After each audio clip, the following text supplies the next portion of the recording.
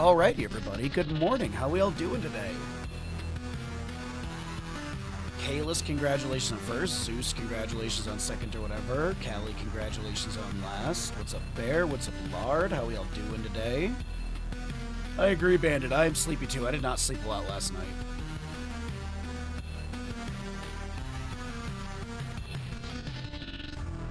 My tummy hurts, and I did not sleep a lot last night. But we're here, and we're ready to rock and roll, so that's what matters. Yo, what's up, Brew? Thanks for the raid. My pleasure. Hopefully you had a good stream. Right, Bandit?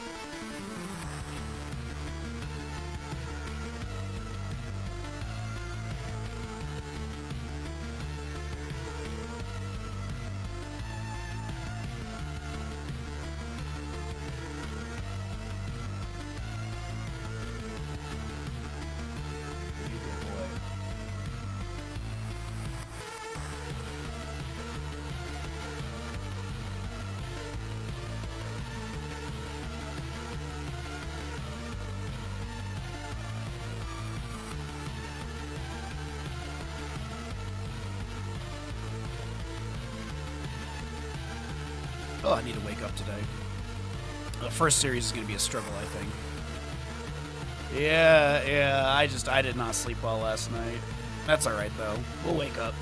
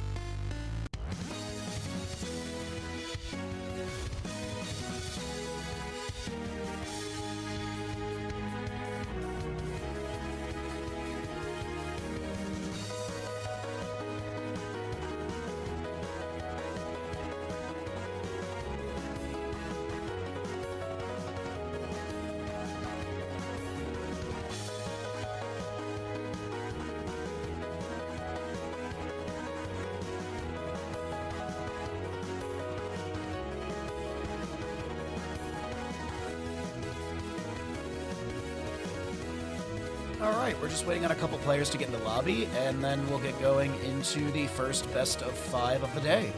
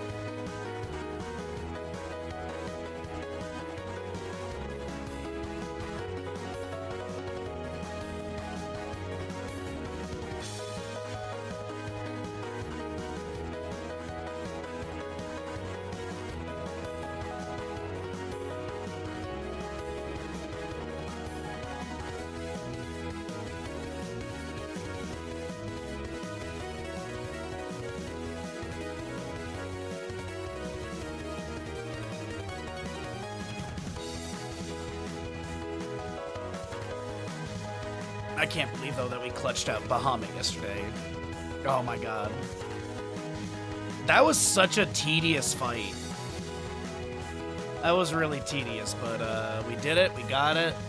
Now we can finish the game.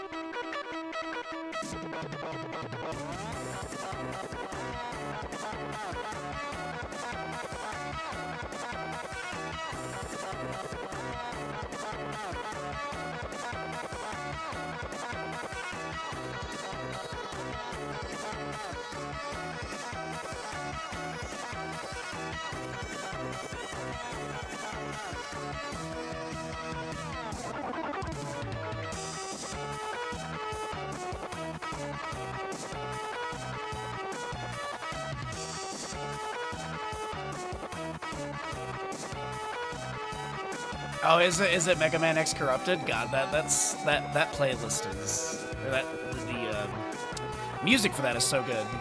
Also, I believe Mega Man X Corrupted is to be released sometime this year.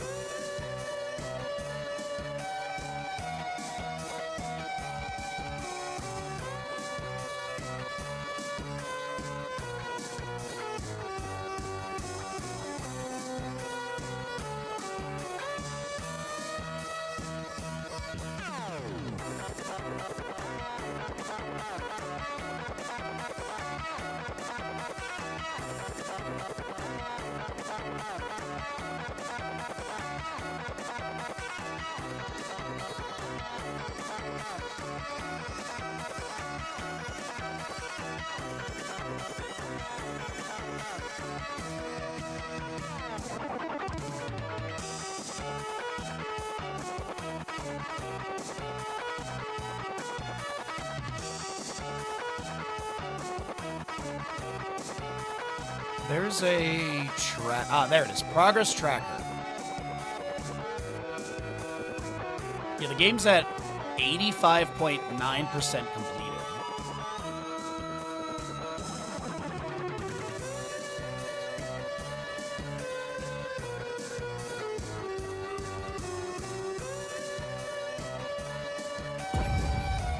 Oh, the game started.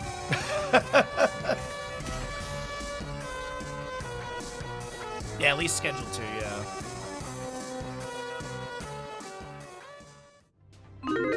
Good morning, everybody. We are relatively awake, and we're all here ready to rock and roll into our first best of 5 of the day here in Eternal Conflict Playoffs. My name is Bahamut. On the left-hand side will be Skibbity Exodia. Right side is going to be Clawy Kittens, and this will be the start of the upper bracket semifinals. So 2 upper bracket semifinals, then a lower bracket final will be our 3 best of 5s today. Inferno Shrines, map number 1. So we got first pick going over to the side of Clawy Kittens, Skibbity Exodia. Map choice coming up from Clawy Kittens. And we'll see Zeratul Lucio to be banned away. Map pool, by the way, for this weekend, not super crazy. Pretty standard stuff. Infernal Shrines, Battlefield, Cursed Hollow, Dragonshire, Sky Temple, Tomb, and Towers of Doom are the available maps, with no bans to be had during, of course, the map selection phase. Hogger will be removed, Lucio, and your Zeratul, as well as Tyrael, possibly, or Ragnaros, Sylvanas. A lot of these are priority heroes or just strong heroes in general, so we'll see that Tyrael to be banned away. There was a hotfix patch that did do some changes to a couple things. I was reading it this morning in bed before I forced myself out of the coziness. Ragnaros did get a nerf on heroic difficulty. The cooldown is now a 90-second cooldown rather than 110 seconds. There were a few other things as well.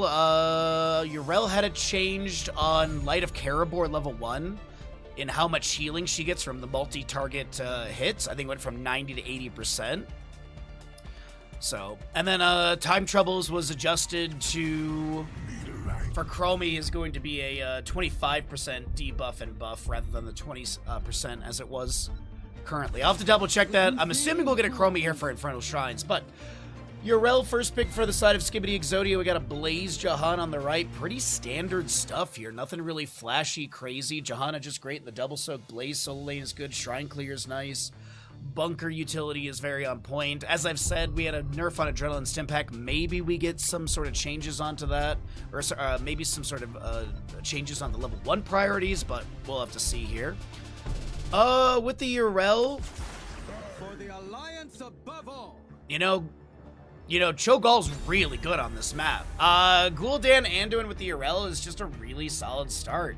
Good healer, great wave clear. You've got control with Yrel. So here's the question. What do they want to ban here? Ragnaros, as I've mentioned, is a really hot priority for Skibidi Exodia. They're actually going to ban the Leoric? What? Were they thinking Yrel is in the 4-man with a tank and it's a hypercarry Gul'dan? I mean, a hypercarry Gul'dan's not crazy. But the Leoric is a weird ban in my opinion. I was not anticipating a Leoric any way, shape, or form from Skibidi Exodia. We'll get rid of Maev as well. The control with Umbral Bind, the dive ability with Spirit of Vengeance and Teleport as well. With the Blaze Jahanna, though, they're gonna need wave clear. They're gonna need damage into the Anduin Gul'dan. I could see an argument for, like, a Medivh to be able to portal in and get that backline dive. But it'll be a Hanzo and a Brightwing. Maybe Genji. I actually could see Genji for either team. Wave clear is not the best, but you do get explosive arrow level 4, so that would really amplify things, at least on the side of Clawy Kittens. Last two picks on the left. I mean, I would assume like Varian would not be bad here. Varian charged taunt is really good, and then he could go Genji too. I'm in. All right, Kira did have some changes, and when we were casting some scrims this week, it seemed like she was in a very good spot. So Kira will be grabbed with the Diablo. I love the draft of Skibidi Exodia. It's really on point. Last pick on the right side. They could go for that Genji if they want it. I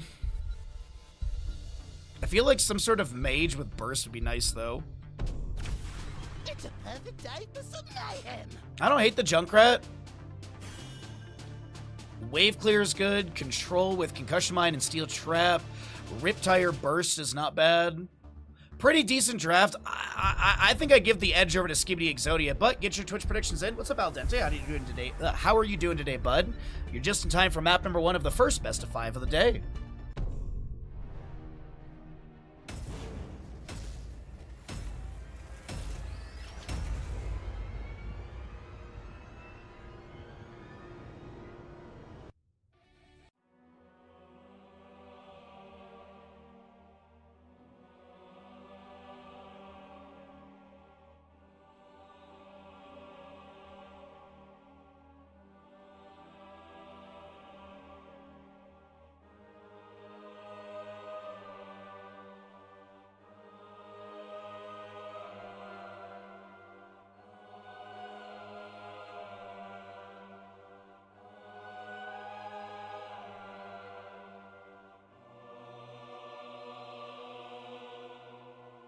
Yeah, up next is Storm League Enjoyers versus Sirs.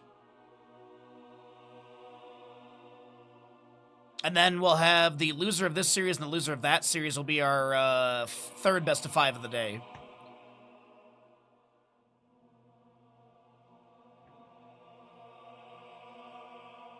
Yeah, Trex, good to see you, bud.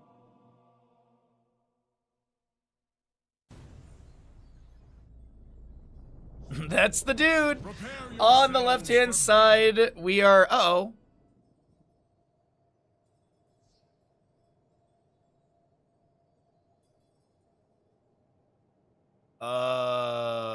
Okay. Weird. Anyways, on the left-hand side, it's going to be Skibidi Exodia.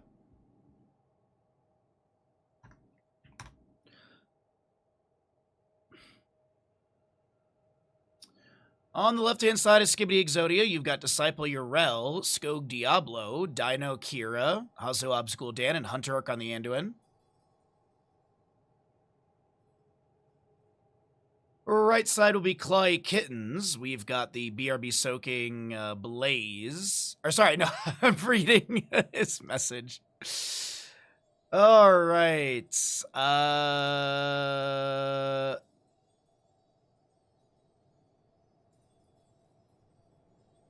Yeah, I guess Kaldor forgot to turn on his delay. Weird. Marina's on the Hanzo. You got Sven for the Johanna. Holpaka will be your Junkrat. Brightwing played by the Hunter Orc, and Ubi on the Blaze.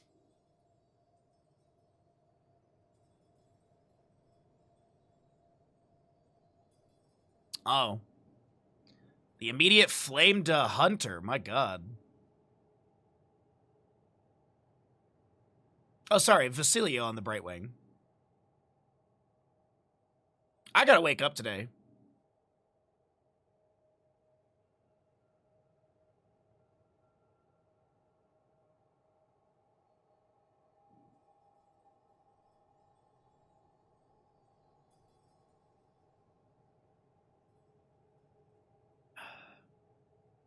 Well,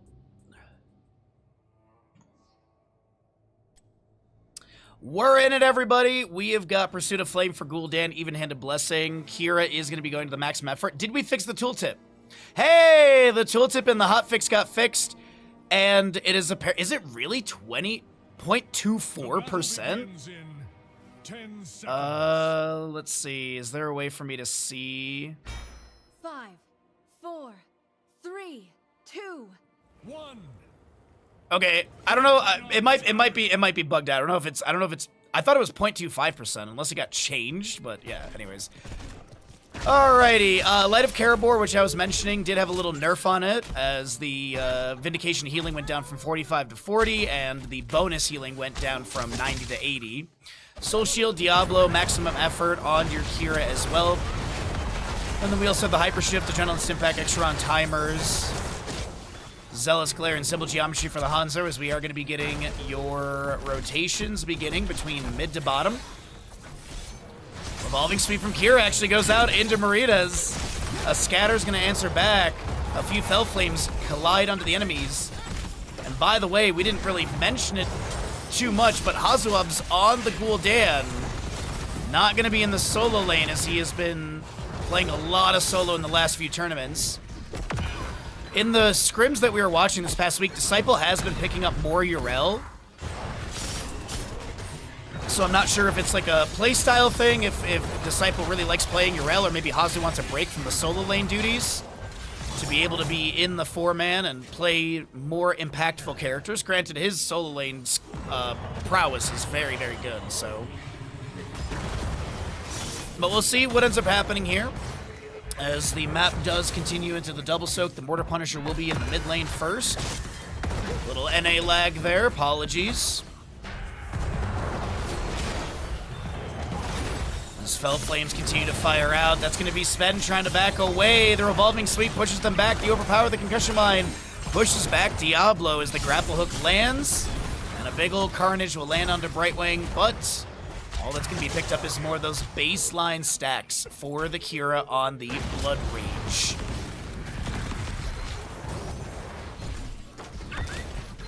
More harassment onto Disciple, has the Avenging Wrath over the wall to back away.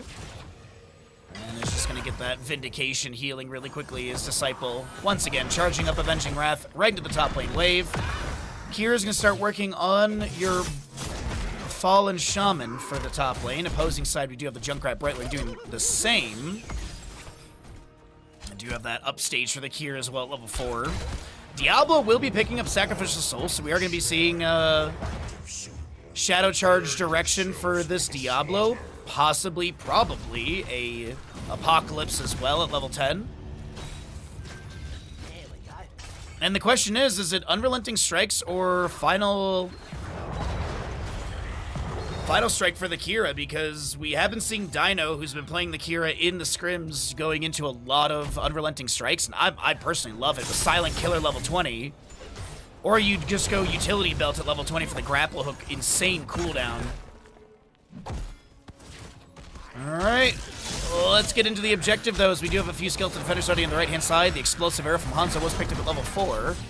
Revolving Sweep with immediate activation into a Carnage onto Ubi. And up to 69 stacks for that Blood Rage on Kira's baseline. Gul'dan currently 20 Pursuit of Flame stacks. Might be able to finish it out during this objective, but I think the main priority is going to be the Skeleton Defenders, so we do have 21 to 21. Diablo Shadow Charge pushes Hanzo into the wall. We do have a Concussion Mine displacing things. As Diablo looks to back away, he'll get a Leap of Faith from the Anduin. Concussion Mine further displacing the enemies. It is going to be your blow him up level 4. Uh-oh, that's going to be another good Concussion Mine. Diablo does go down. This control with the Concussion Mines are so good from the Junkrat. And Dino is the next to fall. It's a triple kill plus Mortar Punisher. And they're going to go for Gul'dan to try and reset his stacks. 29. He's done with them. But can they at least get the kill? Hazu looks very dead. Alright, Mortar Punisher for the mid lane as the Boom Pow and the Bog Down were picked up at 4 and 7 for the Junkrat. No blow him up at level 1 for that extra damage. 25% damage increase on all abilities for the 6-second duration when hitting an enemy hero with Concussion Mine or Steel Trap. Punisher's gone down, and we'll be having our top lane Fort Gate opened up even further. Not a bad Punisher phase. You get 2 Fort Gates, as well as that Quadra kill. You have a level lead over the enemy, and Blazing bottom lane looks like they'll be able to back away just fine.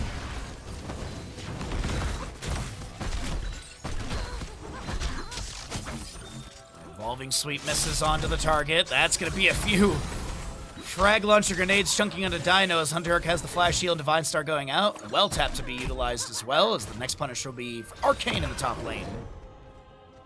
How did we do on the gamble? Oh, there was no Skibbity Exodia believers. That's awkward.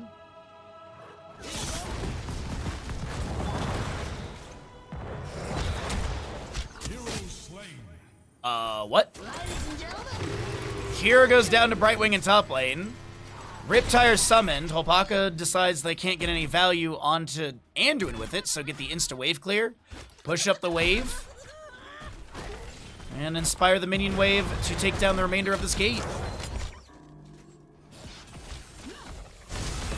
Diablo's just trying to back away. Nice corruption value out from Gul'dan. Throws a Fell Flame into the bush, but unable to find a target.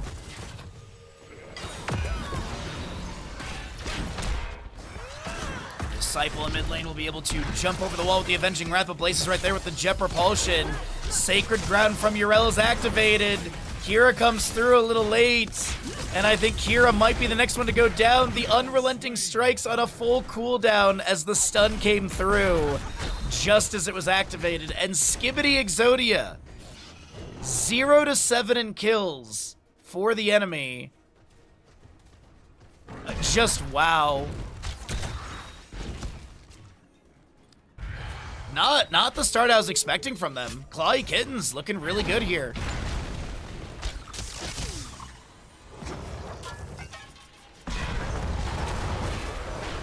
Nice Shadow Charge onto the Johanna. She'll get the Iron Skin to back away. Heroic-wise, we are looking at that Sacred Ground, Apocalypse, Unrelenting Strikes, Horrify, and the Light Bomb for Anduin. Blaze picks up the Bunker, Blink Heal for Brightwing, as well as the Riptire, Blessed Shield, and Dragon Strike. As Hopaka is able to back away from Disciple. Doesn't look like that Yrel is going to have any fatal hit onto this Junkrat.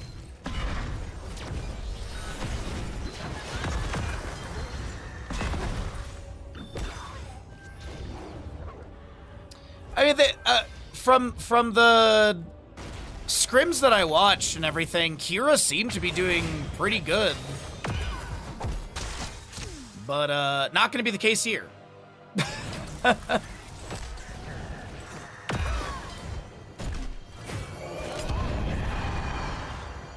Horify goes down. Opaka gets the no way! I thought that phase shift was coming through in time. And Skibidi Exodia will be able to get their first kill in this bottom lane, inspired minion wave, and they take down the remainder of the fort gate. While Johanna does finish out this objective in top. So second objective will still go over to Clawy Kittens. Skibidi Exodia needing to defend. 182. Itrex has got the math. Nice chip propulsion. Phase shift polymorph onto Gul'dan. Good collapse onto Hazu as the 8th kill comes through for Clawy Kittens. Condemn Johanna. Pulling in Dino. The light bomb applied to Diablo. That was a very weird apocalypse. Bless shield.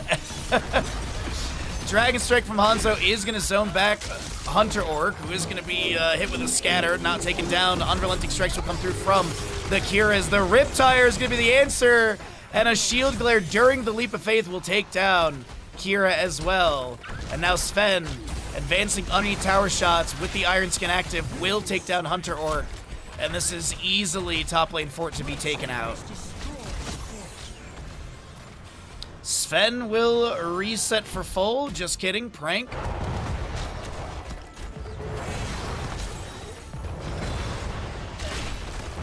But this is a top lane Punisher getting the fort. Horify onto Hanzo. He'll be taken down. A second kill goes over to Skibidi Exodia, trying to fight their way back in this map number 1 experience-wise, and obviously structure-wise as well. Still have over 2 minutes for the next objective.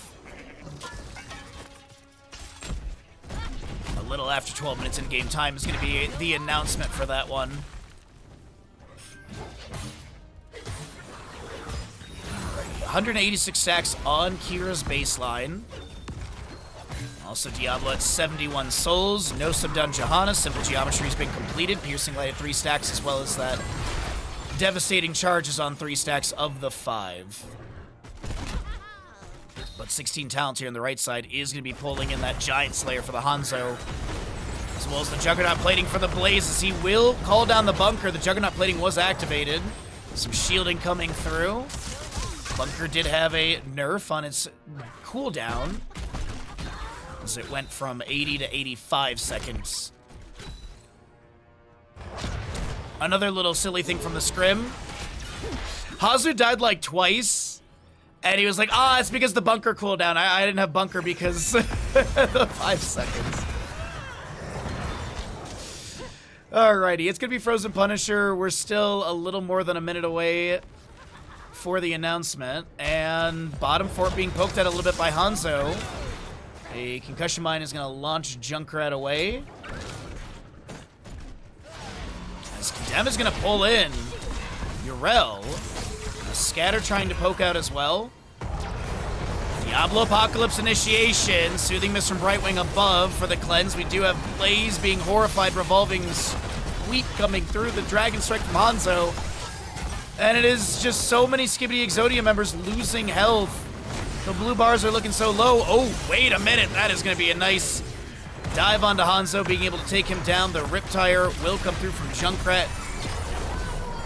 Sacred Ground is activated. Blaze gets the Ignited Oil Slick for a little bit of healing to avoid the damage over time kill. But Skibidi Exodia find a kill on the Hanzo. An objective is seconds away from the announcement, I do believe. It's like Blizzard should hire me.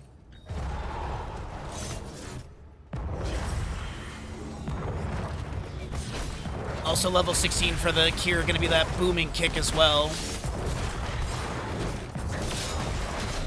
Iron Skin from Johanna mitigates any displacement from Kira. And Yrel in the top lane, just trying to get away. She has that Righteous Hammer charged up. Righteous Momentum, level 7. Does have the Templar's Verdict, level 16 as well. Diablo 1 stack away from getting that armor debuff of the enemies when wall collision is achieved with the Shadow Charge. Goes in for Hanzo again. The Jet Propulsion Blaze is going to be followed up by a beautiful Blessed Shield of Johanna with the Condemn. Unrelenting Strikes does nothing, as the objective sits on 25 Skeleton Defenders favoring Skibidi Exodia for this third objective. Shadow Charge from Diablo. Skog is not going to be hit with that Jet Propulsion. Stun. Hanzo trying to get the fatal hit with the Stormbow Scatter, but will not be able to take down the Lord of Terror, who is able to achieve this objective. Disciple Sacred Ground, 50 armor. And Yrel's going to be able to dive over the wall with an Avenging Wrath, get some healing out from the Anduin. The Punisher is going to be moving on to a Keep Gate with a pretty decent minion wave and catapult.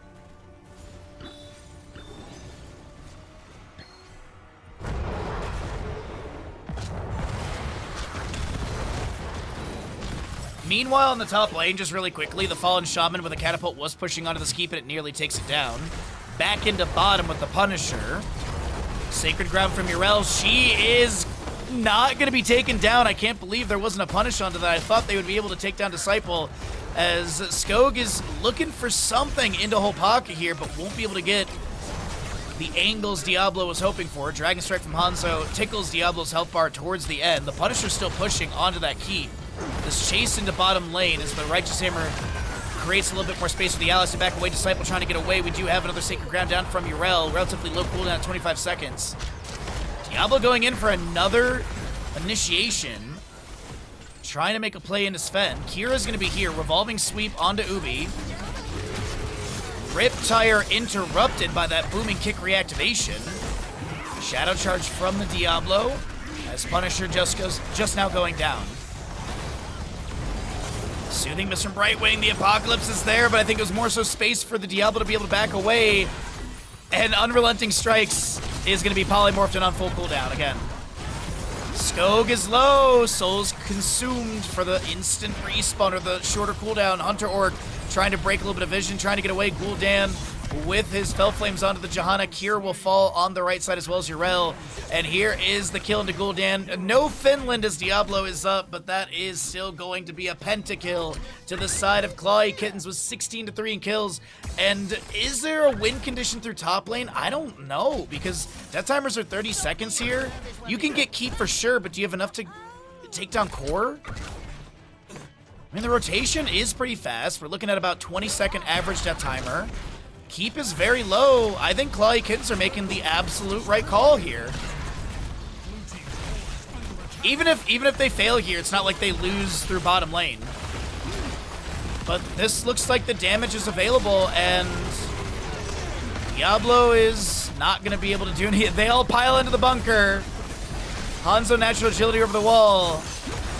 And this is going to be a core taken down at 15 minutes, sub 16 minutes actually, but beautifully done from Clawy Kittens. Absolutely phenomenal play from them. I gotta say, that was so well done.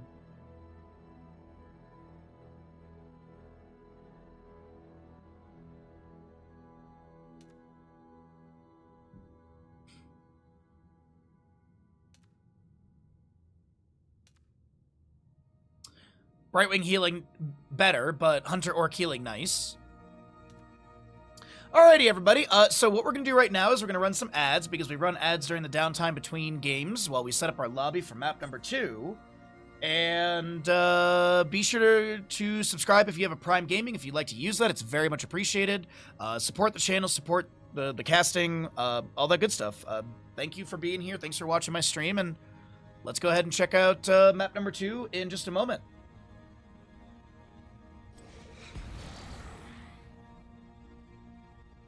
Alrighty, so all of that is good, and we are just gonna wait for our next lobby to be created.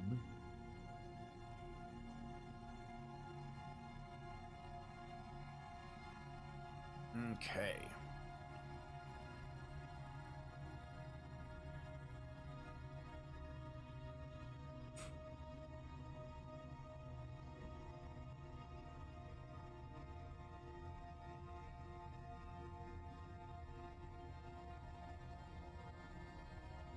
right, so that's pretty good. Everything looks like it is set up how we want.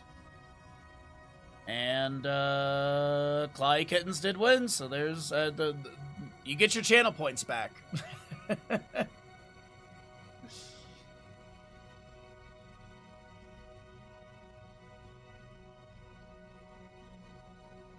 Okay. Oh, score. Alrighty, so that's all good. What are we going to be seeing for the next map? It is a pretty standard map pool this weekend. There's nothing like crazy like Garden Terror Classic or Haunted Mines or Warhead Junction. It's a pretty vanilla map pool, so we'll take a look and see. Hey, Kev. My back! Oh, my back! How goes your day, bud? I was saying at the start of the stream, I can't believe... I'm doing my part. I'm doing my part. I'm doing my part. I'm doing my part too. I'm not disappointed I have no herons for my bird sanctuary because I try to live life with no egrets.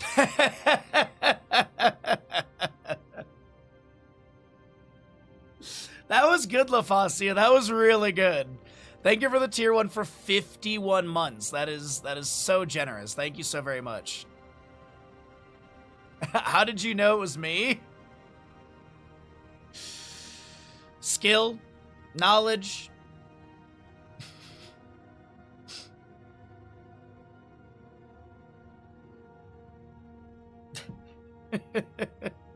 Yeah, I didn't sleep well last night. I have a long day today too. I gotta drive to North Shore. Yeah, I think a lot of us didn't sleep well last night. I don't know what it was, but I just did not sleep well last night. So I got a long day, but I should be able to get some good sleep tonight. I have to wake up earlier tomorrow than I did today, but it should all work out. I should be able to get back from North Shore before it's dark out, which is the big thing. And then depending on when this ends, I need to go get a headlamp for my car. I need to get a new driver's side light. Which, doing the driver's side is doable. The passenger side is the pain. Because why Subaru designed it this way, I don't know. But to be able to change the passenger headlight, you have to go through the wheel well. You literally have to turn the passenger wheel to the side and then take off the plastic guard, the rock guard, and then you can get to the passenger headlamp from there. On the driver's side, I believe you have to take the battery out. You might not have to. I honestly, it's been a while since I've done the driver's side. But yeah, so I have to do that, so... Yeah. At least it's not BMW. From all the mechanic friends that I've known and have, BMW is like the worst car to work on. Apparently, it's just where things are, how you get to things is such a pain in the ass. Yo, what's up, Demented? You got a brand new bed and you slept great? Oh, dude, I want a new mattress so bad. I need to get a new mattress for my bed. I think my mattress is like 15 years old at this point. But aren't mattresses really expensive? I really don't know. But I do need to get a new one.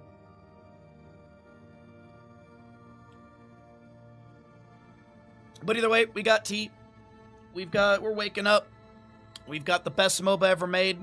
And we've got 10 players in the lobby. We just gotta get some organization. And then we'll get going into map number 2, Dragonshire. What's up, forget what? Congratulations on second or whatever.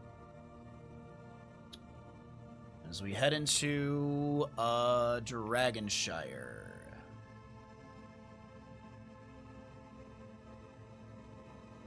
Like 500 or so? Yeah, that's what I was thinking. Like 500 or so is kind of what I was thinking. Depends on what you get. You can't type this morning? That's okay. My superpower is my superpower and my kryptonite is my dyslexia. Sometimes I'm really good at reading sentences that aren't spelled correctly, and sometimes I just can't read at all.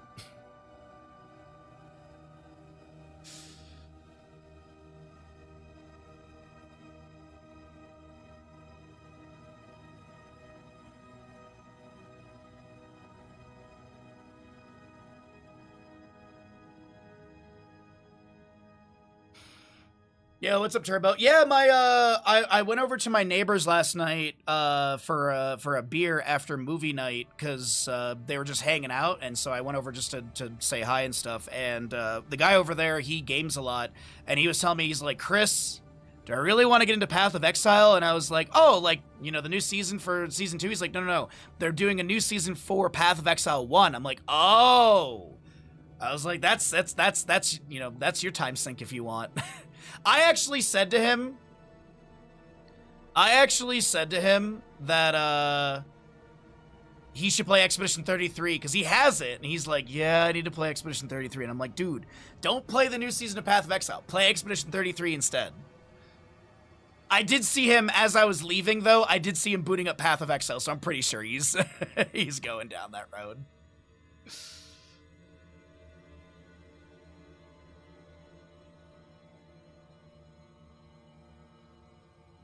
You recommend the Zenus brand?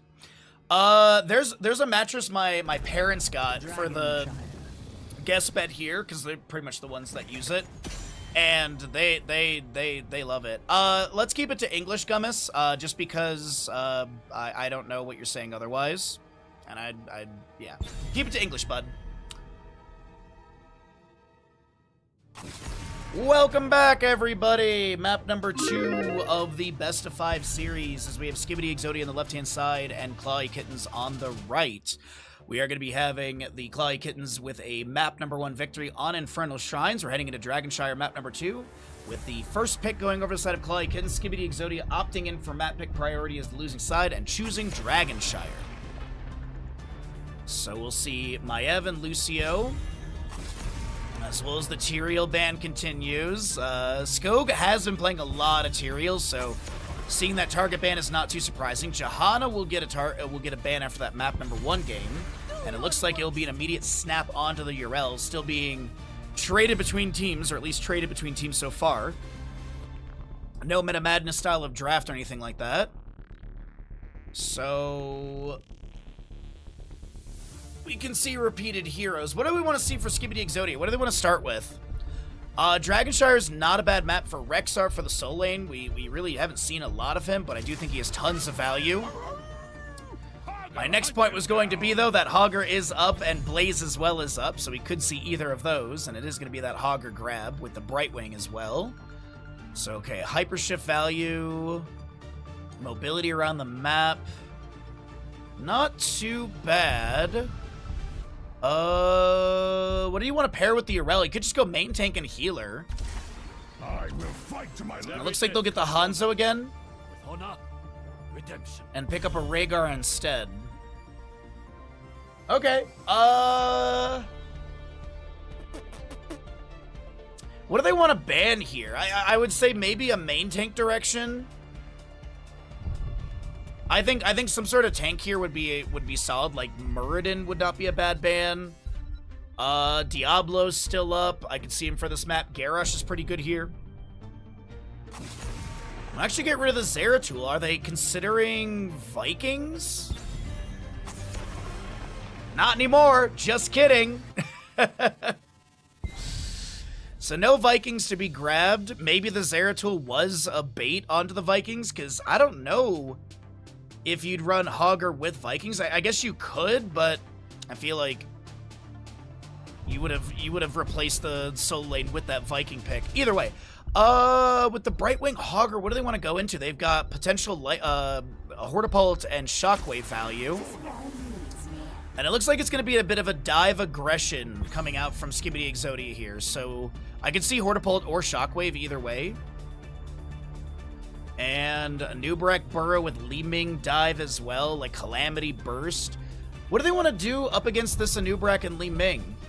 They need something to break Cocoon really quickly. Tychus is not a bad option, but Tychus usually then just gets cocooned. Rhaegar does have decent breakout ability with the Lightning Barrier as well. I like the Muradin pick. Stormbolt is a good shutdown. It's a hypercarry Li Ming game. Okay. Dive heavy. A lot of big health pools, but Giant Slayer, Cursed Bullet's gonna get tons of value. We could see like a full Worgen build with like Wizened Duelist, Unfettered Assault, Lord of His Pack, Tooth and Claw for Greymane. I could see an argument for go for the throat, but I think it's going to be Curseable. Maybe even Glenane Roulette at level 20. Get your gambles in. Get your gambles in. Assuming your neighbor can beat this league in a month, he'll have a month for Expedition 33 between... Yeah, the thing is though, Turbo, I've been telling... my neighbor's name is Adam. I've been telling Adam to literally play Expedition 33 for 6 months now. Anytime we talk about video games, I'm like, when are you going to play Expedition 33, though? He's like, I know it's good. Yeah. I even keep telling him, I'm like, dude, once you play like a couple hours, you're going to be hooked. I'm sure of it. Anyways, let's get into it, everybody. Map number 2. Thank you all for joining me on this lovely Saturday. Tomorrow's Sunday. Left-hand side is Skibidi Exodia in this best of 5 series with a score of 0. Dino Li Ming, Hunter Orc Brightwing, Hazuab's Blaze, Disciple Hogger, and your Skog Anubarak. Right side will be the Kittens That Are Clawy up in the best of 5, looking for the 2-0 lead, potentially through Dragonshire with their first pick, Urel, played by Ubi, Marina's Greymane, Vasilio Rhaegar, Hopaka Hanzo, and Sven is your Muradin. 4, 3, 2, 1. Light a Caribor. As I had mentioned in the previous game, it did get a little nerf on the hotfix patch on the base healing and the increased healing. Down to 40, down to 80 on those 2 values. Greymane with the Viciousness level 1. You do have that Colossal Totem as well. Simple Geometry. And 3rd win for Muradin for a little bit more sustainability. Higher rate of healing and higher threshold on that as well. Legion of Beetles on the Prowl, which was nerfed, as well as the Adrenaline Stimpack, but still seem to be the main priorities for Blaze and Hogger. Hypership Brightwing, and your Aetherwalker Li Ming.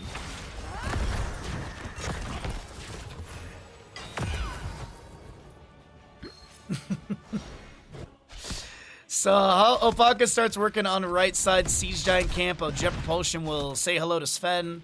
Skog, I don't think they're going to look to invade this, but Muradin did see that little glimmer of a Nubrak for a moment, so Muradin knows that he's got to kind of float around here. He's also trying to play towards that bottom lane wave so he can have that range gravity pull on the experience globes that are dropping from the minion wave. Apologies, we do have a dive onto Brightwing, and they will be able to get the kill, but no follow-up onto Li Ming. Wait a minute. Stormbolt, that was a little risky. Dino stepping up here. Greymane Rhaegar so close by, and Muradin right there, but the Jet Propulsion from Blaze will come through. The Anubarak burrowing in as well. Muradin looking to get these autos in for the It's Hammer Time. Actually hasn't gotten any, as the Dragon Knight is ready for contest. One of the lower cooldowns for an objective in Heroes of the Storm. Announced at 1 minute, contestable at 1 minute 30. As the Arcane Flares will fire out. Muradin Dwarf Toss, they're going to look for the Anubarak kill.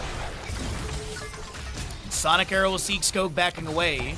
Hanzo getting Polymorph. Rhaegar might be able to lunge in for a Brightwing Chomp. So close. If Rhaegar went for that, I think they get the kill, but the tower shots might have been the counterplay. So Vasilio playing very smart there, respecting the enemy and not going a little too deep. Dragonite channel is in favor right now for Clawikins. The Scatter nearly taking down Hunter Orc again. And the Sonic Arrow expiring. I think Hunter Orc is waiting. Will they Hearth? No, just going to let some of the pulse healing come through. Play safe by the fort gate, as Hogger will regain control of the Sun Shrine in the north side of the map.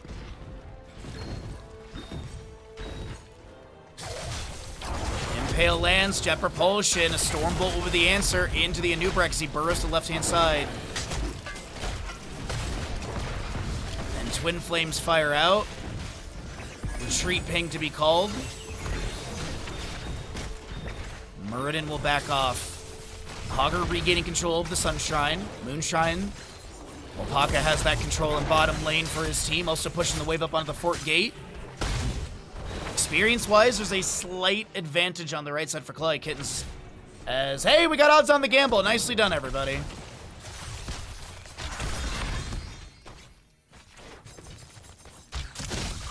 Well, Simple Geometry's done here at 3 minute 21. Burrow follows up. The Jet Propulsion ablaze onto Sven. Nice scatter into Skog there, chunking for a good quarter of the health almost. Not a lot of mana left on this Nubrak as he's trying to back away. And the scatter is good. Holpaka finds the kill for the team. Sven, though, unable to back off, and it will be a counter kill. But do they get the dive onto Brightwing? Indeed. Another trade, but Dino goes down. Can Hazu get the trade for his team with the Twin Flames? The Greymane sidestep was absolutely on point, and Marinas will not be taken down.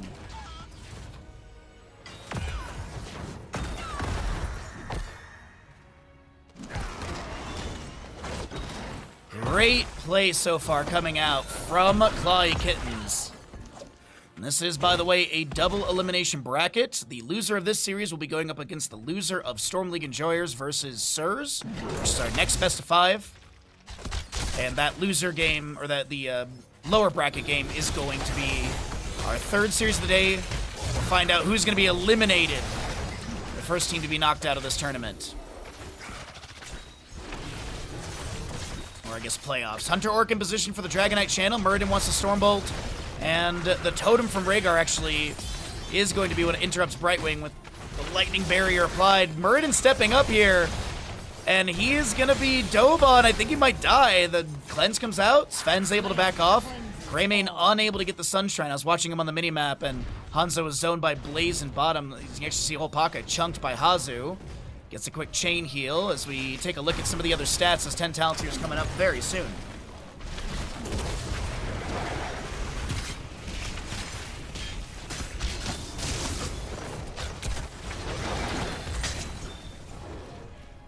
So Dragonites has continued to pressure through mid lane onto the fort. Some damage onto the structure has been achieved.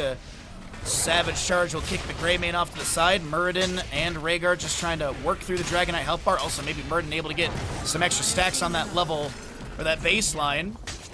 And Sven will not be able to chase out onto Brightwing. Dragon's Arrow fired from the bottom lane. Nearly makes it to the top. For a collision onto the dive of Yrel, but Sven, Avatar does get activated. He's Dwarf Toss to the side. And he'll be fine to back off. So we're looking at Cocoon, Shockwave, Bunker, Blink Heal, and Wave of Force. Sacred Ground, Curse Bullet, Ancestral, Dragon's Arrow, and your Avatar will be the pickups on the opposing side. Blaze, small inspired minion waves. Siege Giants are coming through. Sonic Arrow from the Hanzo just to get a little bit of vision. And so he'll be able to get a scatter to clear out the wave and push back Blaze.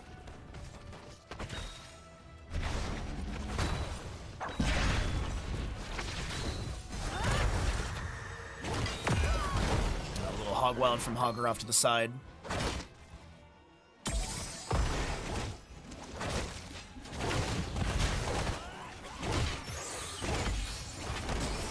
Alright, so Hogger gets another bounce off the well, cancels early, just continues to try and push up the wave. Ubi waiting for that wave to be pushed in to the fort for the clear. The Cocoon onto Rhaegar. There was a Dragon's Arrow from Hanzo from bottom lane again. Does connect onto the enemies. Sven down to a quarter health, but does have that third win level 1. Dino sidesteps the Stormbow. Hopaki uses natural agility to get away from the Blaze of the Scatter. Will get a little more damage onto Dino, but no kill to be achieved. Sacred Ground from Yrel is active. As maybe they can take down Disciple Hogger here. He does not get a bounce. He's just going to hope for the best on this bounce right now, but he is so dead.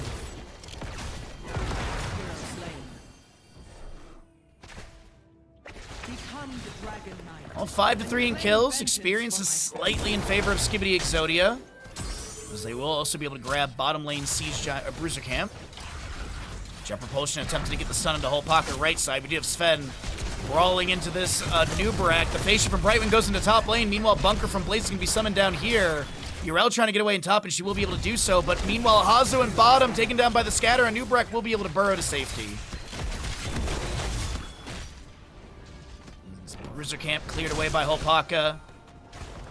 Dragonite should be announced in a few seconds here, at least for contest. And 13s are rolling through on both sides. Oh wait, no, sorry, it's already up. My bad. Dragon's Arrow fired from bottom lane does land into the Anubarak. And that does create the time for the channel, but Brightwing will take down Rhaegar. As I believe the Muradin was caught inside that cocoon for a few seconds. Scatter into the fort gate. Lands onto Hunter, who did have pre-tap onto that, or healing over time from the well tap. And Muradin only on 19 stacks. Hogger once again pushing the wave into the fort, but Urella's trying to clear out his wave further in said lane. A Savage Charge kicks Li Ming off to the left as she blinks into a better positioning. Sonic Arrow from Hanzo just a scout. Scatter will see the Anubrak and gets the dismount onto him. Savage Charge will kick that bug away. And Dragonite, not a ton of value. Fort Gate looks like all that's going to be achieved. Hogger just continues to just shove this wave in top. Nice Righteous Hammer into Avenging Wrath for the slow. The body blocks are being attempted. Disciple might get taken down by Ubi. Righteous Hammer the face shift from Brightwing, and Ubi's immediately like, I gotta get out of here. Sacred Ground will get activated for the 50 armor. Big healing from the Light of Karabor, level 1. As it was the extra targets, 80% healing. Greymane caught inside the cocoon. Immediate breakout onto him. Muradin needing to Dwarf Toss off to the side. Does get hit with the Impale. Between the stunts, he will be able to activate Avatar. First bullet going out. There was a shockwave from Hogger. Big staggering blow up against the wall, and Ubi! Vindication healing with the Ancestral. And a Righteous Hammer to push back the enemies. Man, this has been such a brawly map number 2 between these two teams. What's up, Shy?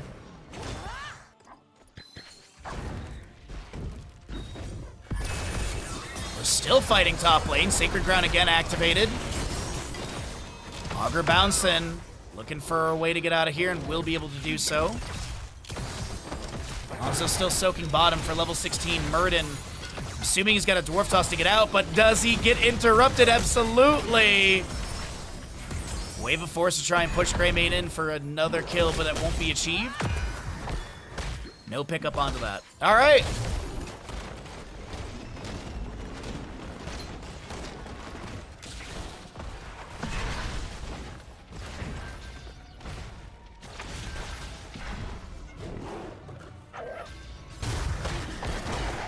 Level 16s are here on both.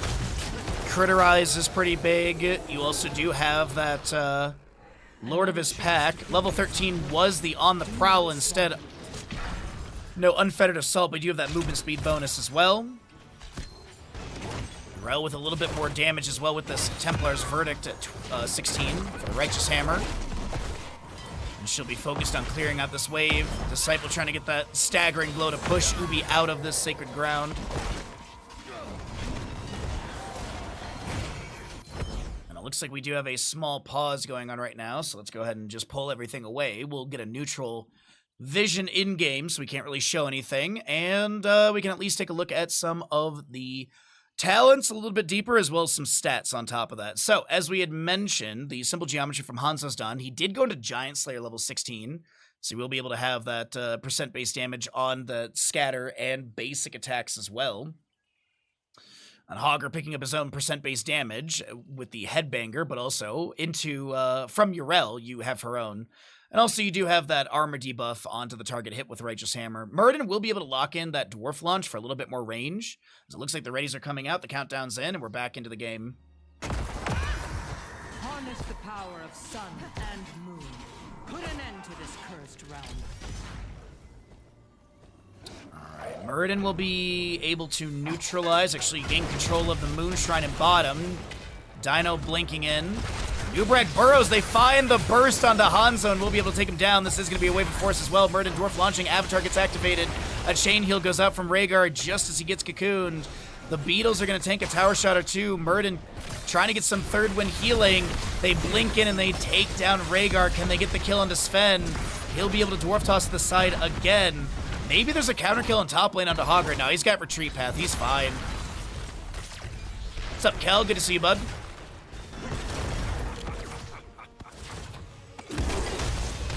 Fort Gate available. Looks like Disciple will tap well. Curse Bullet to try and just further chunk. Greymane Inner Beast is active. Blaze will take down the bottom lane fort. And that is the first structure to go down, favoring Skibidi Exodia. Looking to make a 1-1 score happen here in this best of 5 series. First series of the day.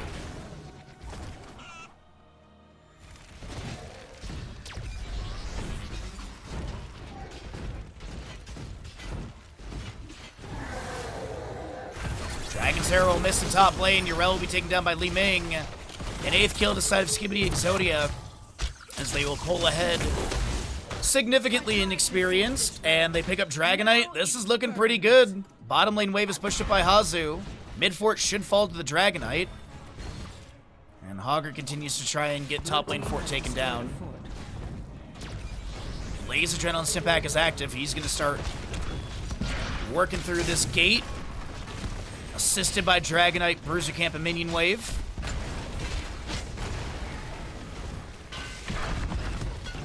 Savage Charge will kick Holpaka further away. Hogger gets a bounce up towards top lane, and he'll inspire the Minion Wave with an auto.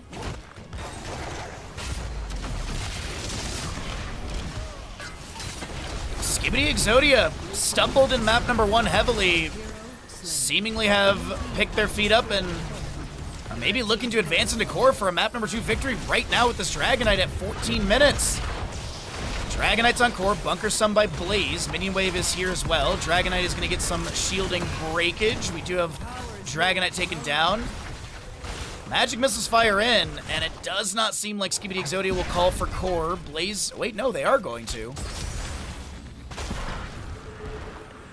Repulsion, Invisible Friends, Fortified Bunker, Anger Management, and Rewind for a new Barak as we're at 81% of this core remaining, but it seems that Skibidi Exodia will call to disengage for now.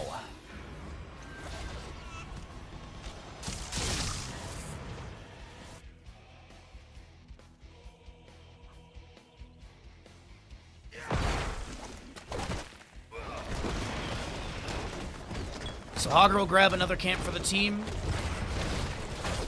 More than a level lead over to the left side of Skibidi Exodia with 9 to 6 in kills. And that level for 20 is... it's going to feel like forever on the side of Clawy Kittens.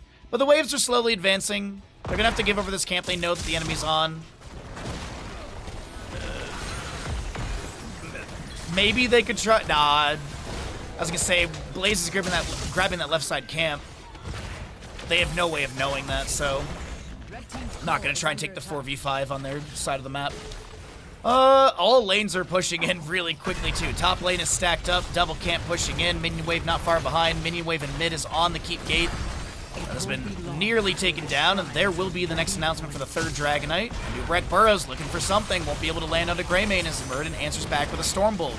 Up to 39 of the 45 stacks for that first reward. Sacred Ground for Morale activated. Repulsion will push Ubi out of the Sacred Ground, but it's a low cooldown, already at 18 seconds.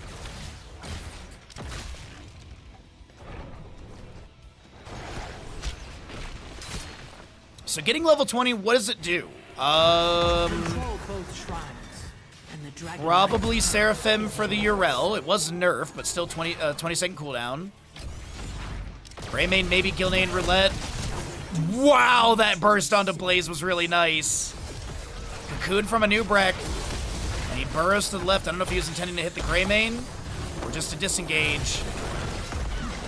But the takedown onto Blaze is pretty huge here. It is Seraphim, Blunderbuss, Bullseye, Mountain King, and Farseer's Blessing.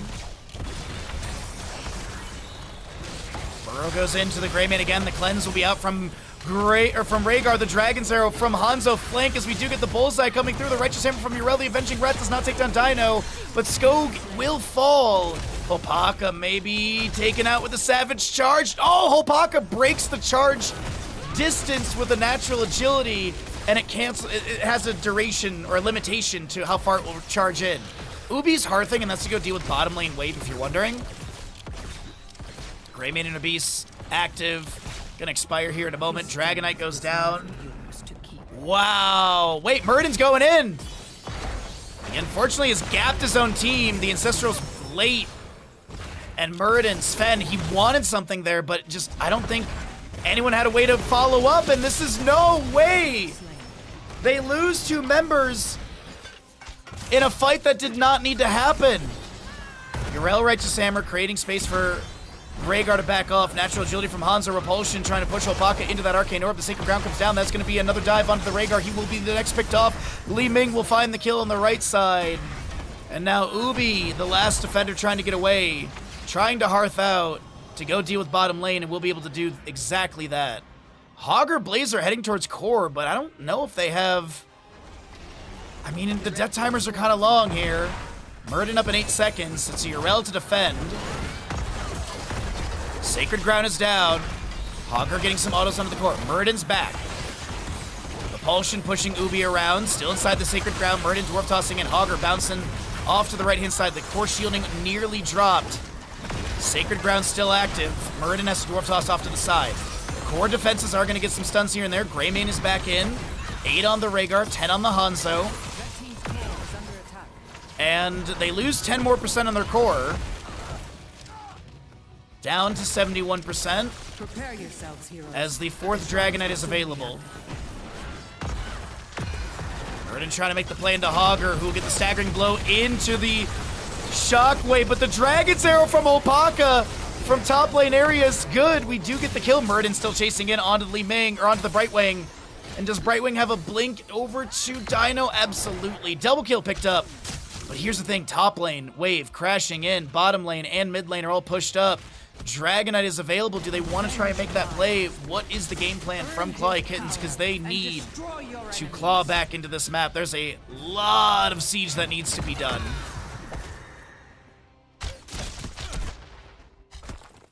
And when you think it's over, Clawy Kittens find a way back into this.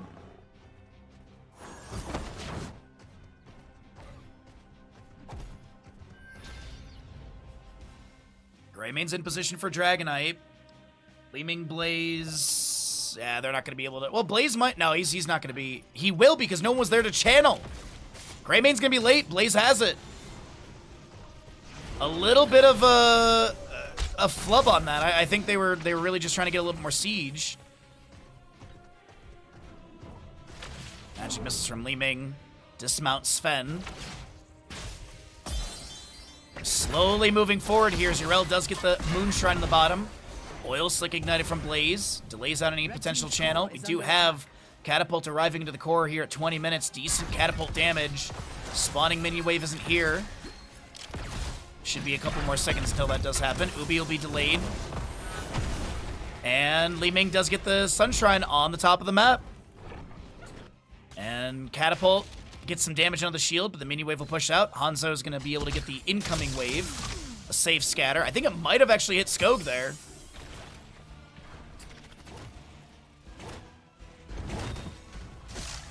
The issue, though, is that Dragonite could be channeled by the side of Skibidi Exodia. Shockwave from Hogger. They look to take down the Greymane. The Ancestral will get triggered in time with the Farseer's Blessing. Cocoon onto Rhaegar. Marinas is trying to back away. The Dragon's Arrow does land. The follow-up onto Dino as the Soothing Mist comes through, and Brightwing will be able to keep the allies alive. Skibidi Exodia are looking to take down Clawy Kittens here in the corridor fight. They get the triple kill. They'll move towards core. And do they have the damage needed to take things down? I would presume yes.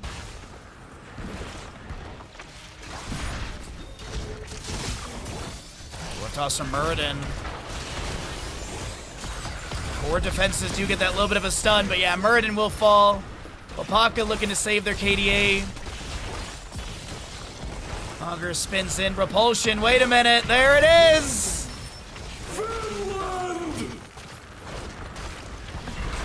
The pentakill is picked up. The core will fall.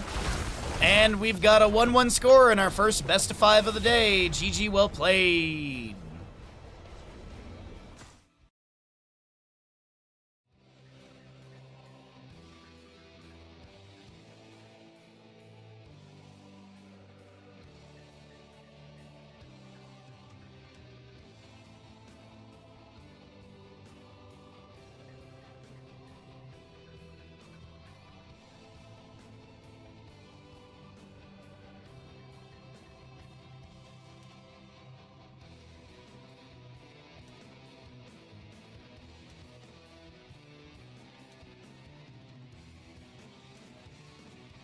All right, we're gonna roll the ads. If you're feeling generous and you'd like to help us push up for the sub goal, every little bit helps us out. If you want to use your Prime Gaming, if you'd like to start a reoccurring Tier 1 sub, or if you'd like to give subs and support the channel.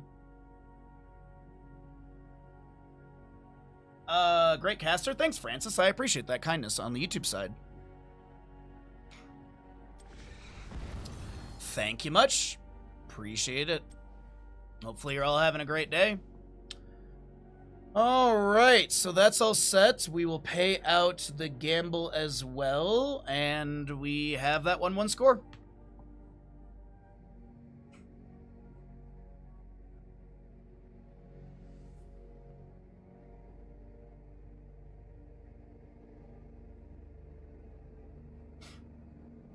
All right, but a pretty decent day. I mean, a pretty decent start here in this series. As I had mentioned, the map pool is pretty standard or vanilla, so we could see Battlefield, Cursed Hollow, Sky Temple, Tomb of Spider Queen, or Towers of Doom for the next map. The side of Clawy Kittens, we'll see if they're given map pick or first pick. It looks like first pick was chosen, and I believe it's going to be map pick going over to the side of Skibidi Exodia here. Let's see, so Dragonshire, macro-heavy map. If they wanted to mimic that sort of style, they could definitely consider, like, Sky Temple or Cursed. I'd like to see Towers of Doom saved for a little bit later, but it is going to be Battlefield. Battlefield is going to be map number 3 for this series. And we're just waiting for the lobby to be created, and then we can jump on in there. Alright, I do believe Ubi made it, so let's get that lobby link out to those that need it.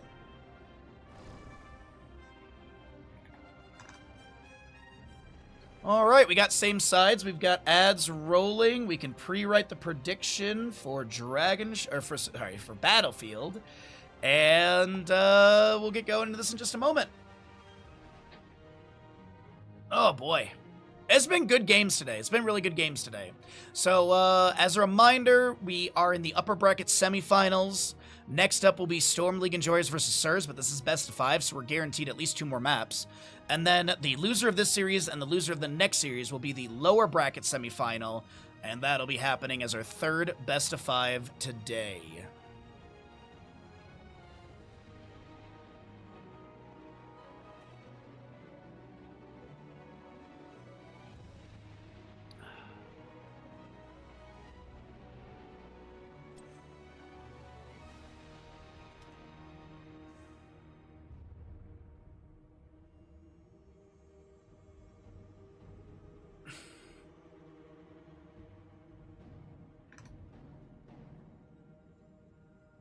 Yo, Stark, what's up, bud? Good morning. Congratulations on your 400 watch streak, wherever you may be.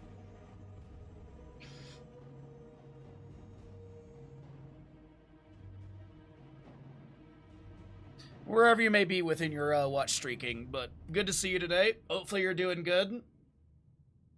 Hopefully you got some good sleep, because it sounds like a lot of us did not.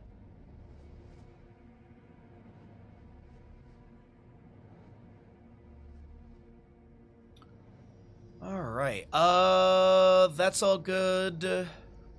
One more player.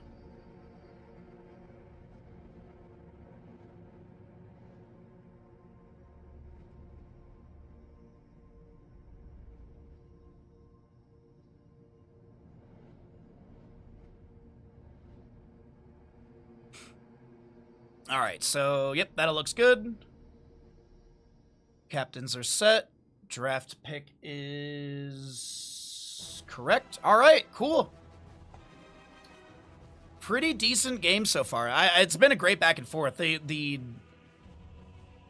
fight that Clawy Kittens had in map 1 was so strong, and getting sort of reversed in map number 2 there. I really did think that Clawy Kittens was going to start turning things around in the like post 20 era, but because they did get a couple kills once they hit level 20, and I was like, all right, maybe they've got it. No, they don't. But we get a 1-1 score, which means there's more maps for us. And once we get the readies out from the teams, we'll be able to jump into Battlefield for map number 2. Battlefield of Eternity. And just like that, we're in it. Welcome back, everybody, into the series. On the left-hand side, it will be the crew of Skibidi Exodia. Right side is Clawy Kittens.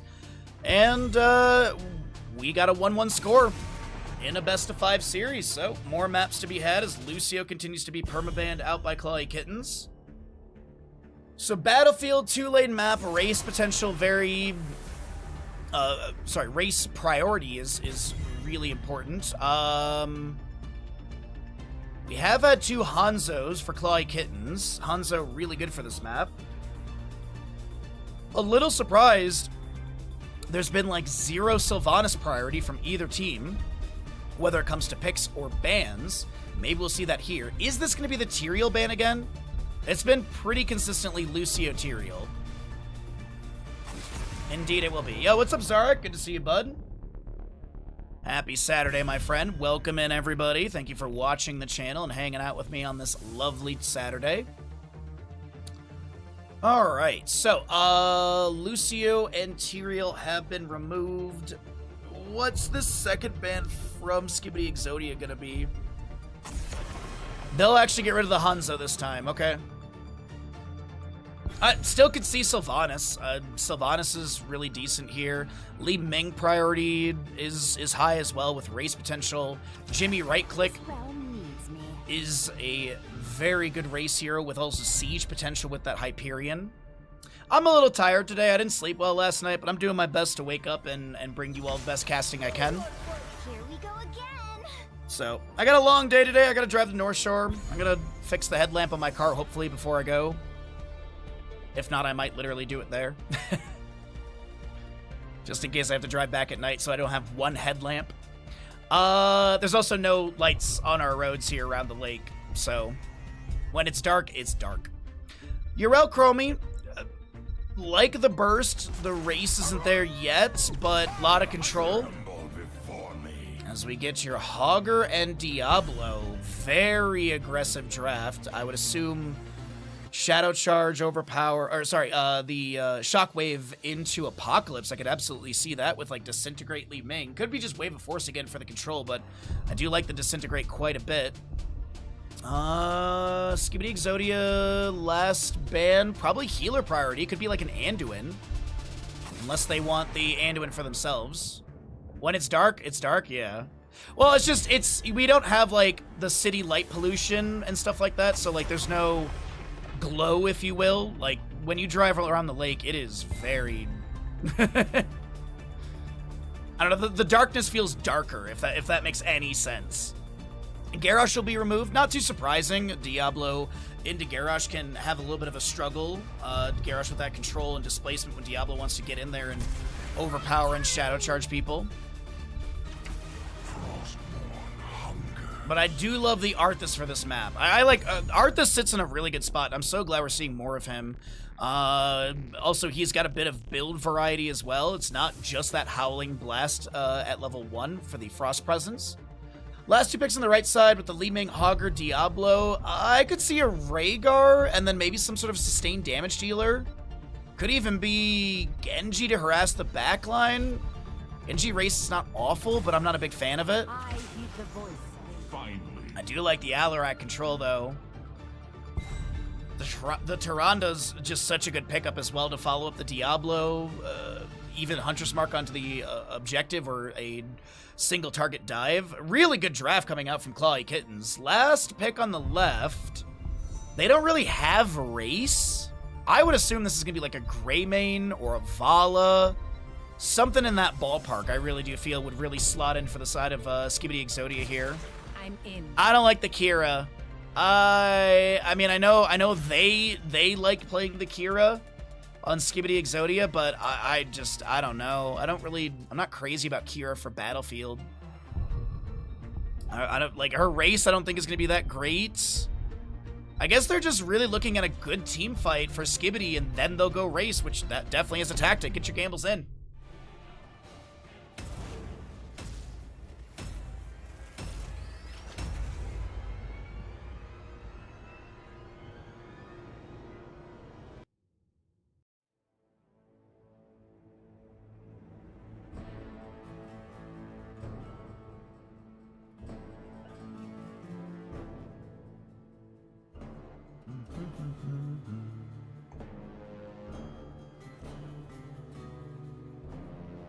If they pick minus 3-5 armor at 16, Kira's absurd into Diablo. I've been seeing a lot of booming kick, which I don't believe is the armor debuff at 16. I think Booming Kick is the splash stun and duration increase, I think. Prepare yourselves for battle, heroes. Have you prepared for the fight ahead? Yeah, it's the I will lingering give my ailment. that Lingering is what ailment is the one. So we'll see if we get the orange ailment at level 16.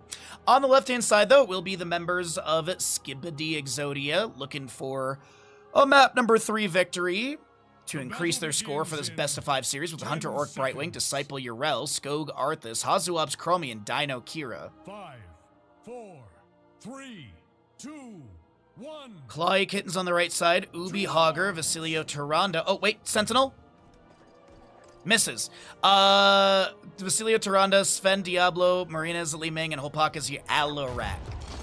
Talk about some level 1s here in a moment really quickly as we do see the Howling Blast for its first stack on Frost Presence. Greater Polymorph, Light of Caribor, Time Walker's Pursuit, and the Maximum Effort for Kira. Tyrande with the True Shot Aura. On the Prowl Hogger, Feast on Fear Diablo, as well as your Aether Walker, and that is going to be the Overwhelming Power on the Alarak, level 1. Howling Blast finding 2 targets there. We do have the Revolving Sweep onto Sven. Diablo being pushed back in. Polymorph onto him as well. Arcane Orbs flying out from Li Ming.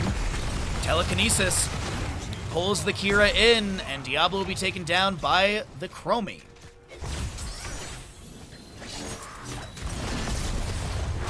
This is going to be at Horror Anomaly at level 4. Just want to check something really quickly on the Chromie, as we do have a little bit of damage. Yeah, it is 25-25, okay. There was a hot fix patch that did change a couple things, like Urel, Light of Caribor did get nerfed by 5% on that 40% value, and then from 90 to 80 on the multi-hero hit bonus. Rotation up in towards the top lane. Disciple with the Avenging Wrath over the wall. Dino on this camp as well. Ubi will scout it out with the Li Ming and Diablo. They're looking to jump in. Will they be able to find a Shadow Charge? Doesn't look like it. Revolving Sweep. Dino gets overpowered. And that'll be a takedown. Li Ming blinking to the side. I think maybe the muscle memory of Calamity was coming through. Ubi bit off more than they can chew. No, Hogger is not on the bone as he's fine to be able to back away. And I think Diablo is trying to get some vision from the Li Ming. Disciple with a big Righteous Hammer. Diablo pushes Disciple back into the lane with the Shadow Charge. And Li Ming aims to body block a little bit. The Howling Blast connects onto Tyrande. An Arcane Orb will not find its way into Hunter or Disciple. As some recalls will be had, the first objective is soon to be announced.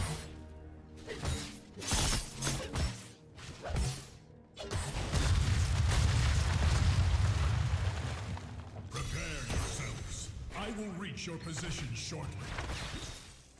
Man, a lot of Shadow Charge Diablos. He did have a couple buffs onto the Shadow Charge. The Fire Stomp got a little bit of a nerf, and I jokingly said, oh, it's going to be Shadow Charge priority now. And honestly, it has kind of been. Dino, Carnage goes out but misses. Disciple gets the Righteous Hammer into Sven. Diablo trying to get the Shadow Charge onto a minion for a better position. Howling Blast lands, and that'll be Arthas taking down the Lord of Terror.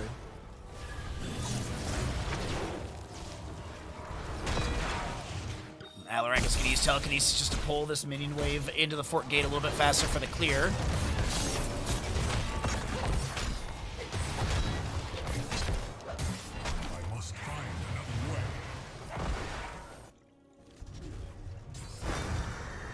It's not only just vision either, Nika. It's also you get the spell power and the faster arming time on traps as well.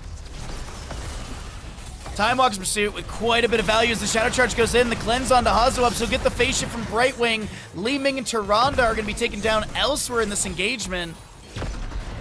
And as I said, it doesn't seem like Skibidi Exodia care for the race. They want a good fight, and then they'll...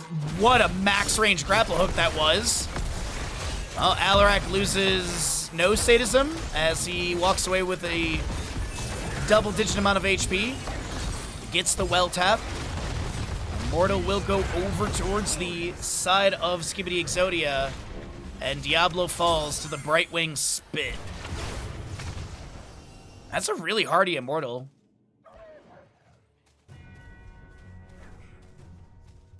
To me, mortals, I march for Hell's gates. Alright, level 7 already here for Skibidi Exodia. They go back and tap well before going in for more siege. More than a level lead is formed, a talent to your advantage currently. Howling Blast firing out, Time Walk's Pursuit to get some vision. A 4-second reveal after onto heroes that are revealed. Temporal Loop onto the Diablo. Tyrande throws down a Lunar Flare trying to get some sort of stun, some sort of space. Sven is going to fall as well as the Li Ming. And this is going to be the Immortal in top lane taking down the fort. Huge push for Skibidi Exodia.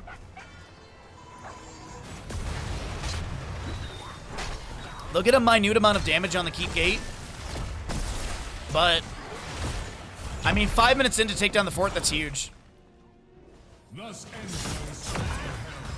I must rest. Alright. About 2 minutes until the next objective. Until then, it seems like bottom lane will continue to be sieged in by Skibidi Exodia. Pixie dust onto Arthas as they look to back away. The Sentinel will scout out this camp being worked on. Marina's looking for a little bit of Magic Missile, Arcane Orb, Pope. You do have Temporal Loop onto Diablo once again, and Chromie might just take him down, and that will be another double kill. Deja vu, I've been here before as Li Ming and Diablo fall. Can Ubi make it out alive? The Sandblast puts Ubi on 77 HP. But that Hogger, he's going to be able to skedaddle out of there with movement speed bonuses. All right.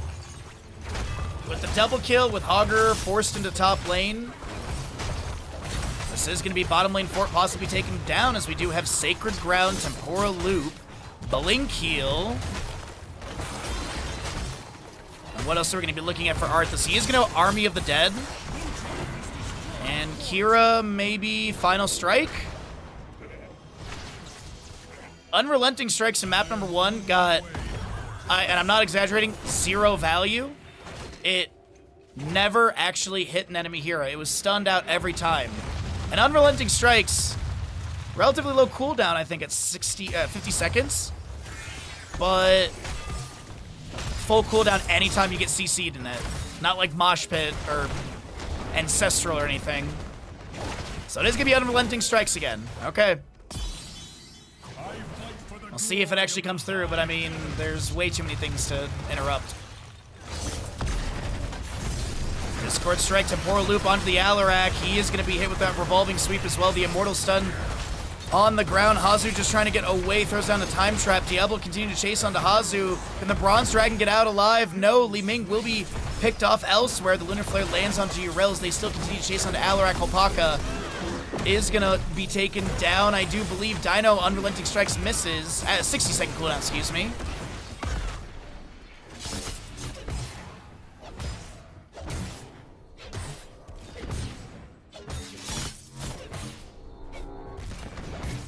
I just want to see really quickly, like, bleed value and stuff. Yeah, the race of Kira is not amazing. I was curious if, like, bleed would help out a little bit. No, not really.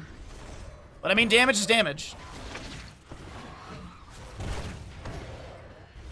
It is also 11-2 in kills. Skibidi Exodia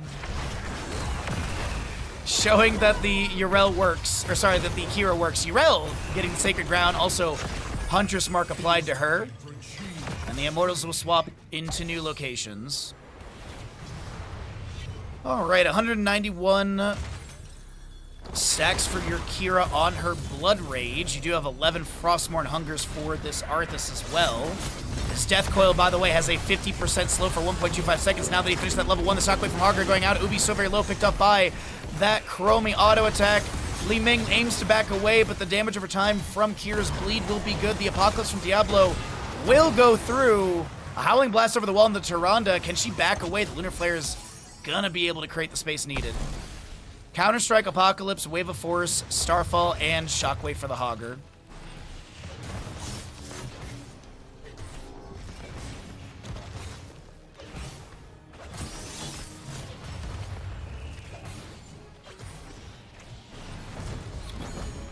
Wowee, though. It is nearly a 3-level lead onto the side of Skibidi Exodia. If you're curious about the stats, there you go at the bottom of your screen. It is a 13,000 point experience deficit. Maybe closer to 12,000, but still, that is significant. I mean, Heroics is like 5K about. Indifference. Mercenaries about 2K. Minions is about 3,000. Passive's about 2,000. Structure's another 500. Jeez, man. Skibidi Exodia. Like, maybe they were still waking up in map 1, but this is insane of a turnaround when it just comes to play.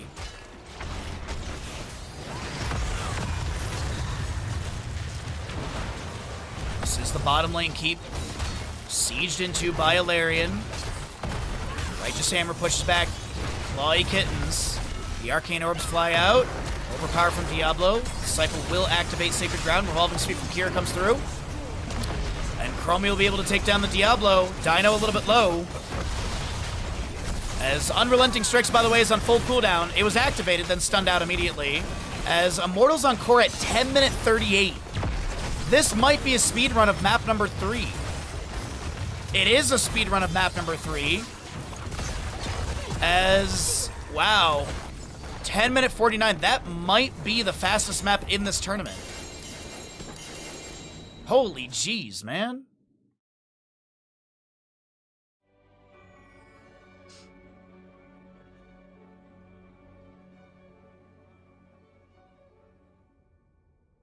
Well, Skibidi Exodia is one map away from entering into tomorrow's upper bracket final, knocking Clawy Kittens down to the lower bracket semifinal, coming up as our third best of 5 of the day. Nearly doubled the healing of Tyrande there. But as always, we'll go ahead and pay out the gamble, and now's a good time if you'd like to resubscribe to support the channel. Every little bit is appreciated. If you'd like to give subs and support the channel that way, every little bit is appreciated to bring you this casting commentary. And your support allows us to full-time stream. So thanks for being here. Thanks for hanging out. And let's get going for map number 4.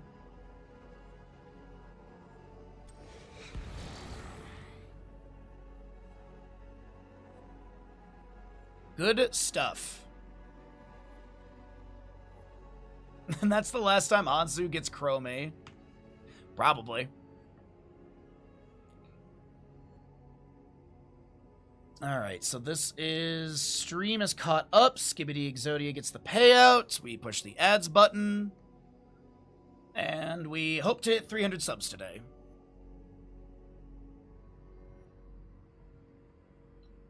But we're down to 4 maps available. It is the map choice of Skibidi Exodia, the losing side opting in for first pick priority. So this will be... what is left? Cursed Hollow, Sky Temple, Tomb of Spider Queen, and Towers of Doom are left, and it looks like it's Sky Temple up next. Will our first best of 5 of the day go to a map number 5 through Sky Temple? We're going to find out here once we get our lobby set up, players in, and the ready's out. But it's been a nice, cozy Saturday. Apologies on my energy. I didn't sleep the best last night, so we're doing our best to wake up and kickstart our brain. Lobby link out for those that may need it. Sides look like they're going to be the same. Alrighty. Good stuff.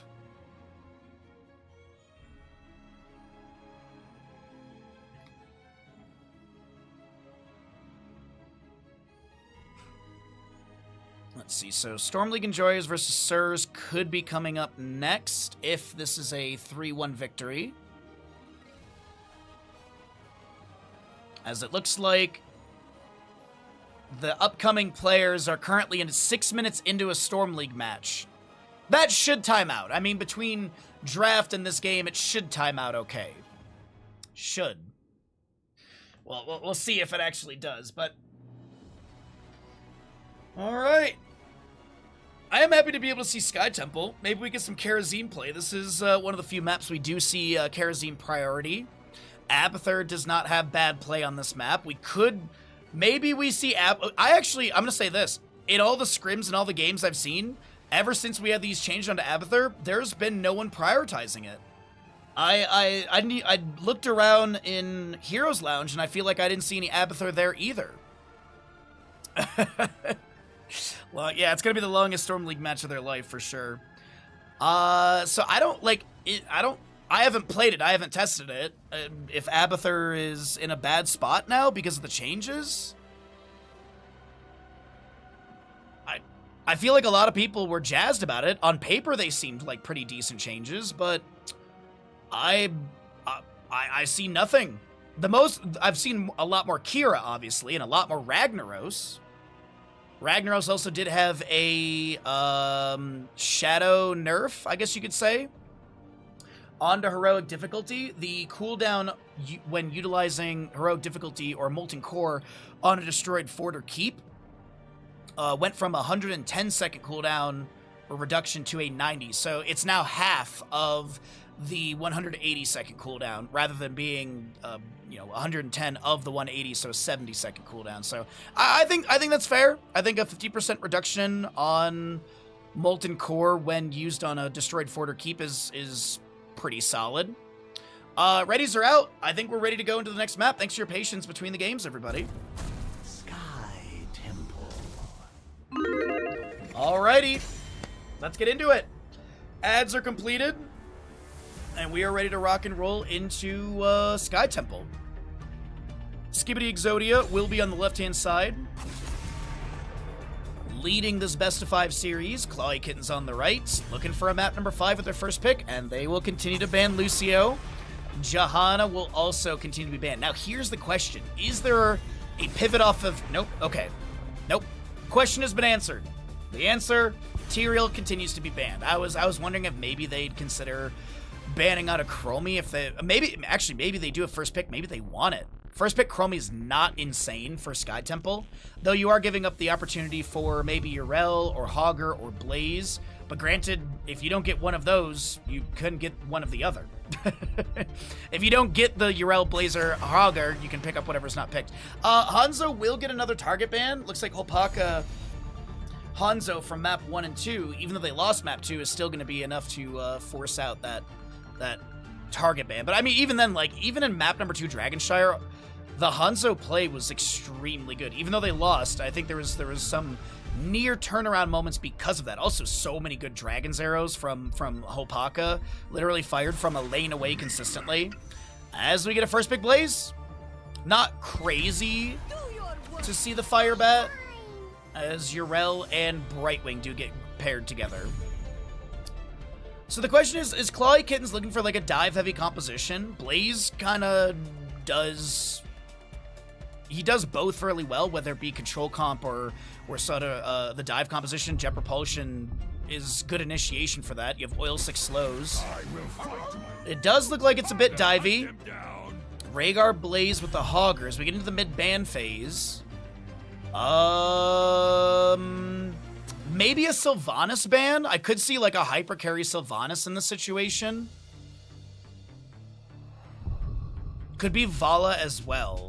Vala or Sylvanas. It's as I said in the previous draft, it's a little surprising to me that there's been no Sylvanas priority ban or pick, because in previous games, you see Holpaka, you ban it away. So I don't know what may have changed. Maybe it's a draft theory thing. That's a bit surprising. That is a bit surprising, because I really feel like Chromie was really the agitator in the last map. I feel like Chromie was the big playmaker for the team. I don't really feel like it was much of Kira, but they'll get rid of the Kira. I feel like that's just gonna be a force onto and a Ragnaros. I really do feel like they'll just go into Ragnaros on the side of Skibidi Exodia, just because they've prioritized it so much in scrims. Maybe not here. Let's fly.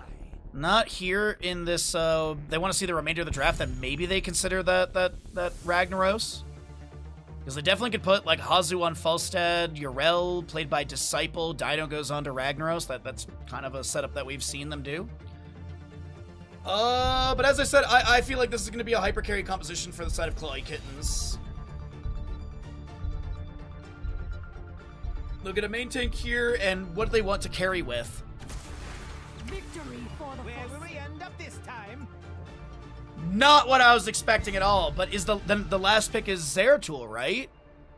They just last pick Zeratul and they just hunt the Vikings.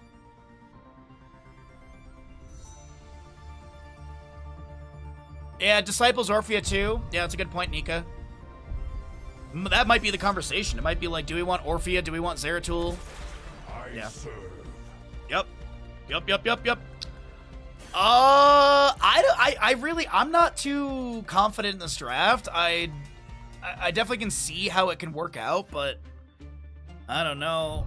I feel like I feel like Clawy Kittens are just gonna get chased after and picked apart, but let's find out. Let's find out. Can the Clawy Kittens rally in map number 4 and get us to map 5 in the series, or will Skibidi Exodia be victorious and knock Clawy Kittens down to the lower bracket semifinal later today?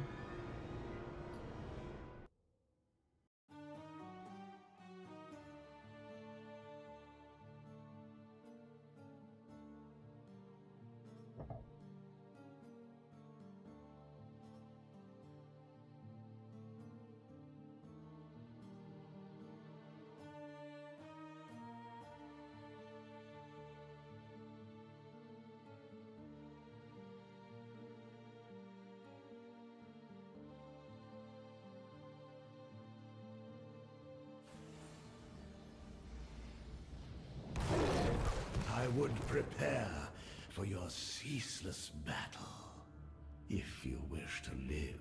If you wish to gamble, get your predictions in. Here we go, everybody, into Sky Temple.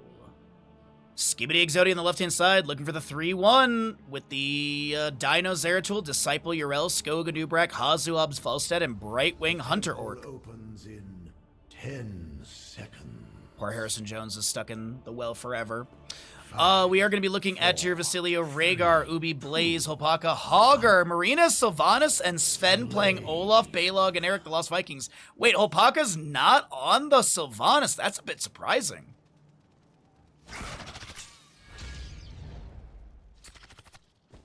No, they got their main tank. Look, there's your main tank right there. See?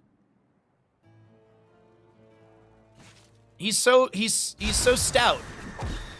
As we do have Olaf the Stout level 1. Unrelenting Torment, Sylvanas on the prowl. We're also going to be looking at your Adrenaline Stim Pack and Feral Heart for the Rhaegar. Falstead with his Frequent Flyer level 1, Hypershift Brightwing. Looking at that Legion of Beetles, Light of Caribor, as well as the Shadow Hunter Zeratul. A little bit of a tiny pause as we get back into the game.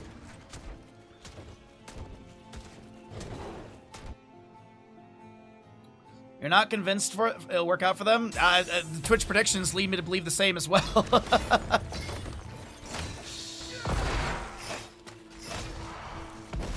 Dive into bottom lane into Sylvanas, but I did hear the Haunting Wave allowing her to back off, and Rhaegar Blaze do manage to rotate out of the lane. We do have your Eric currently working on mid. Vision Tower held by your Viking. He's going to regain control because a while ago we did have that change where it is going to lose control over a 45-second duration. Rhaegar will not be taken down. He actually used the Siege Giants to lunge away. Hogger with the bounce on the right side Siege Giants. Blaze trying to get out, and Sylvanas gets the Haunting Wave as first quarter kill will be picked up by Zeratul onto Eric mid lane. Well, whoever put some channel points on Clawy Kittens, thanks for playing. Hey, who knows? Maybe you snipe all these channel points. Maybe this is 300 IQ and we just don't see it from Clawy Kittens. Yo, what's up, Black Star? Good to see you today, bud. Happy Saturday, my friend.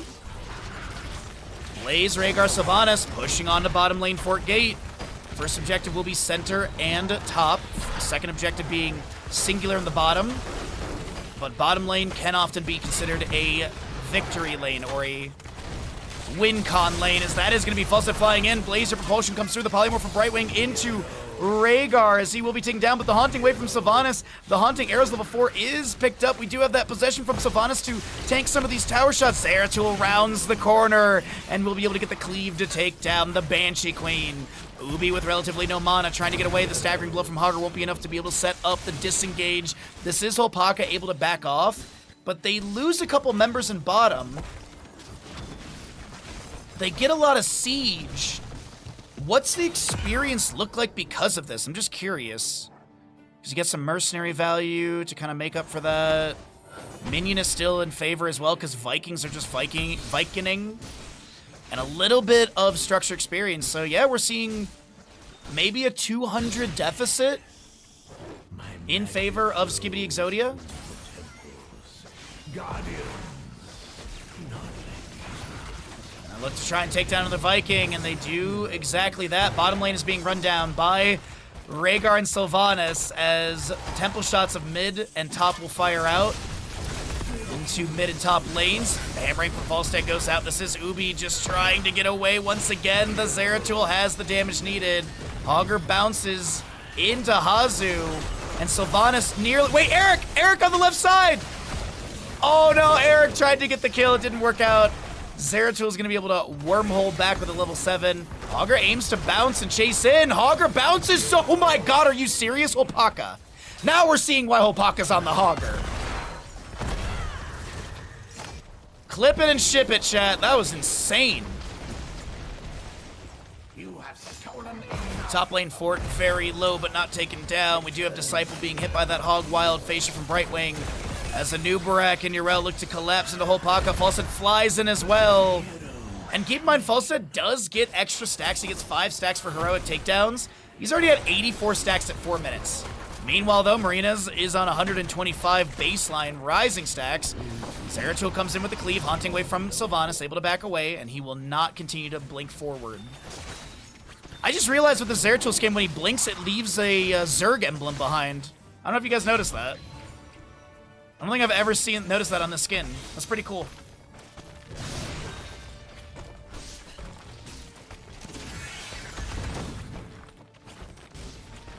Alright, so Zeratul clears out the bottom lane wave. We do have a possible invade onto the Siege Giant camp. Hammering flies out from Falstad. We do have the staggering blow into the corner onto Disciple. Disciple Yrel is low. Damage over time from Sylvanas won't be enough to take down. Wait, no! Olaf! Another Viking flank, but the Facia from Brightwing utilized on a Disciple who will get this camp. And let's go ahead and cycle through the other numbers because we are getting close to level 10s here. Sven is still harassing.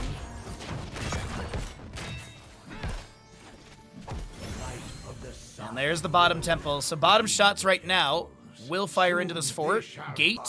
It'd be firing into the mid lane fort if the members of Clawly Kittens go for it. They don't have 10s though, as it is going to be another Sacred Ground from Yrel, Might of the Nerazim, Cocoon, Gust, and Blink Heal.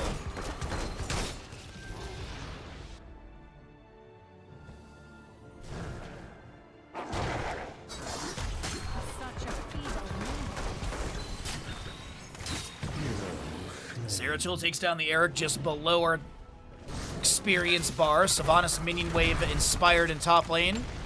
No haunting arrow trigger. Shadow Dagger does go out. The cocoon onto this Rhaegar. Sylvanas being dove on, and she will fall. Now Dino looking for another bit of harassment onto the enemies. Won't be able to find a connection for a kill. Wait a minute, Nubrek does. Nubrek and friends will be able to set up the kill into Rhaegar. Blaze jumps out of the bunker. Facia from Brightwing did come through, and this is Yrel currently getting bottom objective while all this is happening.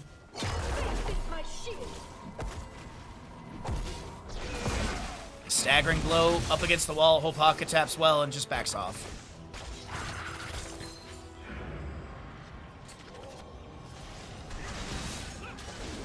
Mind Control will find its way onto this Anubarak on the right-hand side.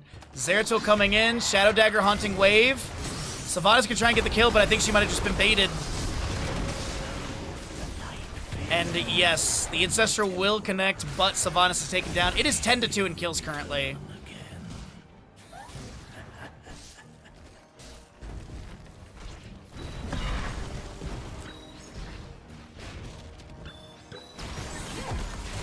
Alright. Boss to be started. Sacred Ground is active on the ground as well. We didn't talk about right side heroics. The Hortipult, the Mind Control play again, Bunker and Ancestral.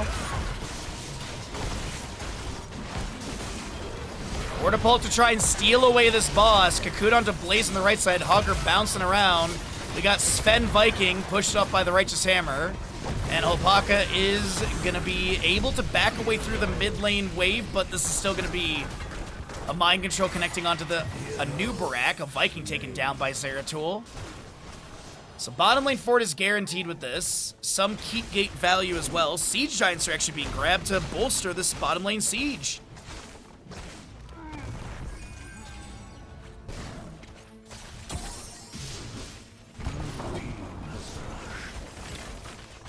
Mid fort next to go down.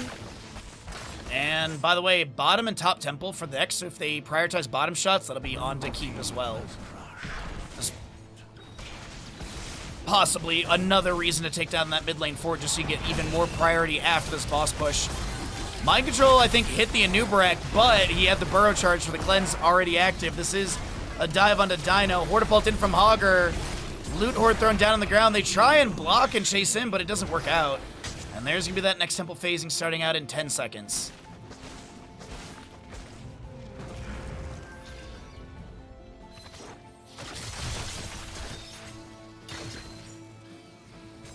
Alright, Urel's got top lane. Sacred Ground already set up. It's an active cooldown, as you can see, so already at 17 of the 25 seconds. And Viking gets vision of Hazu on this, but yeah, Hazu can easily sustain this himself with his auto attack build, already at 171 stacks. Disciple top lane. Mind Control lands. And Clawy Kittens do manage to get this later game kill, but they're going to lose their bottom keep.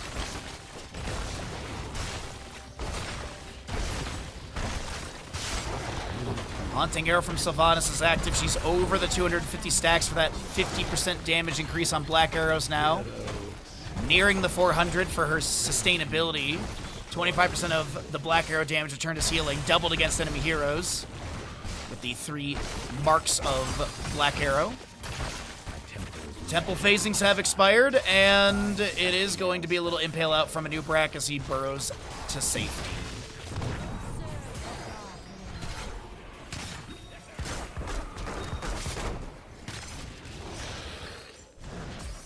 Hammering to check the bush. Hogger looks for the staggering blow set up into Dino. The mind control just a little late for the possible pull.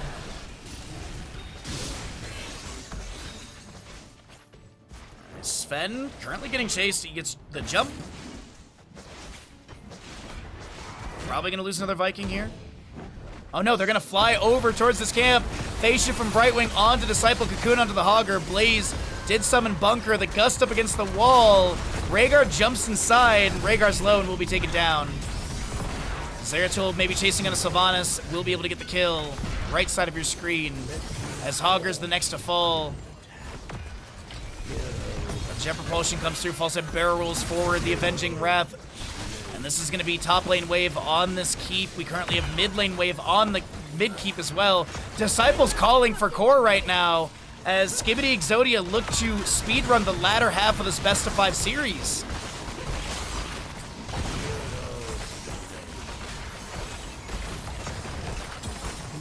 Zeratul cleaning things up. Play again from the Vikings active. Rhaegar's respawned. And another very quick map.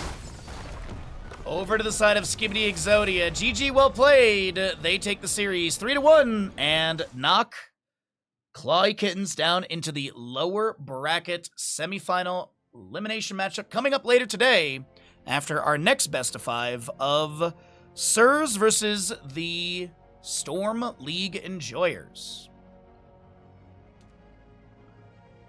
And of course, you guys know the spiel. If you're enjoying yourself here, please do consider utilizing. Wow, Brightwing healing, Jesus. If you literally floored myself on that. If you are enjoying yourself here, please do consider subscribing. Every little bit helps us out. I know it's a bit of a hike to get to that 333 subs, but if you'd like to help us at that today, it'd be much, much, much appreciated, as your support allows us to bring you this casting commentary and full-time streaming. So, if you're able to support the channel, please do consider it. Every little bit helps us out. If not, ads are coming your way, and we'll get ready for the next series of Sirs versus Storm League Enjoyers.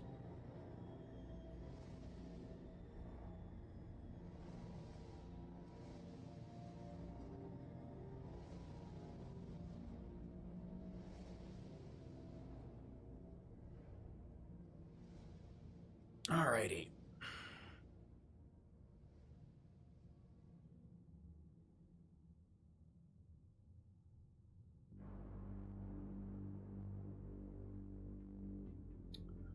So that's set. That's good.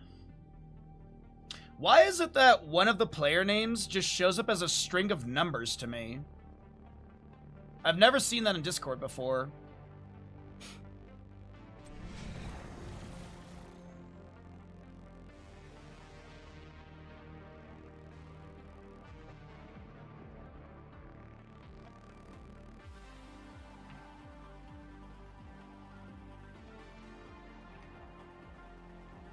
All right.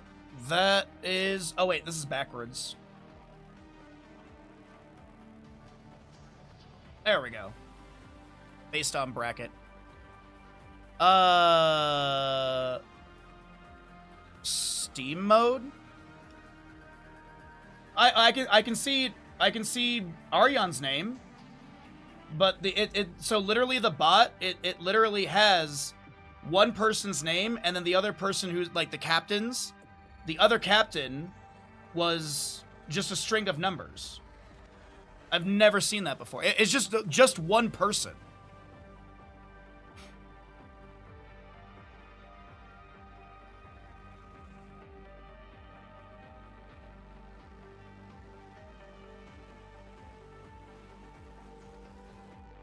Alrighty.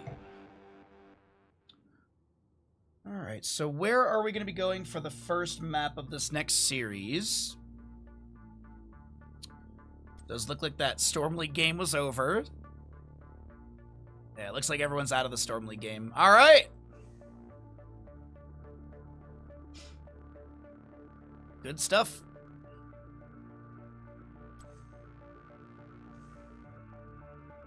So what do we want to see, though? Or what will they prioritize for map 1? Because it is map choice going over to Storm League Enjoyers. First pick over to Sirs.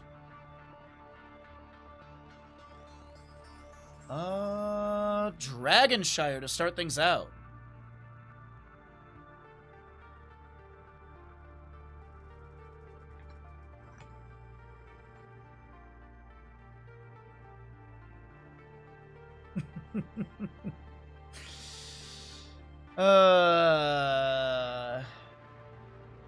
Storm League game done. Time for a quick ARAM. Yeah, sure. Alright, we don't need the Hazu Whisper anymore because he is done.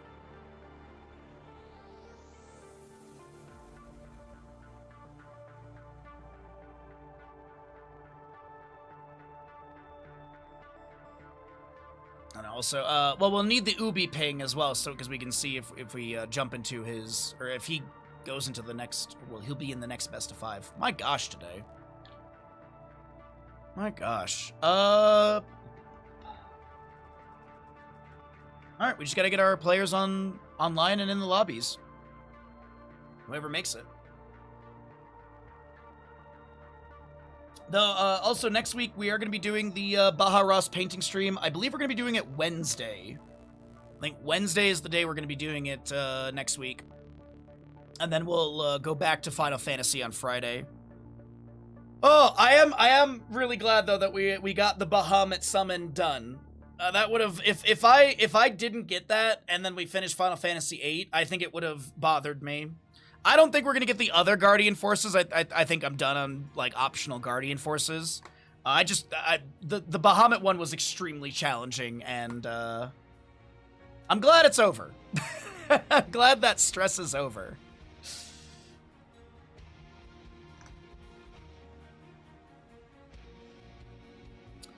All right, so we're getting the players into lobby. Yep, it all looks good.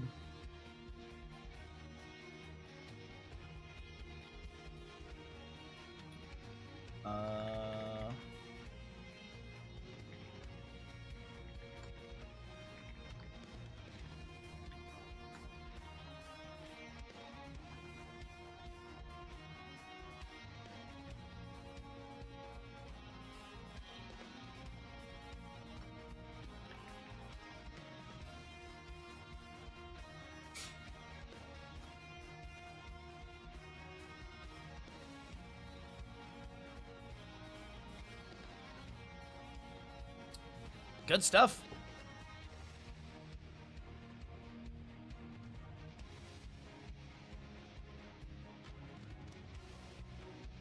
But we did also finish, Day and I finished the Keyway puzzle game yesterday.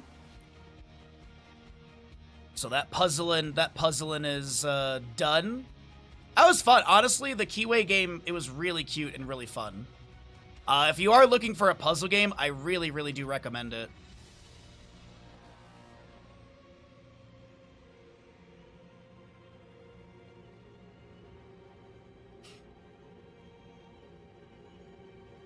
Ragnaros and Stitch's OP. Oh!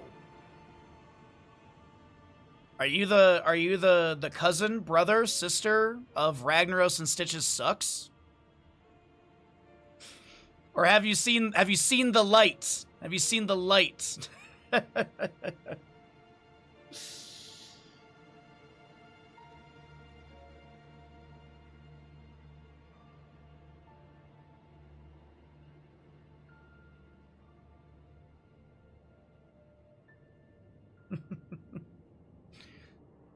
So, let's see. Okay, so we are getting players on the correct sides.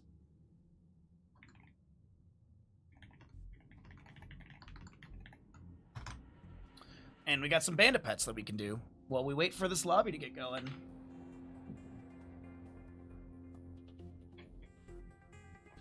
Hi, buddy. Oh, I see that little tickle. Yeah. What's up, bud? You got gunk in your eye. Get that out for you, buddy. There you go. Yeah. Are you excited to go to the North Shore today, Mr. Bandit? Are you excited to go all the way around the lake? Yeah. Yeah.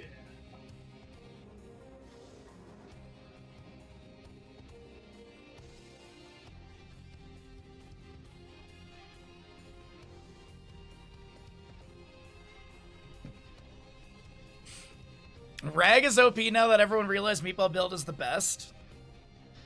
Sup, Captain Jack?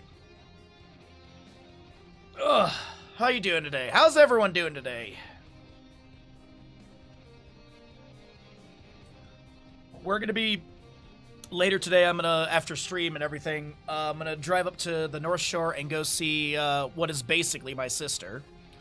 Her and her partner are up in Truckee for a wedding, and so I'm gonna go up and see them. We're gonna go get some, like, before the wedding, like, we're gonna go get, like, a drink and stuff like that, and just go catch up. I haven't seen her in literally a decade. And then they're coming down here tomorrow, and then we're gonna spread the ashes of someone we used to work with together. They unfortunately passed away from cancer. It literally, like, she told me, and it was, like, out of nowhere, and apparently it was, like, super aggressive towards the end, so that was really unfortunate. So we're gonna go spread the ashes of her name's Heather. We're gonna go spread Heather's ashes.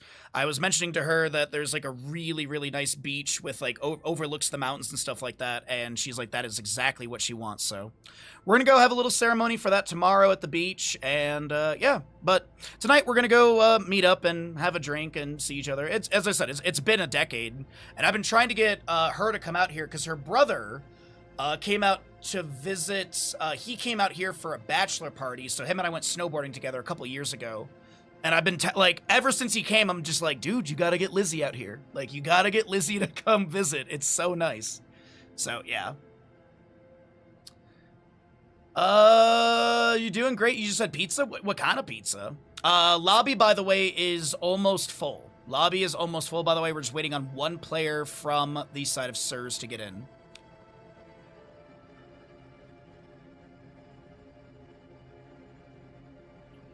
But, yeah, I got pizza on Monday. I went down to Costco, and I got my $250 worth of meat, or, like, $200-ish worth of meat.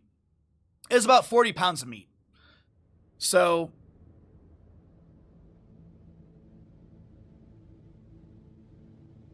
yeah. Sorry, it's just, there's lobby messages I was reading.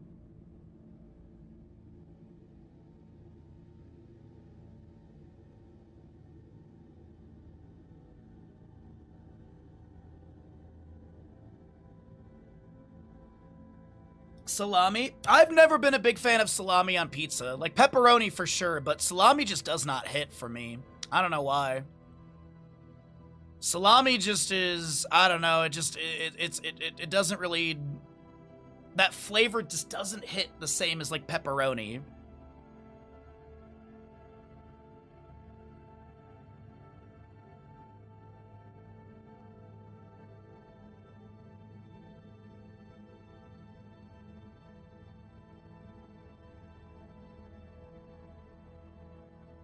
VeggieTales Christmas CD? No.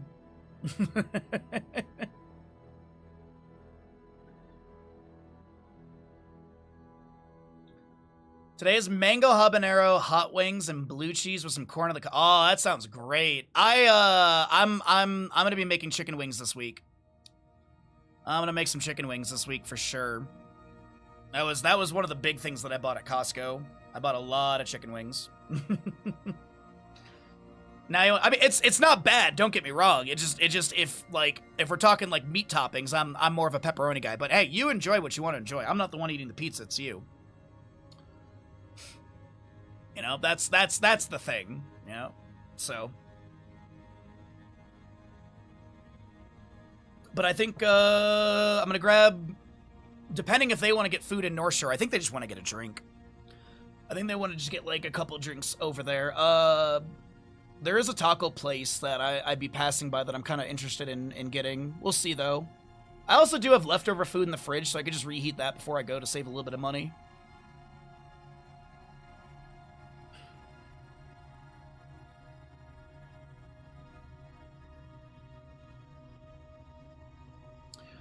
Polish foods of Christmas. And the other characters keep asking what they are. I honestly, Turbo, I went to Catholic school and I don't even remember. We did watch VeggieTales. They did play VeggieTales for us in Catholic school, but I honestly don't remember any of it. Just put all the meats on the pizza. There's a pizza place up here that I go to, and they have the specialty pizza, the carnivore pizza, and it is like 4 different meats, and it's just too much. It's very salty. They have one of them is sopressata is on it, which is very good, but it's a very salty meat. So that one I usually like, I'll take some of it off and I'll like eat it on its own because it's just on the pizza, it's so overpowering. Dragonshire. Alrighty, everybody. Thank you for your patience. Between games, we are just getting the lobby and everything set up, but we are ready to rock and roll into our second of 3 best of 5s today. Winner of this series moves on to the upper bracket final tomorrow morning, and the loser drops down to the lower bracket semifinal, which is coming up next. Loser of this series versus the loser of the previous series will be going up against each other, and we'll find out who's going to be knocked out. Does it have bacon? Yes, yes. The American bacon as well, not Canadian bacon. Canadian bacon it's not bad, but it's disappointing. Chen will be banned away by Sirs. Storm League and Jarius will get rid of the Johanna. This is the standard draft rules, no meta madness kind of stuff. So you can see repeated like Sylvanas' or Chromie's, Blaze, Yrel. Yrel has had a lot of priority throughout today. I think Yrel's had 100% play in the matches we saw in the previous series. We did get a bit of Kira as well from Skibidi Exodia. They seem to like the Kira quite a bit. Not the best record with her, but not the worst at 1 win, 1 loss, at least the current in this tournament with the live patch. We did cast some Kira during scrims this week as well, and we got to see a little bit of insight as well as a lot of Ragnaros, but none today. No Ragnaros or Abathur. I have seen 0 Abathur. Even in Heroes Lounge, I feel like I could not find an Abathur game on Thursday. Here we go again. Chromie will be grabbed as a first pick for Sirs for Dragonshire here. Good artillery, wave clear's good, poke, burst, team fight. I mean, all of it's there for Chromie. Vision with Time Warp's Pursuit or at Horror Anomaly for extra time traps. We'll start out with a Bright Wing, and do they pick up the solo lane with this as well, or do they prioritize a main tank? Change is upon us. So we get our Dahaka. I like the Dahaka pickup with the Brightwing. You do get the double global. So you have a lot of mobility around the map. Do we see Shogal? God, I hope so, Blackstar. God, I hope so. What's up, Kalavoth? How you doing today? Canadian bacon is better than American bacon. That's like your opinion or something. Do your worst. I will fight to my last breath. So your rel comes through, you get control on the... You get control in general with Righteous Hammer, but also a way to knock back Dahaka. But he also does have his own drag baseline. You could see Lurker Strain level 4, which is also a little bop and could be an answer back into your rel. Rhaegar Ancestral, mobility is decent. You get a baseline cleanse. They really haven't shown much of their draft. I don't know what you'd want to ban here. Obviously, well, I guess a tank direction is nice, but what kind of tank do they want to ban is really the question here. And it is going to be a Nubarak removed. Dahaka Brightwing. You already have a healer. You already have a solo lane. Could be a tank ban. Maybe, honestly, it could be Sylvanas or Hanzo or Genji. I could see any of those being banned. Genji has not seen any play today, though. But I could see it be like some sort of assassin. The Zeratul, okay. Is there a Viking consideration? It's not like, oh, there's a Zeratul ban, it's gonna be Vikings, but Zeratul can punish the Vikings quite heavily. Bring the mega death. ETC. Let's fly. In theory, this is Quadra Global. Could get Stage Dive ETC. And they can flex that last pick onto a mage, a sustained damage dealer. If they want to go into like a bruiser assassin like Thrall, that could definitely be it. Thrall's fallen off quite a bit in priority. Last two picks on the right, though. Gonna need a main tank into the ETC. There's so much global value. How do you deal with this? They will get the Sylvanas. They've got a Murden as well. I do like the collapse from Sirs. You got Stormbolt, Mind Control potential, Earth Grass Totem at 16 if they go for it. Temporal Loop or Slowing Sands, so sustained damage and burst is pretty decent from Sirs. Last pick on the left side, you do have that False Dead to gust things away, you got Isolation, you got Blink Heals, Soothing Miss AoE, ETC Face Melts to push people back. I'd like to see some sort of Burst Mage, though. The swarm endures. Zagara's not uncommon, for Dragonshire especially. I feel like she won't get a lot of creep value. Ma is okay. I could see this be a Nidus Worm, but I think it's gonna be Ma. Actually, unless they're trying to make like globals happen, then Zagara Nidus Network. If they're trying to do like a theme for their draft, get your gambles in. Let's get into the loading screen. Vikings coming. You are incorrect, which means you're gonna have to subscribe to the stream, my friend. I don't make the rules. Bandit does.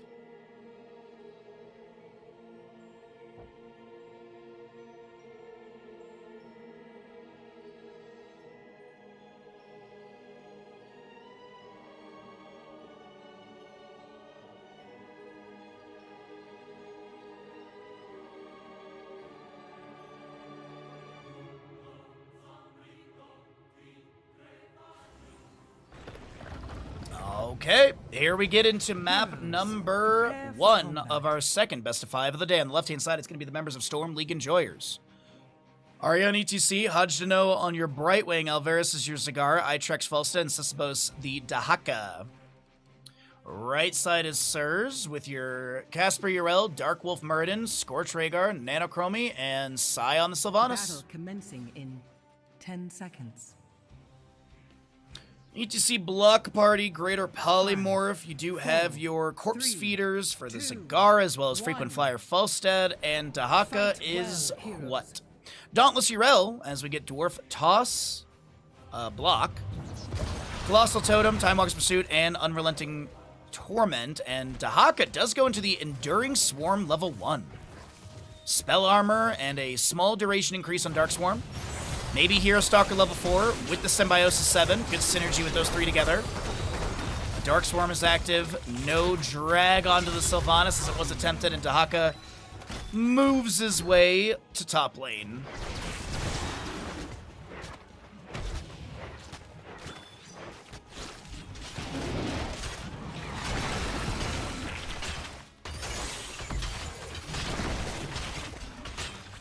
Camp is going to be cleared away on the left side. Right side is also going to be grabbed. Chromie just dealing with bottom lane. As minions are stacking up a little bit. She does go into Time Walk's Pursuit with the Adhoral Anomaly synergy. We do have that Sylvanas vision. You see Dahaka backing away. Power slide from ETC as well. And Dahaka in the top lane. Dark Swarming onto the incoming Bruiser camp. So Sylvanas and Rhaegar do rotate up. Yrel with the Avenging Wrath and Righteous Hammer to quickly clear out the enemy mage as well as bruiser units or knights. Zagara setting up some creep. Gonna be able to discover the time trap. Roach will also clear that away as another creep tumor set up on the ground.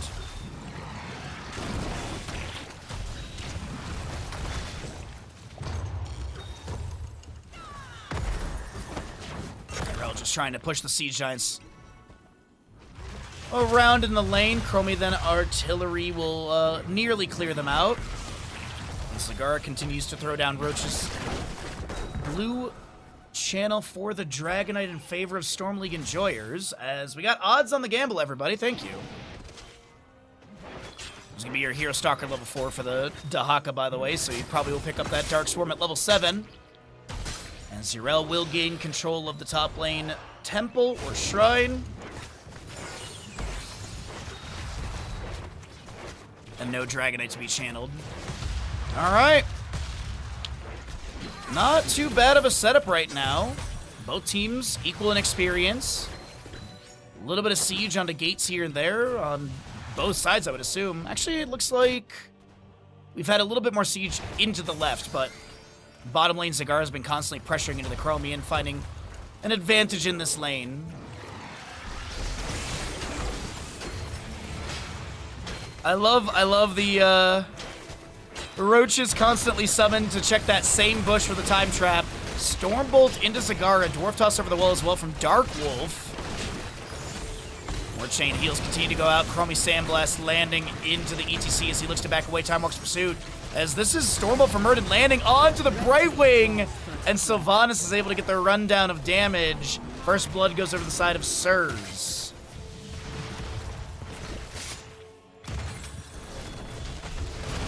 Time Trap into a Stormbolt, but Power Slide from ETC will allow him to back away.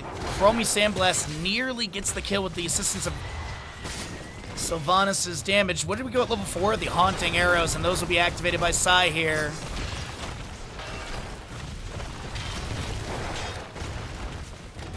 No Dragonite to be channeled. Dahaka regains control of the Sunshine. The bottom lane fort gate has been opened up. Falstad floating in. He will be seen. Murden actually Dwarf Tossed in for a moment. Dahaka brush talk in the bottom lane. ETC and friends have collapsed, and Chromie will go down.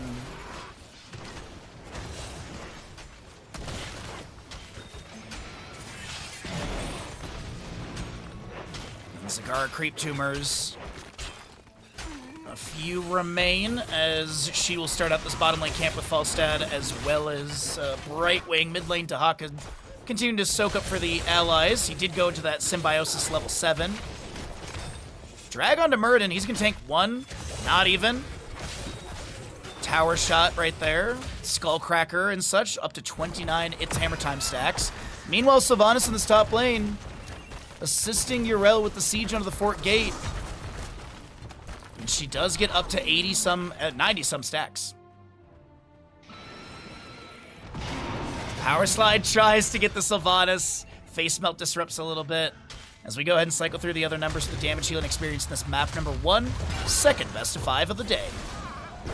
Hammering on a Nano, taps the well, Temporal Loop into eye tracks. Do they have any way of getting out of here? The flight, you heard it. But we got Swift Wings for lunch, chat.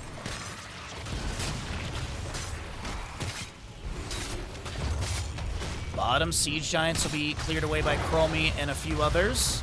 Minion wave being pushed up a little bit, but Zagara and Brightwing should have that counter clear. Sylvanas lands the Shadow Dagger and a little bit more base stacks onto the ETC. But what do we got for heroics? Because those are about to be picked up by Sirs.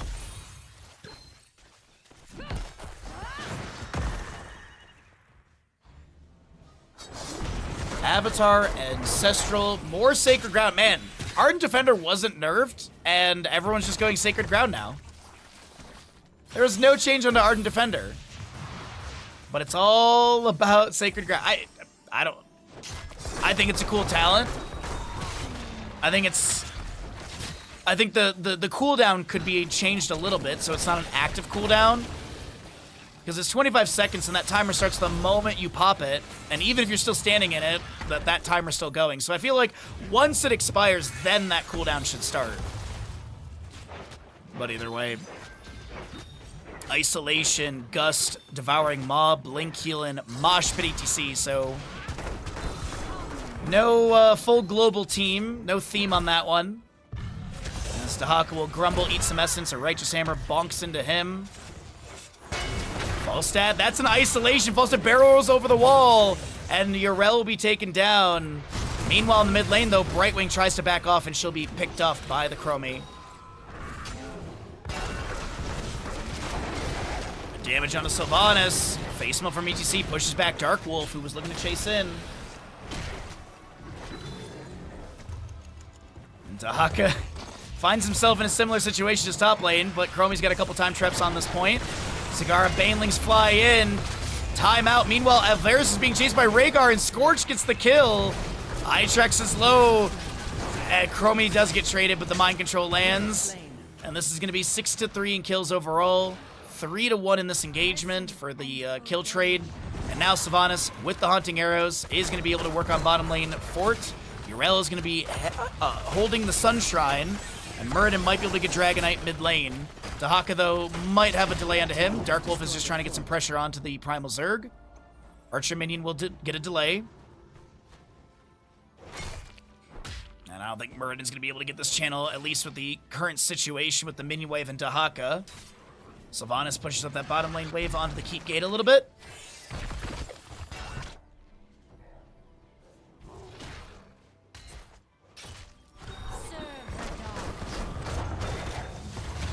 Sylvanas going for the channel while Dahaka drags Muradin in. The power slide from ETC to follow up. Merge from Rhaegar. That is a beautiful temporal loop to set up for Rhaegar kill into ETC. The wolf biting the butt. I guess the hide. But with all these kills, it is going to be a level and a half lead. As we're looking at 14 to 12 and a half. Talent tier advantage as well. Mid lane Fort will fall to Dragonite Minion Wave. Cleanse onto the Falstad as well. And more Molten Flames onto the Minion Wave. But Muradin is going to be able to clear out or push up bottom lane. Zagara's just checking bush for that time trap. Some Banelings go out. Stormbolt misses. And it looks like Rhaegar throws down a totem. Dark Wolf is going to be easily able to back off. His Bronzebeard Rage is active for that little burn, as you see around Muradin, and that is going to be utilized to clear out one of the creep tumors. Dragonite is still going, by the way. It took down the mid lane fort. It's on the keep gate. Falstad does manage to get that taken down, and we'll wait another minute or so until the announcement for the next objective.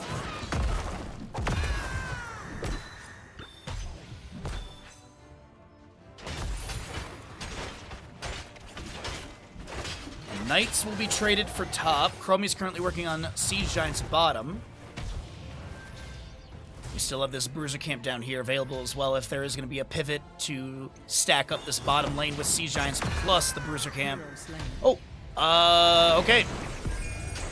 Fight happened in the middle of the map. Falstad takes down the Muradin.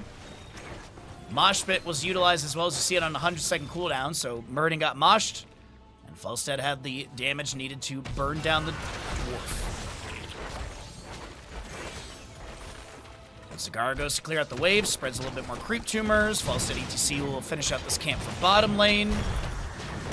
Dahaka may be caught out by Rhaegar and Yrel. Damage is there. Armor debuff. Purge was used onto the Dahaka. We don't have Purification level 7. Righteous Hammer's there. It's like 2 autos are needed. And Rhaegar, who got hit with the isolation, backs off. And they're unable to get the kill into Dahaka. They will force out the Hearth from him, though. Your Sylvanas with Haunting Arrows. Triggered. Does get some lockdown to the fort. Pushes up the wave. Mind Control into Dahaka. Righteous Hammer's there.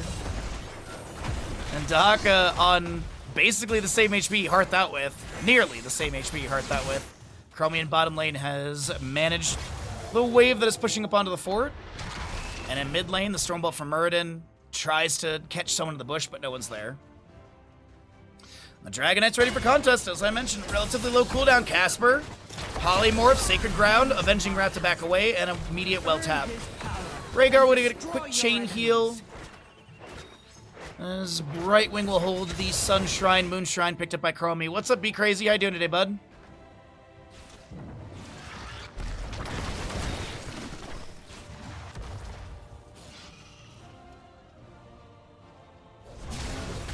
Stormbolt, Mind Control, Gust from Falstad will create the space needed. Devouring Maw captures 2. Sylvanas and Rhaegar inside. Darkwolf is still floating around outside. Moshpit from ETC to follow up. The Devouring Maw, the isolation as well. Beautiful layered play as Darkwolf has to use Avatar to Dwarf Toss to safety. We do get Yrel inside the Dragon Knight. What kind of value does she get? Maybe top lane fort? Maybe. Muradin will be able to Hearth out on the left-hand side of the... Wait. Avatar, by the way, is nearly...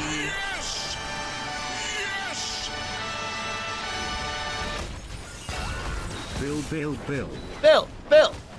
Thank you, Bill Dozer, for the Prime Gaming for 35 months. You too can be just as cool as Bill by using your Prime Gaming here at twitch.tv/Bahamut Gaming. Thank you so very much for the continued support. Welcome in. Temporal Loop goes out. Falstad getting chunked a little bit. Stuck in a loop level 20.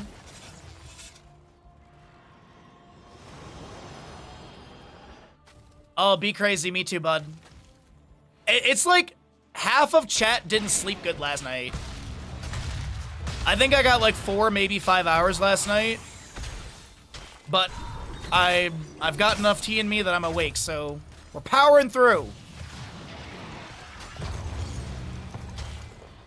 And then I gotta drive up to the north side of the lake later.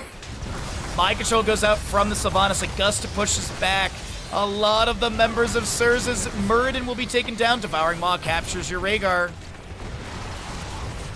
ETC Power Slide is good. They will take down Muradin Rhaegar. And Stuck in a Loop will try and create some space for the Sylvanas and Chromie to back off, and they will be able to do exactly that.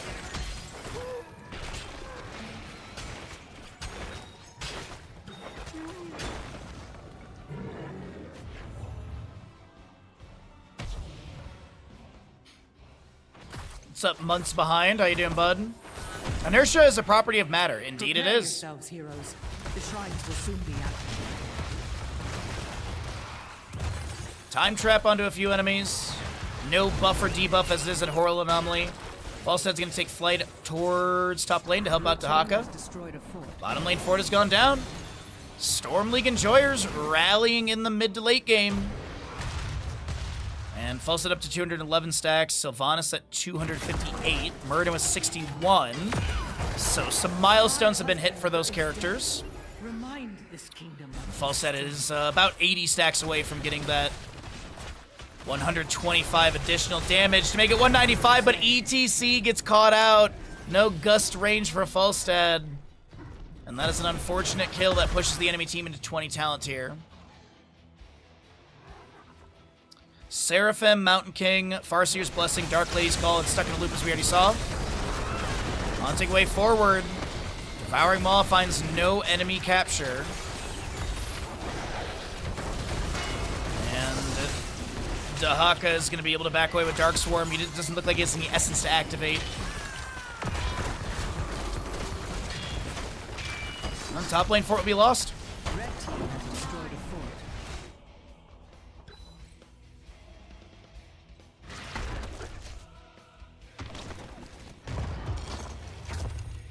Chromie will set up. Time traps. She clears out this wave, and Sylvanas is in position for the Dragon Knight already. The Dragon Knight shall reduce you to cinders. Alrighty. Let's see. Pack Instincts. Ride the Lightning, Invisible Friends, Contagion, and Wind Tunnel. Dragon Knight moves in through bottom lane.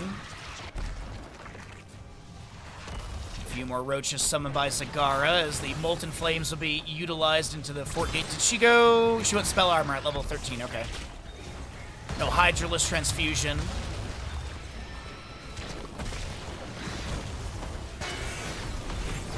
Alright, Keep Gate of bottom lane opened up. Zagara's done with her Bile Drop as well. Falstad taking flight, he cancels it. They were looking for that Wind Tunnel angle. Savage Charge, they try and pull the Dragon Knight forward. They manage to do exactly that underneath tower shots. Stormbolt thrown out from that's a beautiful Bolt to the Storm power slide. They try and get the Mosh, but they do find Muradin. Mind Control lands, countered by a cleanse from Brightwing. Alvarez with 115 HP is going to get a small amount of healing. Casper almost taken down, will be taken down by Zagara. Power slide 4 from the ETC. Ancestral self-cast on the Rhaegar. Farseer's Blessing will get another pull as we do have the Mind Control going out, but misses onto Falstad. But yeah, Farseer's Blessing goes out. Dahaka landed the drag, but looks like we just have the Urel kill. This is going to be Thunderclap going down onto the Zagara. We have a barrel roll forward from the Falstad. This is a Mind Control missing. Burden trying to back away.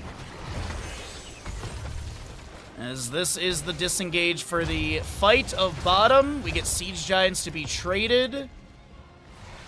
And we go back into another Dragon Knight phasing fairly soon. 257 on your Falstad. He's getting close to the Mythic. Sylvanas is quite far up there, and Muradin halfway for its hammer time to have his 100% range increase, or width increase, and the range increase by 50. And piercing all targets as well.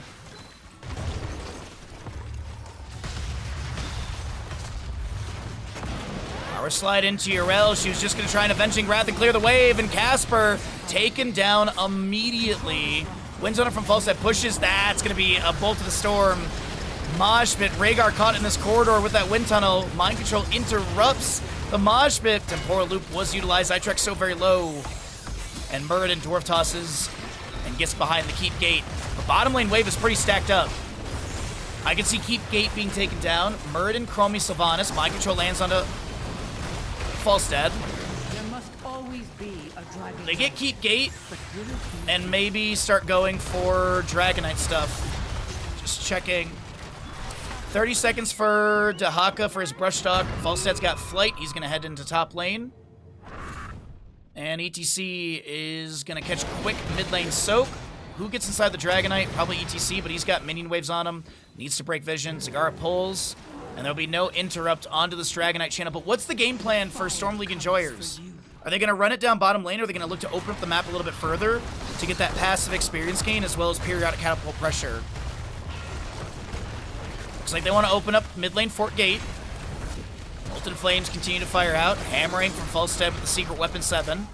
Savage Charge nearly kills the Sylvanas. Almost got the field goal.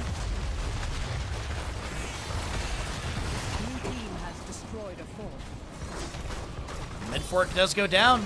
They barrel roll forward the Wind Tunnel into the corner of the wall onto Muradin, who gets the Avatar. Sacred Ground from Urel activated. Immediately will expire as she walks out of it. Contagion from Dahaka landing onto a couple enemies, but he's the one taken down. Farseer's Blessing, Ancestral utilized, and Falstad Zagara trying to back away on the left-hand side of the engagement as Brightwing did go down. Does ETC have a way to disengage? The chase is continuing. No Gust from Falstad for 35. Bolt of the Storm from ETC utilized to try and further get away. Righteous Hammer hits onto Falstad. He barrel rolls. And now Sirs are looking to run through bottom lane, get a keep. I don't have a minion wave, though. Sacred Ground is available, though.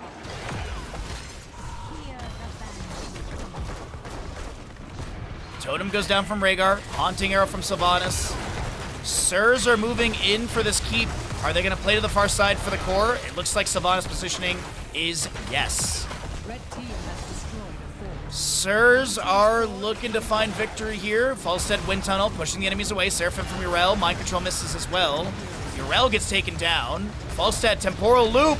130 HP, but there's no one to have that last bit of damage.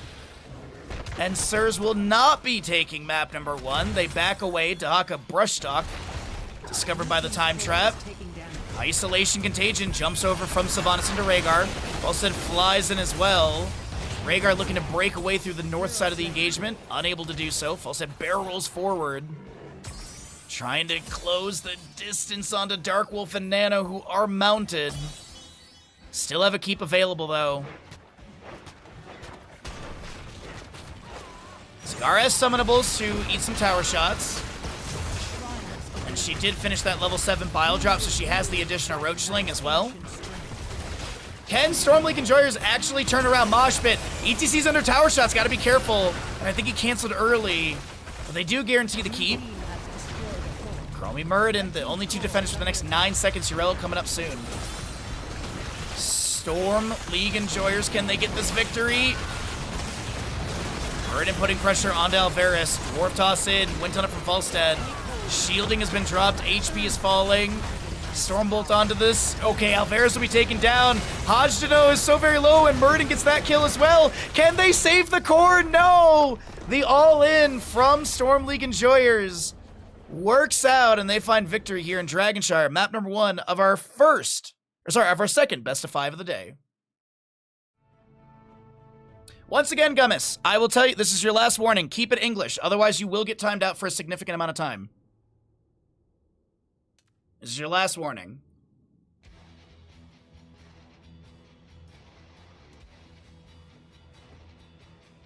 I said it earlier, and I'll say it one more time. Otherwise, you're getting timed out for pretty much the rest of the stream.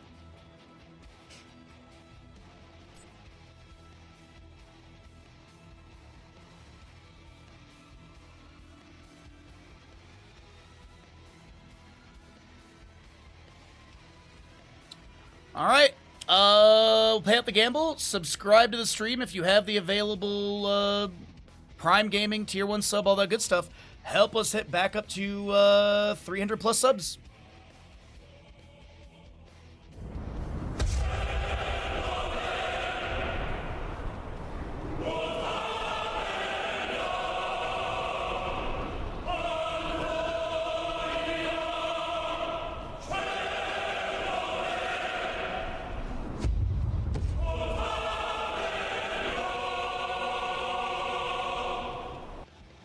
Happy Saturday.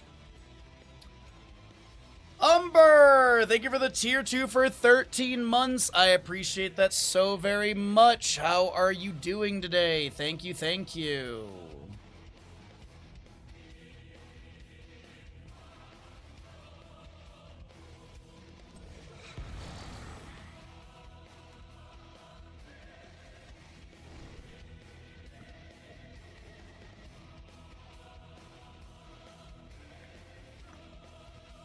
Oh, I put a lobby link in a lobby link.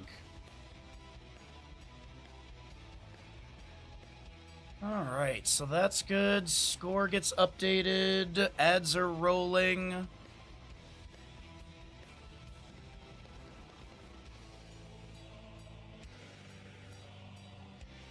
Thank you so very much, Umber. I appreciate that, bud. Hopefully you're having a good Saturday. And welcome on in. Welcome on in indeed. So we'll get the Infernal Shrines for the next map. Let's pre-write the prediction. And I am going to quickly go grab another cup of tea while we get everyone into lobby. Alrighty?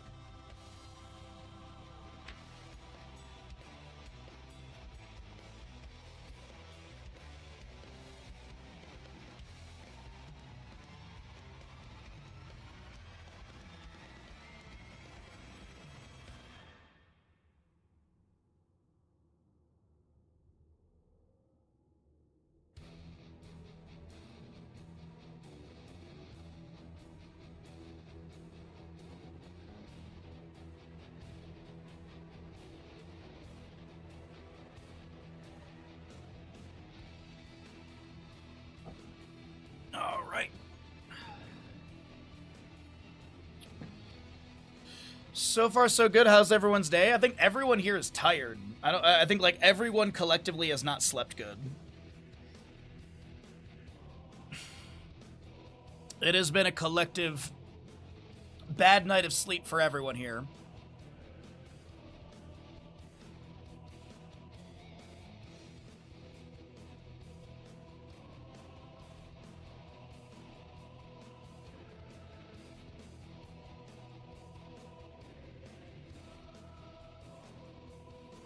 Okay, so, that all looks good. First pick is set correctly. And, alrighty. Not a bad start. And, second of 3 best of 5 stay. We got a lot of good games for all of you. As we'll see what ends up happening for Infernal Shrines, if this is going to be a turnaround moment for Sirs, or if Storm League Enjoyers continues to hold the lead. Breakfast beer helps when I haven't slept well the night before. Oh, I don't want a beer. No. It's 9:35 in the morning. Maybe later, when I go meet up with my sister in North Shore. Infernal Shrine. Pseudo-sister, but still. What's up, Kaladin? How you doing, though? Welcome back, everybody! On the left-hand side is going to be the crew of Storm League Enjoyers. The right side is Sirs, as we have Infernal Shrines. First pick going over to the side of Sirs, the losing side opting in for first pick priority, winning side getting map choice, so Infernal will be the pickup, and we continue to see the Shenban up against Storm League Enjoyers. So, Chromie was first pick last game. Is there any consideration to ban her out? She was really strong for Sirs. Sylvanas also could be another consideration. She did have a lot of impactful play. But it will be just the Johanna ban. I'm Infernal Shrines. She's fantastic for the double soak from mid to bottom. Condemn collecting, the units together, the minions together, and then nice quick wave clear with like a Gul'dan or something. And speaking of, Gul'dan, a fantastic mage for a map like this. Chen, Garrosh ban, Johanna on the left side. The other thing that this is live patch and all that good stuff, so we do have the changes on to Ragnaros and Kira and Abathur. I have not, as I've said earlier today, we have not seen any Abathur, which is wild to me. Like, even in Heroes Lounge, I feel like I've not seen any. So we'll be on the hunt for some Abathur in this upcoming week so we can see some new changes, but what do we get, though, for first pick? Do they go back into another first pick Chromie? I could definitely see it. Blaze or Yrel could be also a #1 priority, but what do they want? Even Sylvanas, too. Okay. So we get your Firebat Blaze, and the answer from the side of Storm League Enjoyers will be what?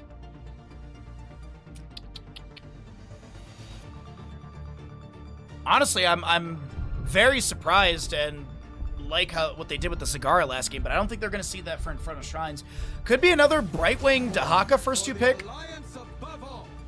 We'll get Thrall Anduin. Thrall scales on this map really well with Echo of the Elements. If he's in the 4-man, I actually would love to see that. Thrall in the 4-man with Echo of the Elements, you can get those 125 stacks really quickly. It could be Crash Lightning. I could definitely see that as well. I think, though, Crash Lightning is more popular on, like, Battlefield, but even then, we haven't really seen Thrall much on Battlefield as of late.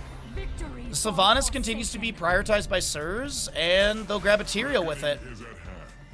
Mobility is really good. Now, here's the thing. With Tyrael, are they considering a Ragnaros? Because Tyrael with Judgment plus Ragnaros Sulfur Smash has been a very common playstyle. It's not a guarantee.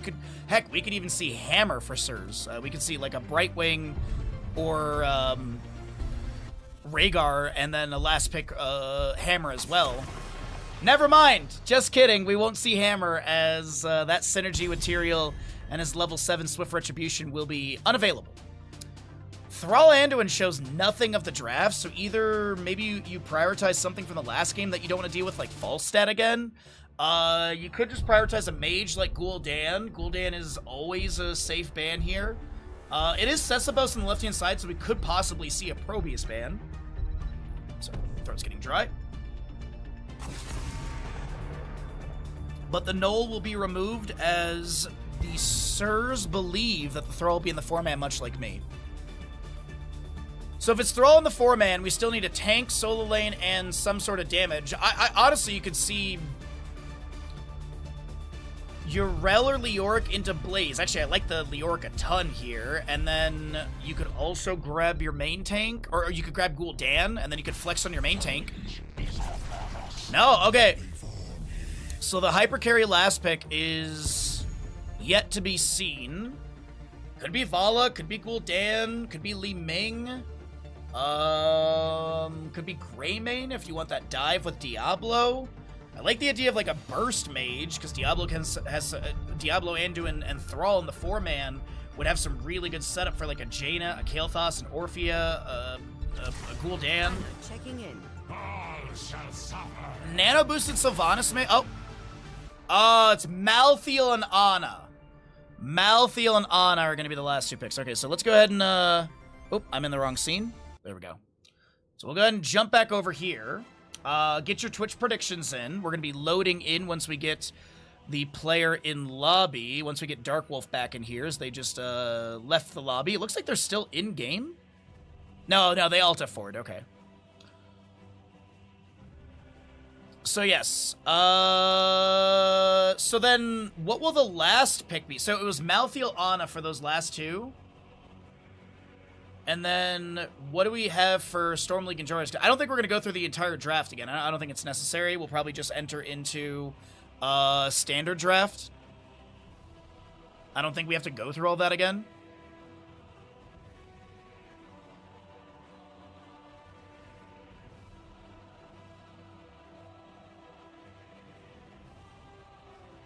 Oh, wait. We might have to go through the full draft for the swapping of characters.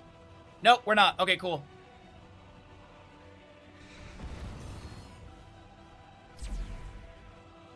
Last pick was a Kael'thas. Or maybe? Wait, what? Oh, we have to go through the entire draft again, everybody. We have to go through the entire draft again. Alright. Well, chat, tell me about your dinner tonight.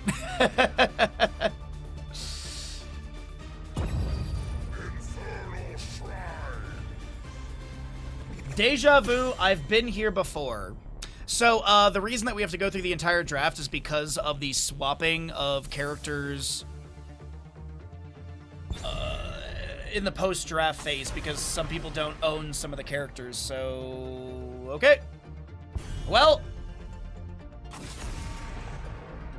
If it is, we can like pontificate, or we can talk about the last pick on the left-hand side for Storm League Enjoyers. Heating up some beans and sausages. That sounds really good. Lunch, dinner.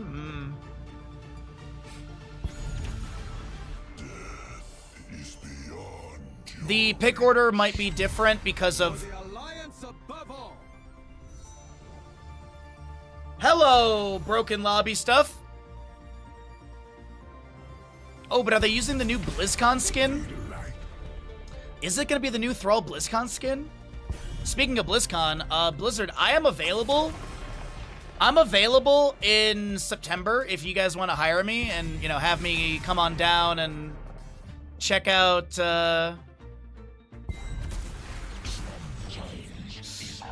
if you want, if you want to hire a quality caster. 2 Malthaels. It's getting out of hand. You had ramen, ground beef, and bell peppers? That sounds good. Yes, Stark with a quality joke. I love it. All right, so last pick. Is it going to be the Kael'thas or not? I do think the Kael'thas could be really strong. Oh, so it's not. Okay, it's going to be Falstad. I do like the last pick, Falstad. The Gust into probably what I assume to be like nano-boosted Tormented Souls Malthael. I do like the Storm League Enjoyer draft a lot, though. Get your gambles in. Get your gambles in. You have like a minute. You have like a minute to get your gambles in, everybody.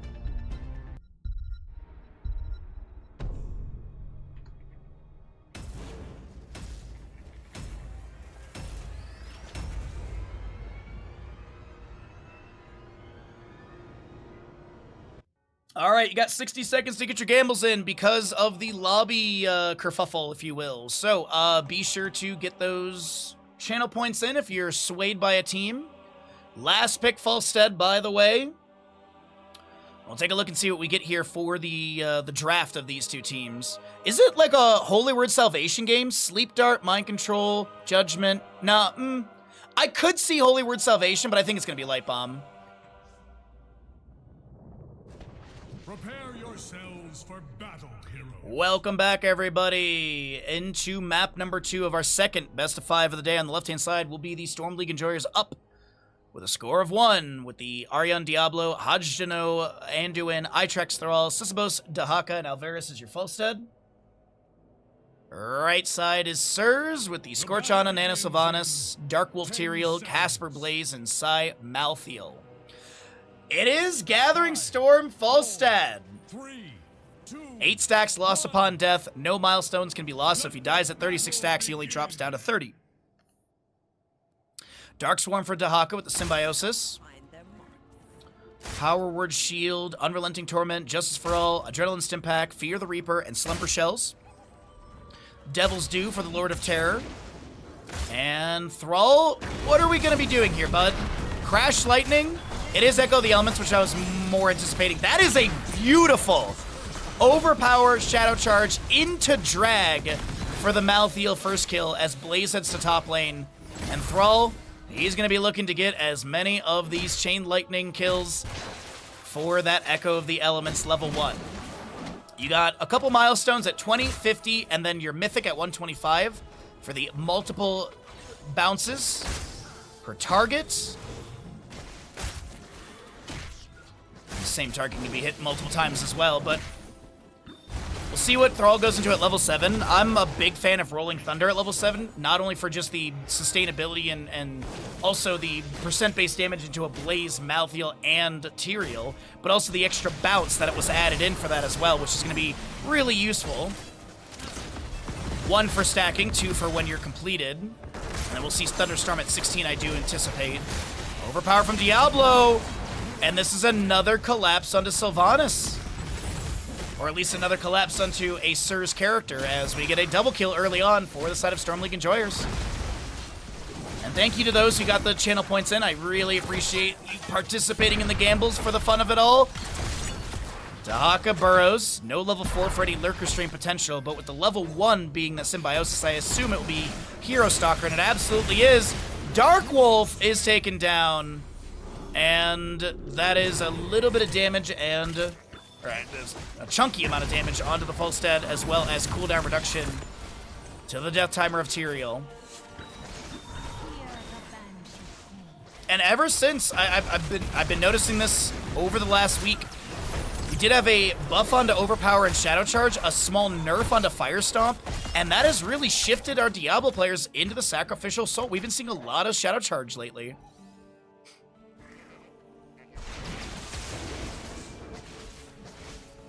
Monotide for your Thrall at level 4. Alrighty, for Shrine is going to be popping up. It will be a Frozen Punisher for the bottom lane.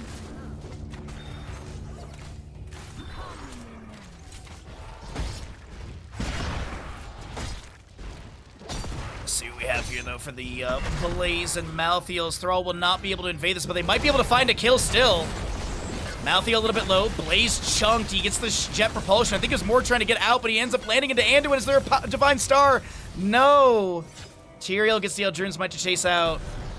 And Falstead flies down over to bottom lane to go manage against Sylvanas, who does have Haunting Arrows active.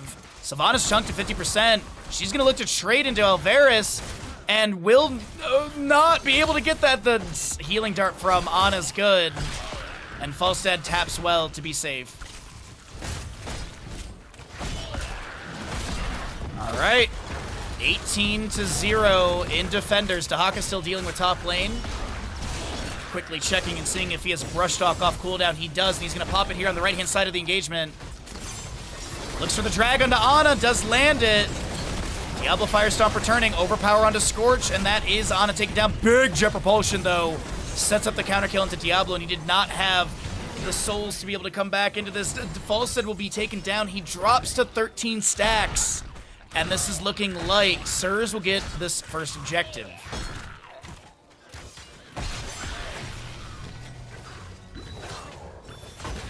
Swift Retribution, by the way, for the Tyrael. Frozen Punisher moving into bottom lane. Sylvanas was able to get the bottom lane gate down, and so the Punisher does jump over onto the Thrall. Frozen Blast will go out. Frost Novus go out. Sylvanas is going to use Haunting Arrows again. Falstead flies in the bottom. Hammering goes out. Overpower from Diablo. Haunting Wave to the right-hand side. As Falstead gets jumped on by the Punisher. Is Alvarez going to get beaten up and taken down? No.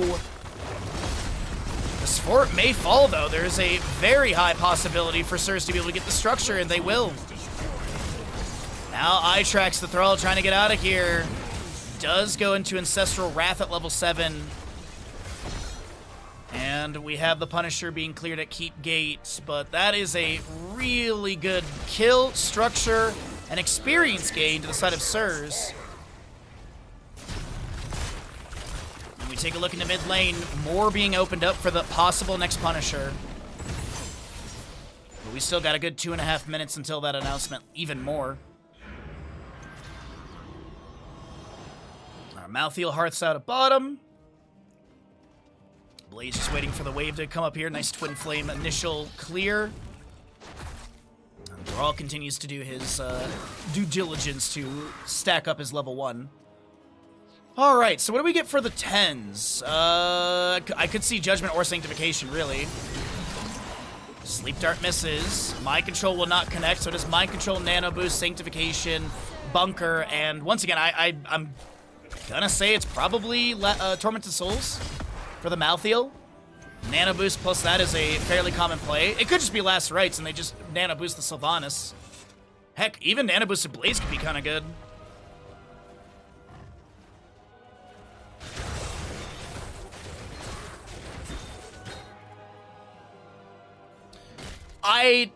You know, sometimes I see through the miasma and I know these, and I just know what's going on. It is going to be Anduin Holy Word Salvation. You do get your Apocalypse, Diablo, Sundering, Isolation, and Gust. And it is your Tormented Souls for Malthael. Still a minute away from the announcement of the next Punisher. Mid lane Fort Gate has been taken down, and mid lane is where that Mortar Punisher is going to be.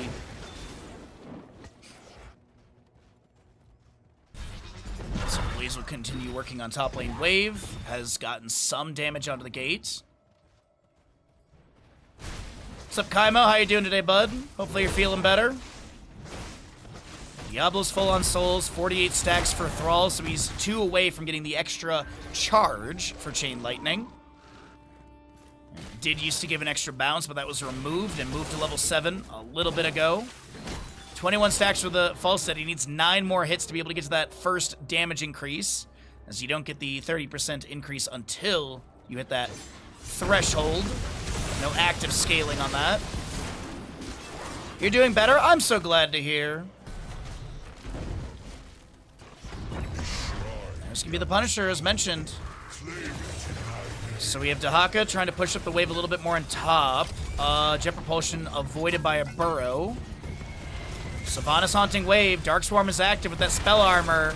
Sylvanas does have the marks on the Dahaka. He's going to tap bushes, try and get that movement speed buff. He's got Brush Shock available. He's going to try and pop it here to get away.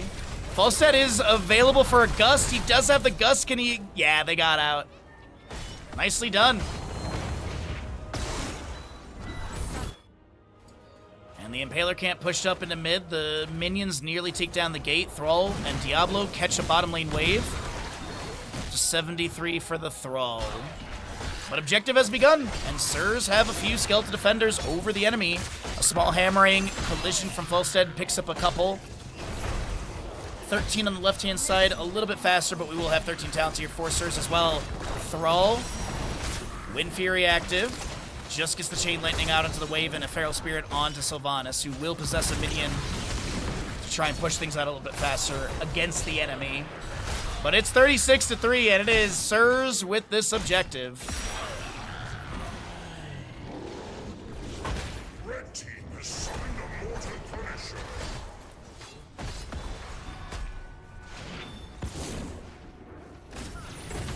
Punisher jumps over onto Dahaka. That's going to be a drag onto the Malthael. The mind control lands onto Falstad. The Apocalypse is there, but it's answered by Sanctification. The Holy Chad's Salvation not interrupted by anyone. The Gust comes out, and Ajdano is going to be able to back away. Dude, I love the Holy Word Salvation being picked up here. A lot of well-tap healing over time as the Punisher will be pulled near the Keep Gate, and that'll be the clear location for this Punisher. But a fort to be lost. And our next Punisher will be announced just before 12 minutes in game time. Blaze goes for bottom lane. So while the team fights have looked pretty decent for the Storm League enjoyers, they just really, they've lost out on both objectives. And they've lost out on forts both times. Varus getting chunked. Divine Stars from Anduin coming through. The drag onto Tyrael. Cleansed by the Ana level 13 smelling salts. And Ajdano catches the Divine Star. Tyrael, Eldrune's Might forward, just have that Swift Retribution. Level 7. Went into the Angel, or Sword of Justice at 13 for the double teleport. Haunting Arrow from Sylvanas activated as the next Punisher will be in the top lane. And we've got less than 2 minutes for the announcement. Dahaka will reset. Thrall heads to bottom lane. Now, here's the thing, too. Thrall is scaling really, really well on this level 1. He's at 100 stacks now. He needs 25 more. And then his wave clear, his shrine clear is so strong. But will that be too late? Will Sirs pull ahead, find a bigger advantage? The experience has been kept really close between the two. I'd say maybe a quarter-ish of a difference between these two teams. And they'll lose top lane fort while trying to get the experience picked up for 16. Maybe actually not. No, no. Sylvanas Haunting Arrow's active. They do lose it. Thrall is showing in bottom clearing. Falstad showing in mid lane. Falstad, by the way, up to 49 stacks, so at least he has that first damage increase. Looking to get to 80 to then increase it to 80%. 16 on the right side. Nothing really crazy to mention. We do get the Bound by Law. You're going to see the active reload.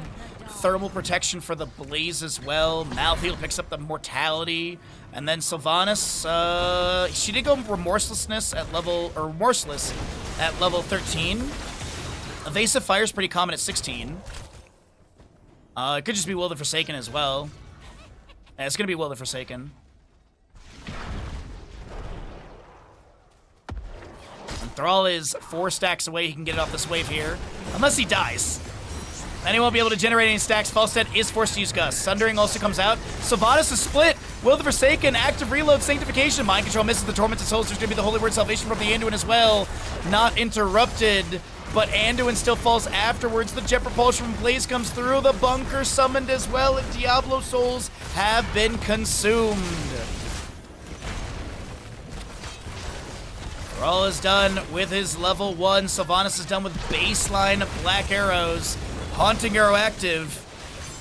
Maybe looking to take down this keep. As the elongated tongue. No, that's regular drag. It's actually tunneling claws for Dahaka 13. 16, sorry.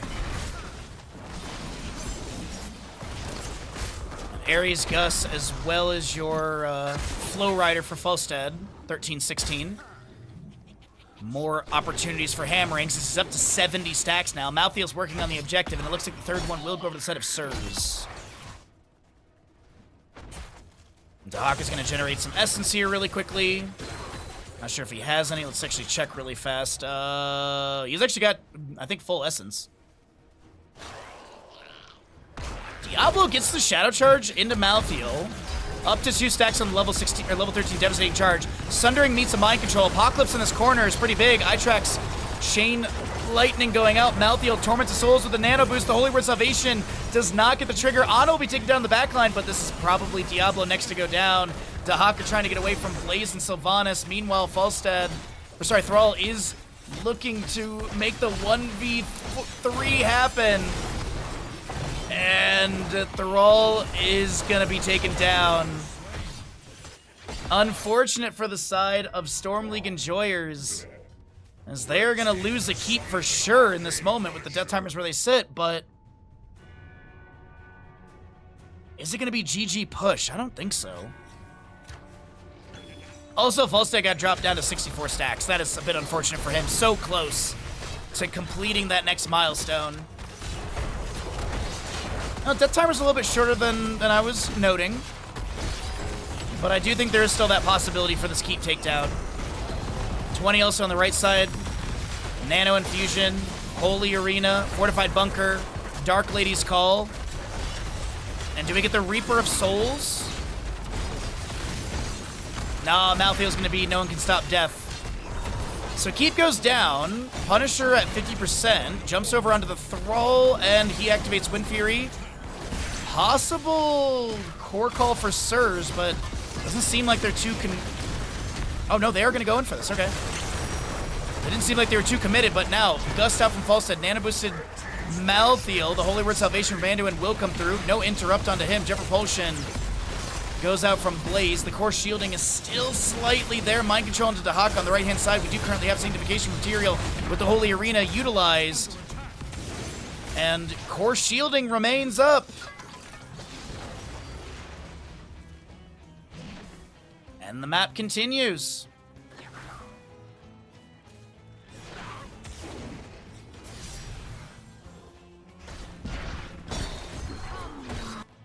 Looks like we got a little bit of a pause right now. Let's go ahead and just get you into a neutral vision. 85 stacks for the Falstad, so he does get onto the next one, or the next milestone, so that damage increase is really good for him. They still have to go through a level and a level and a quarter to be able to get to the 20 on the left side. Diablo at 71 souls, devastating charge on 2 of the 5 stacks for that armor debuff. And otherwise, Sylvanas is done with her baseline, as we had mentioned. Thrall's done with his level 1, 2 as well. But I feel like Storm League enjoyers, they need to be able to step out and find a team fight.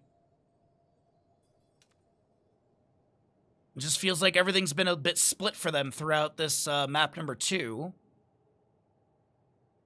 As it looks like we got readies out from the side of Sirs.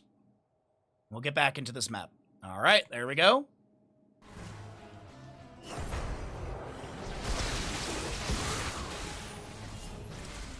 Mortar Punisher for bottom lane. I believe it's sub 18 minutes is going to be when it's up for contest. And Khazra Camp's grab from mid lane. Going to delay out the left side a little bit so right side also can push in with it.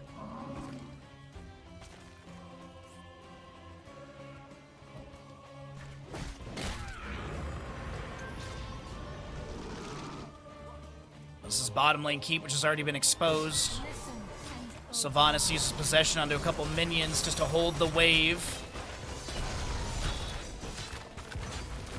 Just continues to get autos into this. They will be able to use the Hunt or the Black Arrow for that lockdown. Seems like Fallen Shaman will be grabbed for top lane, pushed into the fort gate. Diablo and Dahaka will steal away the enemy. Fallen Shaman, and getting this next objective would be huge for Storm League enjoyers. They really need to push out these lanes. They've got a catapult at their core. They do grab this Fallen Shaman. Diablo's going to reset. He's going to go deal with bottom lane, maybe get full on souls. That looks like actually there's no other minions left there. Oh, gate was taken down, so some experience comes through. Experience, of course, from the camp as well. Catapult will be managed by that. Bottom lane wave cleared. Diablo at 92 souls of 100. We still have a minute for the objective about.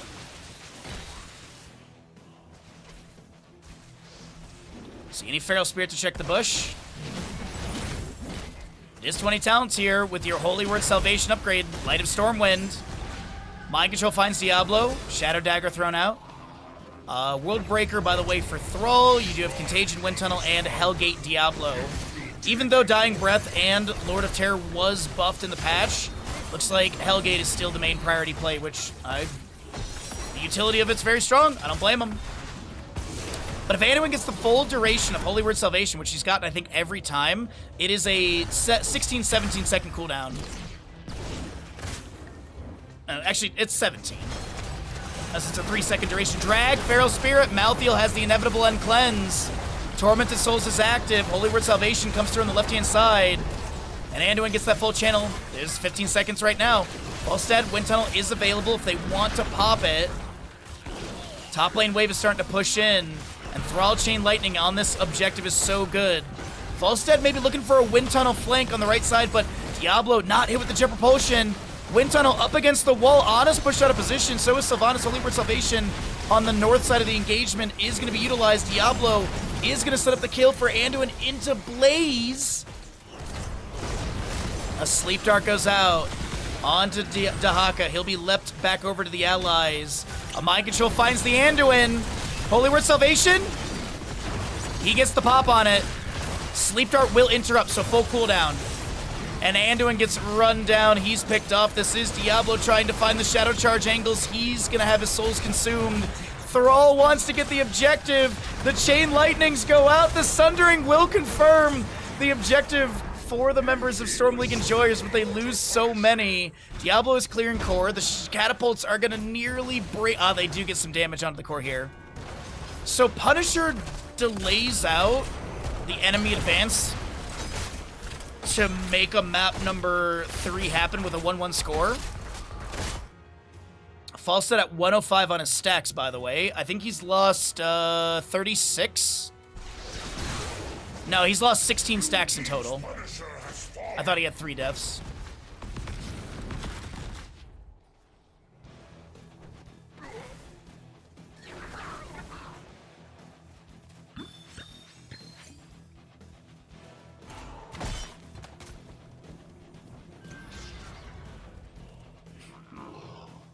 All right, 6 kill difference. Diablo getting back up to souls a little bit here, 54 for him. And we got our next Punisher, Arcane, in the mid lane.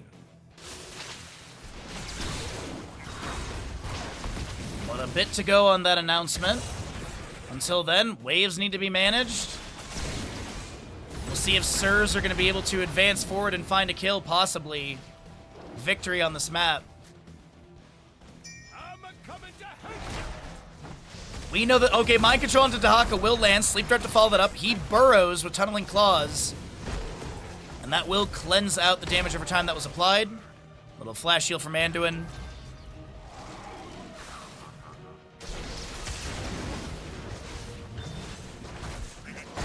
Your Malthael's got bottom lane wave clear. All right.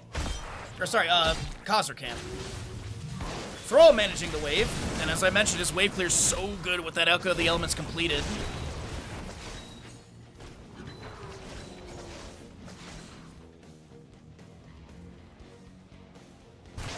I think they're just trying to advance the waves out a little bit, or push the waves out a little bit.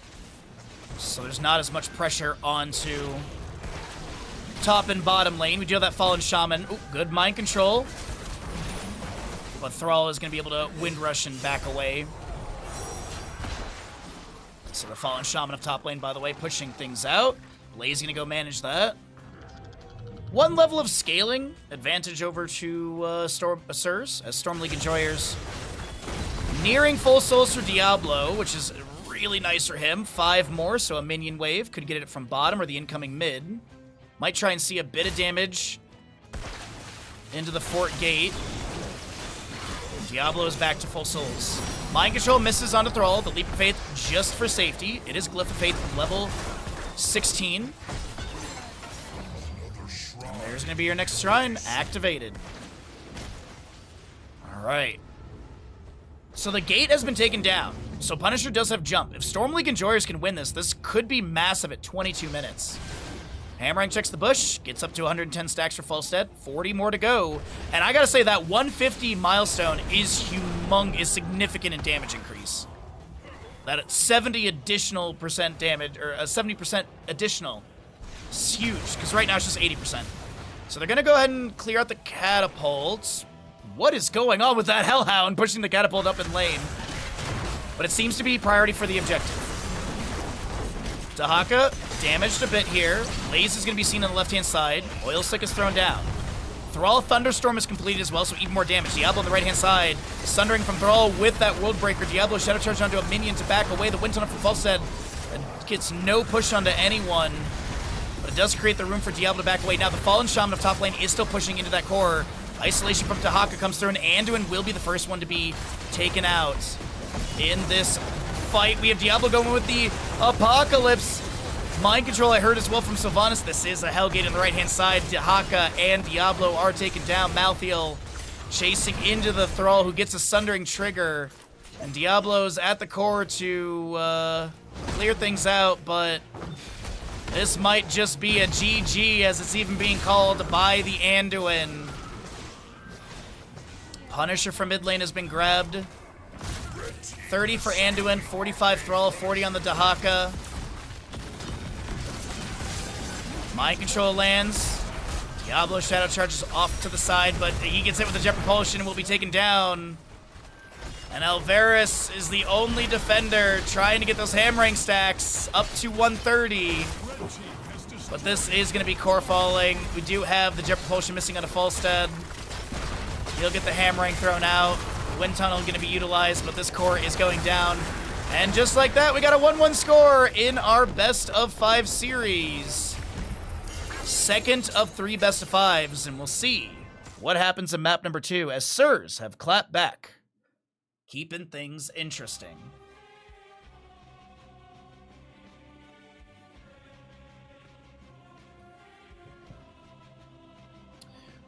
Alright, well, if you're enjoying yourself, please do consider subscribing to the channel, as we are looking to push back up to over 300 subs. If you'd like to help us hit that, it's much appreciated.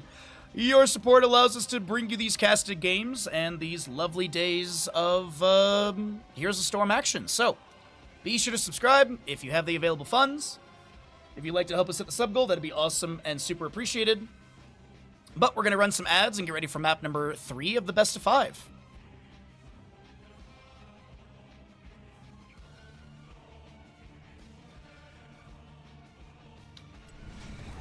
Alright, so that is set. There we go. And this will be right side score updated. Let's make sure we get these ads out of the way. We'll pay out these Sirs, and then we will keep an eye out for the lobby. Alright, there's that. Really well done. Really good games in this series so far.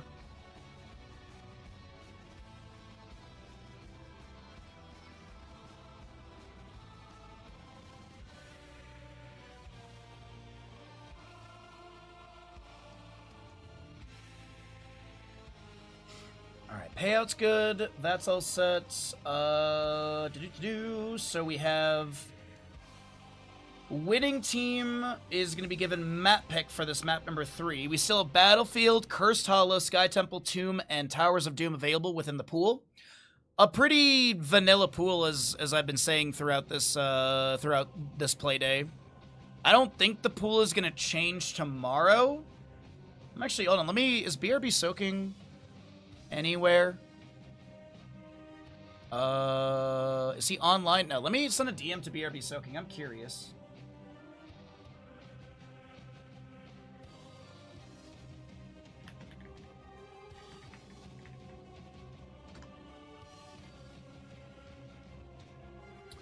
So we'll see if that is going to be a repeated pool for tomorrow, or if we get a something different. Because tomorrow will be the conclusion of this tournament. So we're in our second of 3 best of 5s, and the third best of 5 is the loser of the first series and the loser of this series, and that'll be up next in the lower bracket semifinal. Yes. So we have upper bracket final, lower bracket final tomorrow, and then grand finals as well. Upper bracket and lower bracket finals are best of 5s. Grand final is a best of 7, unweighted from my understanding. Okay.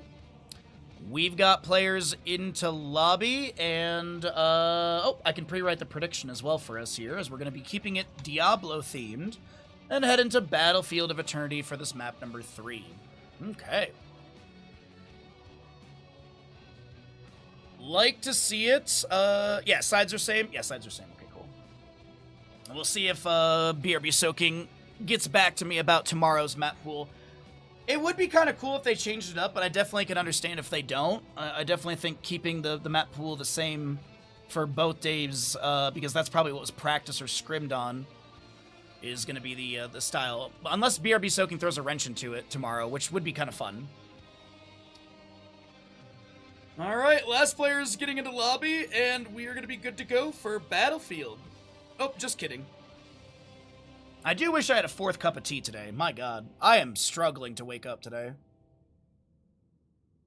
It might be the rare Red Bull day for me. I don't have one in the house, but I might actually get a Red Bull later on. Alrighty, so that's all good. And then I guess I can tell you stream schedule-wise coming up this week. We've got casting on Tuesday. Wednesday, I believe, is what we're gonna be doing Baja Ross. I still have not decided on the painting I want to do. I have literally been looking at video game art for the last couple days, and I just really haven't found something that I'm like, ooh, I want to do that. So I gotta make that decision. Maybe I'll think about it today as I'm driving around the lake or something. And then Thursday will be more Heroes casting. Friday we will continue with Final Fantasy VIII. We did get Bahamut, by the way. We did get Bahamut in Final Fantasy VIII. I think in total it took me 3 hours almost to get Bahamut. I'd say I probably spent about 3 hours trying to get the big dragon, but we got it. So now we can go beat the game because I'm satisfied. We're not going to get the other 2 Guardian Forces. I believe there's 2 more left, but we're not going to get them. Unless there's like a sub-goal we do or something. But either way, sub-goals right now have been stalled, but maybe we'll hit that sub-goal today or tomorrow. I would like to play that Wolverine game on stream the day it releases for all of you. Easy, yeah, it was second try. Yeah, it was second try. On the left-hand side, it's Storm League Enjoyers in this map number 3, Battlefield of Eternity. As the ads are done, thank you so much for your patience between games. I do appreciate you hanging out with me on this cozy Saturday. Blaze will be banned away as first pick was prioritized by Storm League Enjoyers. Map choice coming out from Sirs. Choosing the Battlefield map. For those that might have come in late, no Meta Madness, no restricted heroes. It is standard Heroes of Storm draft. And we got a Chen ban again. Okay, so Battlefield of Eternity. Race obviously is a priority. Things like Li Ming, very much burn through the immortal. Tyrande seen on this map. In rare situations, we do get a Karazim, but, I mean, with the healer pool as big as it is, I think it's going to be, excuse me, a bit more on the standard side, like Anduin, Rhaegar, Brightwing. Could see an Ana, depending on the direction they go. The Tyrael ban, I was wondering if Tyrael would get target banned after that last game. Dark Wolf had a pretty good game on the Tyrael last. We have a Garrosh ban as well from Sirs, and Maiev is available. Maiev mobility. We do know that Storm League Enjoyers play the Maiev really well. I believe it. I forget who is the Maiev player. It might be Aryan. It's very possible. Right side, though, what do they want to start with? Yrel is up if they want that. It does seem to be the Yrel Blaze Day. Hogger's up as well. Hogger not too bad for this map. Camp clear. You get some race. You get some control as well. But we'll just see Li Ming and Yrel. Okay. Li Ming and Yrel. Race is good from Li Ming. Control again from Yrel. Righteous Hammer, as well as mobility with, like, Templar's Verdict, or sorry, the Righteous Momentum as well. So Maiev is divey. Do we see, like, a Diablo as well? Do they go for, like, a dive-heavy composition, or do they go a little bit more control with, like, Johanna? I do like the Johanna possibility if she is available. Ooh. Arthas popping up on Battlefield has been great. I mentioned it in the last series, and I'll mention it again. I'm a big fan of Arthas. As, you know, coming back into the fold as a priority tank, especially on things like Battlefield. I think I also see him quite a bit on Sky Temple, too. But Battlefield, you have that movement speed debuff, attack speed debuff, and you also get your Howling Blast, Death Coil, potential slow with the Frost Presence level 1. Chromie will be removed. Okay. I mean, Chastise, Howling Blast into Chromie Burst, pretty strong. Fairly strong. Ana will get a target ban. Last game, I mean, Scorch had a really good Ana game. Nano boosted Li Ming. Don't want to deal with it personally. So next 2 picks with the Li Ming and Yrel. You've got Righteous Hammer, Wave of Force if you're thinking about things to interrupt Holy Word Salvation. I think it's going to be a Light Bomb game. Maybe like Healer Tank and then you can flex that last pick. We get the Tyrande, we get the Muradin as well. Muradin could be actually Sledgehammer as well for Muradin. Does have really good damage and race potential. But you are then giving up Reverb or possibly Thunderburn as well, which are good for stacking or cooldown reduction on your Heroic as well with the Reverb. Last 2 picks, though. The race is kind of meh on the left-hand side. Hanzo is up. It could be like Hanzo and... Oh! Oh! Arthas for the solo lane. I thought it was going to be main tank Arthas. I got juked by Storm League Enjoyers as they will last pick the Vala. Sustained damage is good. You could see a case for Holy Word Salvation, but there's too many interrupts. Wave of Force, probably at level 10. Righteous Hammer. Stun from Tyrande. Lunar Flare, there we go. Kept wanting to say Lunar Blaze. Stormbolt Muradin. Victory for Ooh, and Sylvanas to rep that. This is such a good draft for Sirs, honestly. They have such a good draft here. Well, get your channel points in as we head into map number 3 of this best of 5. Thanks for being here.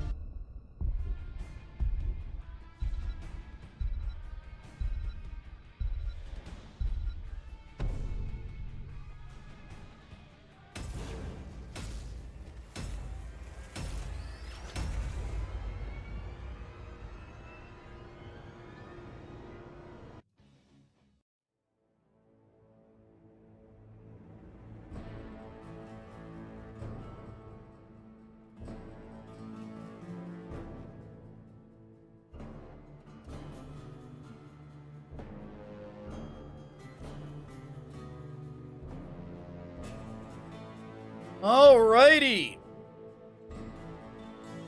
Sirs looks like they have such a mean draft, honestly. But the scaling of Vala is something to be very conscious about. Left-hand side, though, in our best of 5, on the left-hand side will be the Storm League Enjoyers. We got an Aryan Maev, Alvarez Johanna, Itrax Vala, Hajdano Anduin, and Sisibos is your Arthas. Casper for Sirs on the Yrel, a Darkwolf Muradin, Sai Li Ming, Tyrande played by Scorch, and Sylvanas Nano. Alright, Pursuit of Justice, Zealous Glare, Puncturing Arrow, Power Word Shield, Dauntless for Yrel, Dwarf Block, oopsies, Dwarf Block as well as, oh, First Sentinel missing. Aetherwalker, Moonlit Arrows, Unrelenting Torment, and Arthas. We're going Borean Winds. Nope, he's going to be Frost Presence level 1. Lunar Flare getting 2 baseline stacks for this Tyrande. 10 gives you 30% range increase in the Lunar Flare. 20 is Piercing Sentinel, and 40 is what used to be Shooting Star. In the months that I've been casting Tyrande since her changes, I don't think I've seen a single Tyrande hit 40 stacks. I believe the closest was about low 30s. So Yrel and Sylvanas to match up against the Maev Arthas of top lane. And Arthas with that Frostmourne Hunger is getting an auto attack stack as well. Howling Blast firing out. Little Shadow Dagger from Sylvanas. Sentinel Throne from the bottom of the map up to top. And it will reveal, I think, the Maev rotating in. Actually, might have not there. Spirit of Vengeance. Umbral Bind will not get the pull into Li Ming.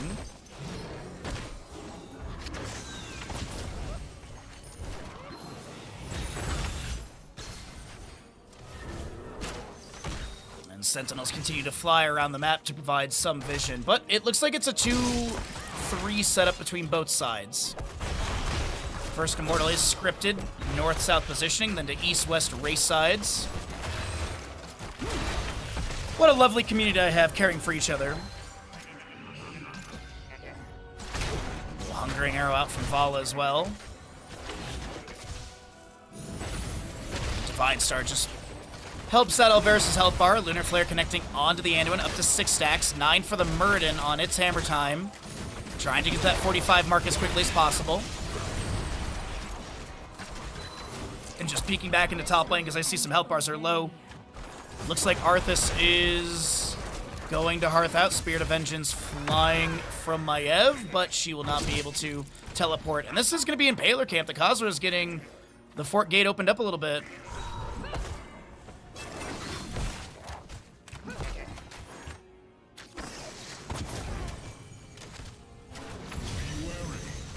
Aegis of Light, by the way, level 4 on the Yrel. 40 armor for 5 seconds to the allies when landing with the Avenging Wrath. We don't typically see the Holy Avenger cooldown with this at level 7. I think there could be some cool synergies with that. Especially in brawly, grouped-up fights that you can have on this map, but it'll probably be Righteous Momentum. It's kind of hard to pass up that charge mobility to almost have mount speed. So, Tyrande also has Huntress Mark. She can apply it to the Immortal. I don't know if I can catch this in time. You might have seen it in the bottom left for a moment. There was the minus 15.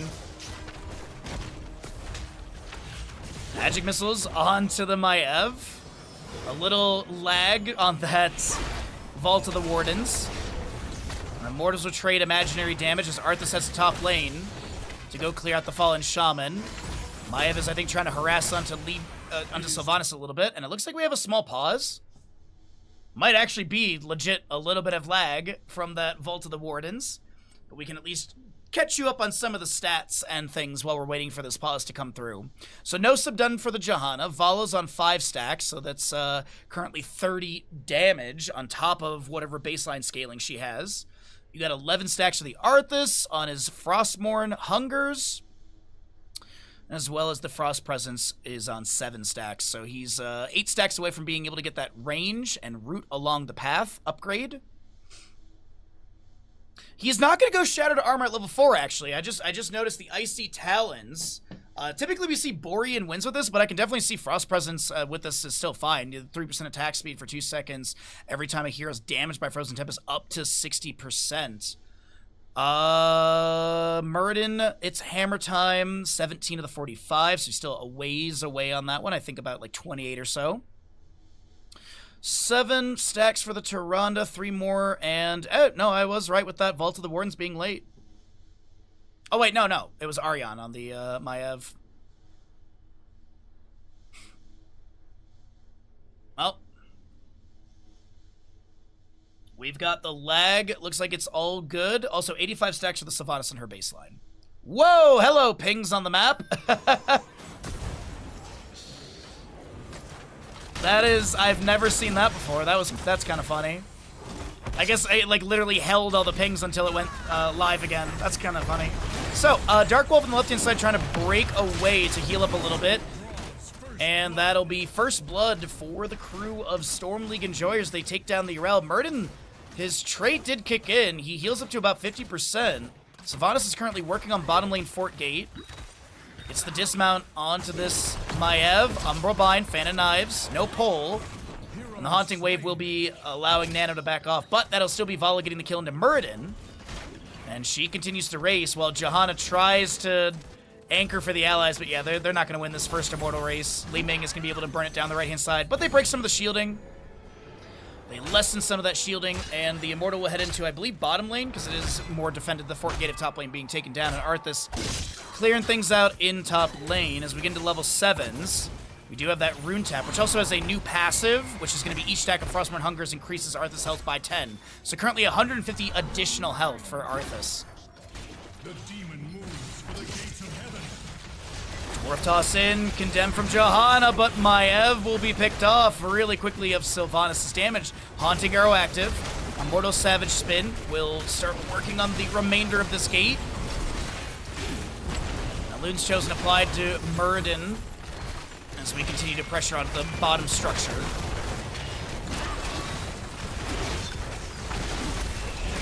Another spin. Muradin Dwarf tosses to the right-hand side. Chastise lands onto Scourge, but the Tyrande's fine. And the fort nearly taken down, not completely. Do they stick around and try and get the last little bit of damage? Stormbolt hits a minion. Nano taken down.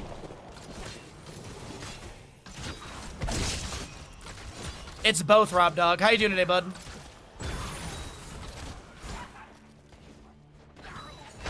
Alright, oh no, it's actually going to be Divine Steed at level 7 for the Urel, by the way. 14 stacks for Tyrande. Lunar Flare lands! Murden Dwarf tosses in. Does he have a Stormbolt to chase? The Sentinel, the Arcane Orb, tickles the heels of Vala. She'll be taken down. Umbral Bind is met by a Stormbolt as Aryan tries to back away on the right-hand side. Sai tries to get that Calamity Blink kill. Misses it because of the Vault of the Wardens, but they still manage to pick up their third kill. Second in that engagement, and Casper finishes the bottom lane fort.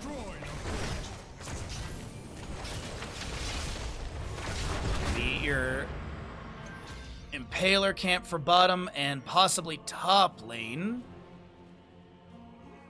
Might be just the minion wave grab. We're going to go ahead and cycle through the other numbers as well, get an idea of what the damage healing experience looks like here in map number 3 of this second of 3 best of 5s today. I will reach your position shortly. Some splash of the Arcane Orb does get some damage onto your Vala, and she'll mount up, back away, and then continue to clear things out here. Alright, so we got Army of the Dead, Light Bomb, Rain of Vengeance, Blessed Shield, and Containment Disc, which was already used. Mind Control, Starfall, Wave of Force, Avatar, and no Sacred Ground this game. Ardent Defender will be picked up. I will deliver this realm from your Arthas pops the Army of the Dead, anticipating the enemies to collapse on him. He's going to be hit by that Huntress Mark, and Tyrande's taken down. The Mind Control and Devolve Leap of Faith to counter that. The Blessed Shield misses into this Sylvanas, but Li Ming rotates in, and with the help of Urel, they get the double kill. Arthas on the right-hand side trying to back away. Muradin trying to catch them in the disengage path, but Arthas did double back and manages to hearth out. But it looks like Sirs will be able to grab another Immortal here, at least the first half of this. How's stream going? It's alright. We're chilling. We're having a good day. I didn't sleep a lot last night, but we're here in the mix of it, and we're having a fun time. Goodbye, Muradin. I seek better ground. 5-5 in kills. Immortals will swap sides. Li Ming gets the hearth out in time. Shield Glare to check the fallen Shaman camp, and Immortals will swap to north-south positioning. Vala immediately racing. Does have the Puncturing Arrow up to 14 stacks. Has that Monster Hunter level 7 with the Repeating Arrow 4 for the reset. On for Vaults. Urel on the right side. A Lunar Flare zones a little bit. Condemn did connect onto Casper. And Arthas is trying to deny any race onto this, but I don't think the race is going to be called for. They're going to try and defend. Sirs. Containment Disc onto Urel. Mind Control, I heard it go out. The Blessed Shield, the Haunting Wave. They teleport forward and Vala will be taken down. Reset for Li Ming as Urel comes in with the Avenging Wrath. The Spirit of Vengeance to try and get the remaining damage. And this, Maeva is going to commit to it, but she's so dead.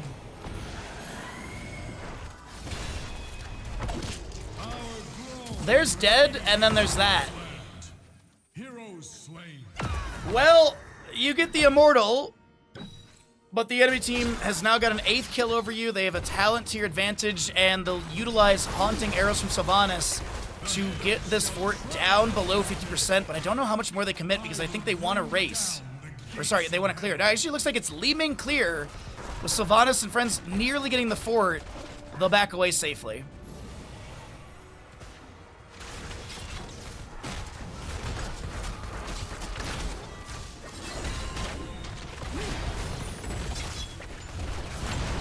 Arcane Orb flies out, hits onto the Vala. Righteous Hammer connects into this Arthas. And now Urel looking to get away from that slow that's being applied. Containment Disc onto Tyrande. Leap of Faith pulls the Vala to the left-hand side. The Rain of Vengeance also denies Urel getting the kill. Spirit of Vengeance for the Hungering Arrows connecting onto Casper, who gets the Divine Steed. But meanwhile, Muradin jumps in, and Vala will be taken down by Li Ming.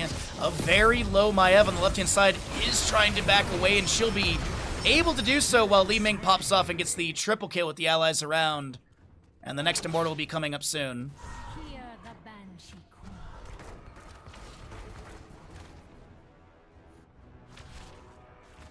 Sorry about that.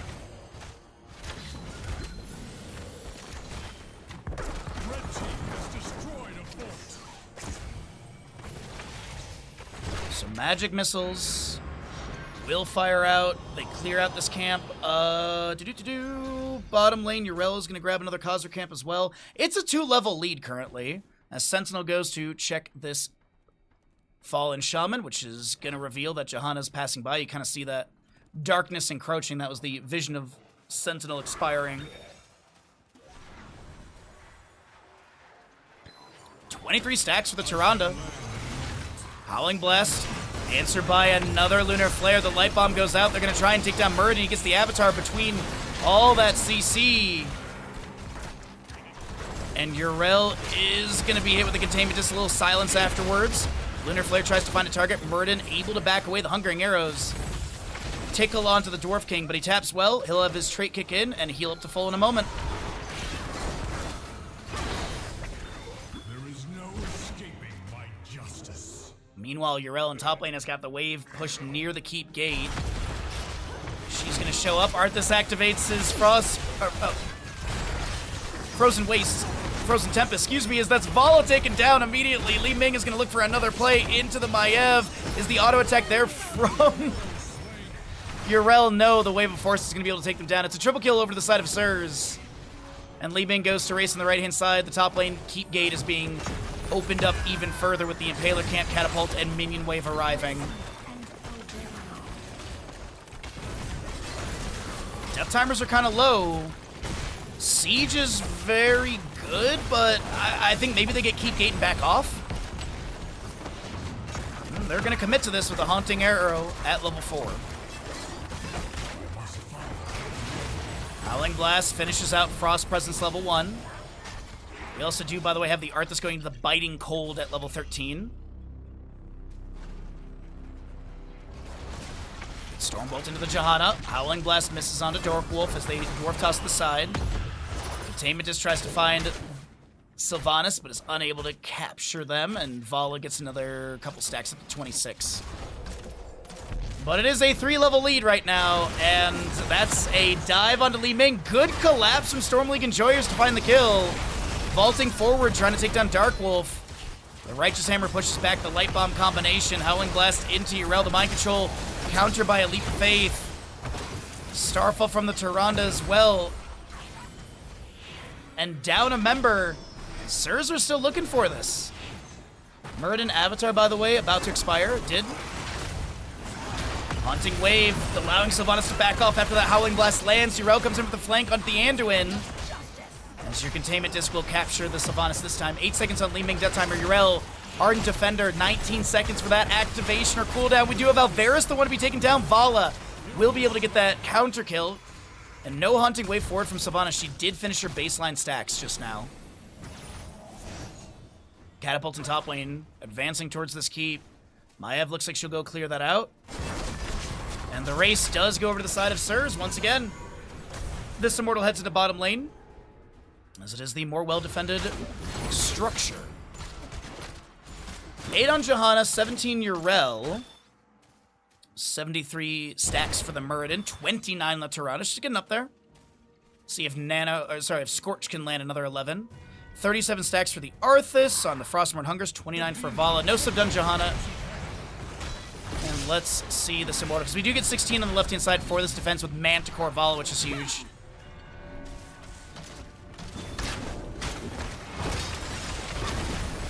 Howling Blast goes out. Spirit of Vengeance just trying to poke at the wave and the Immortal.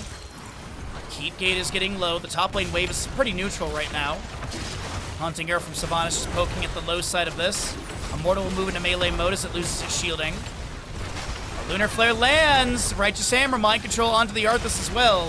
A Blessed Shield answers back.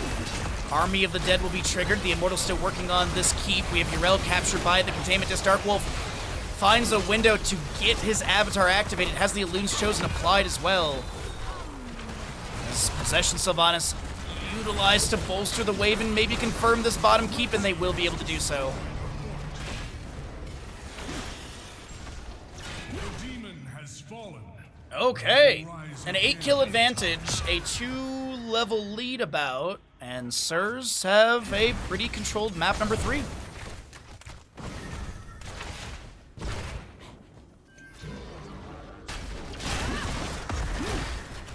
Bolt captures.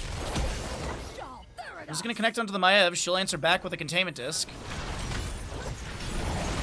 Howling Blast fired out. Muradin is trying to get away. He's got so much damage applied to him. Throws back a Stormbolt. And can Storm League Enjoyers find another kill?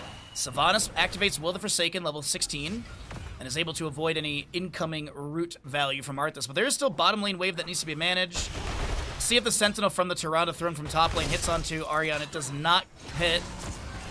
This is 4v4 in top lane, though. All up to 37 stacks. The Blessed Shield from the Johanna. Alvarez gets the Iron Skin before that Li Ming had the fatal burst needed. But here comes the kill into Arthas. Reset for Li Ming. And still tries to chase in magic missiles. Hajino eats a few of those to deny any kill onto the Vala. And here is the Immortal spawning in 20 seconds.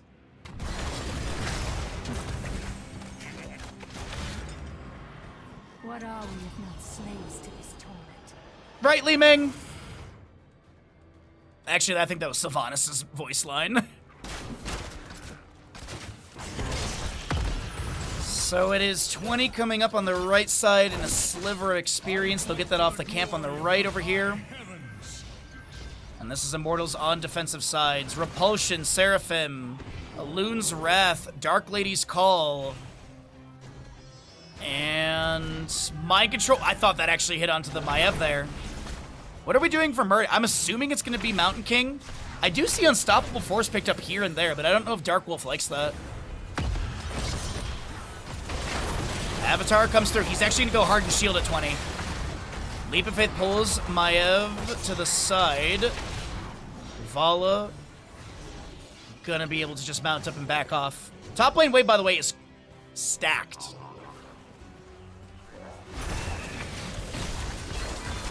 While the top lane wave is being managed, this is gonna be an easy first half of the Immortal race over to the side of Sirs. The assumption is that they'll win it, as they have the 2-level lead, the Talenteer advantage, and it will go into top lane, so it's going to be a quick clear into bottom, just to get rid of that Fallen Shaman, in case this is not a game-winning push.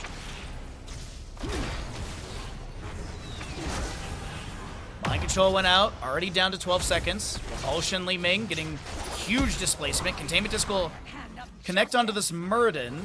Chastise to try and follow that up, and it will. Looks like there's a Dwarf Toss already activated in that. Big Righteous Hammer from Urel into a couple enemies. The Mind Control around the corner into this Johanna. She answers back with a Blessed Shield. The Rain of Vengeance from Vala won't be enough. And Maiev also falls. Haunting Way forward. Repulsion again to push the Vala back into Muradin's Loving Hammer. And that is going to be a quadra kill as the GG is called. And Sirs advance through bottom lane to try and end this map number 3. And give us, and go up in the next map, 2-1.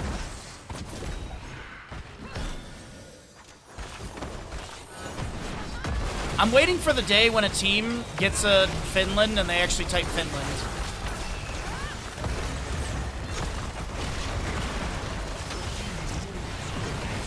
Finland is going to be achieved here in map number 3. Sirs will be able to confirm the core kill. And this is GG well played. Sirs are 1 map away from being able to enter into the upper bracket final tomorrow morning.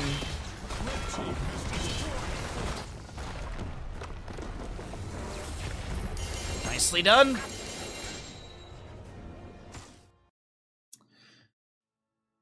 You slept terrible, bad sleep twins. It's like everyone in chat slept bad last night outside of Kaimo. Maybe we all gave Kaimo Tripson our sleep so he could feel better today. But I'm gonna need that sleep back tonight. All right, we are currently 7 subs away from being back to 300. A bit more to try and hit our Wolverine stream. If you'd like to help us hit that, that'd be super duper appreciated. As always, your support to the channel does allow us to bring you these casting days, so please do consider subscribing if you have the available funds, Prime Gaming, any of that good stuff. And we'll go ahead and roll out the ads and get ready for the next map. Find out if it's going to be a 2-2 after the next map, or will it be a shutdown from Sirs? And Sending Storm League Enjoyers into the lower bracket. Semifinal coming up next. Mr. Bandit. Mr. Bandit. You are perfect. Thank you for the redemption. Alrighty, so Sirs go up. Oh, that lobby got made fast.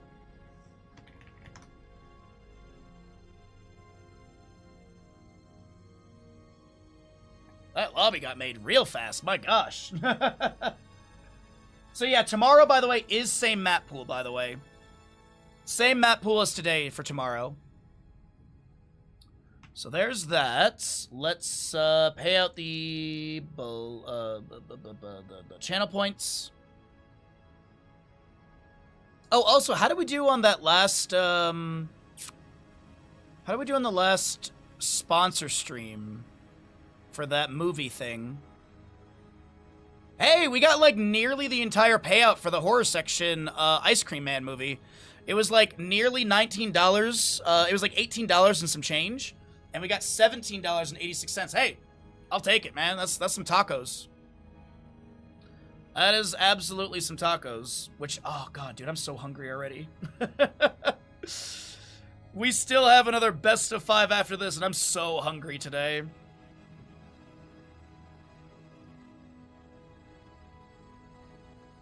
You slept great last night? Your bad sleep night is tonight? I have to, as I said, after stream, I'm going up to North Shore to go see my, my pseudo-sister. And then we're gonna get a little bit of food before, because they have a wedding that they're going to, so we're gonna see each other before that. And then, because the wedding is, like, way later in the day. I think it's, like, a sunset wedding thing that they're doing. So, I'm gonna go do all that. And then, go to bed early tonight because I gotta wake up at 4 a.m. tomorrow for tomorrow's games, because tomorrow we start at 6 a.m. rather than 7 a.m. Unfortunate about the Discord post? About what, the map's not changing tomorrow?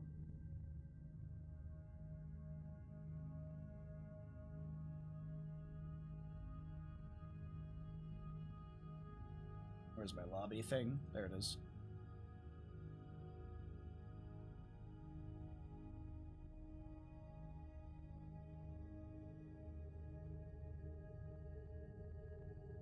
Alright, so Towers of Doom.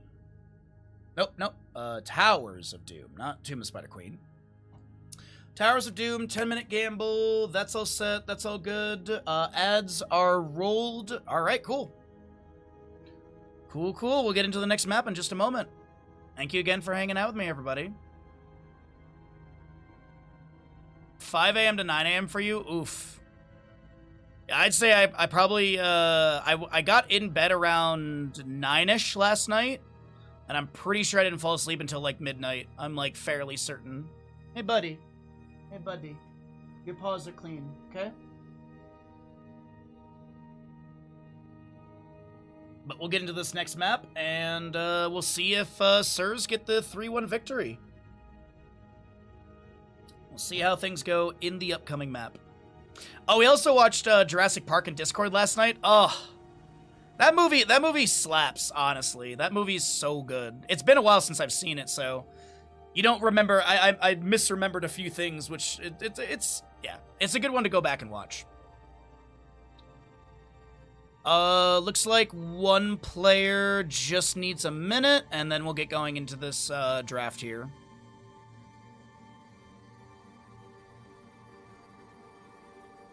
Also, next weekend, there's apparently another tournament starting up, so I don't know how long that tournament's running, but I think there's another tournament starting up next weekend, too.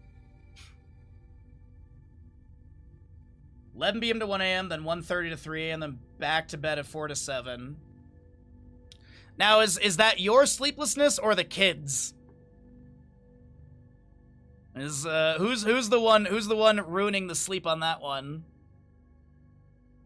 Mine was just I could not shut off my brain, no matter how hard I tried. Because the go-to for me is just like, sort of like, designing a house, but like down to like the screws and like that level of detail, because I don't know why that just makes me sleepy. It's kind of it's like meditative almost. Jurassic Park Classic overwork IT life.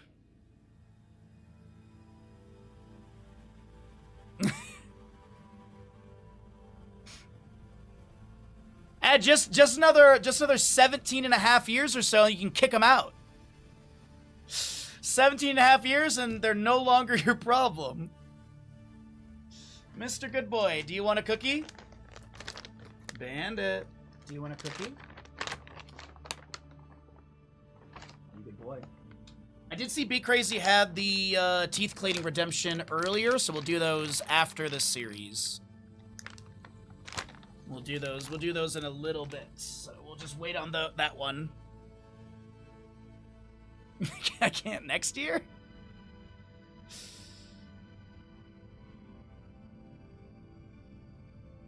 Alrighty. So player just needs to finish up their phone call or whatever, and then we'll get going in this game.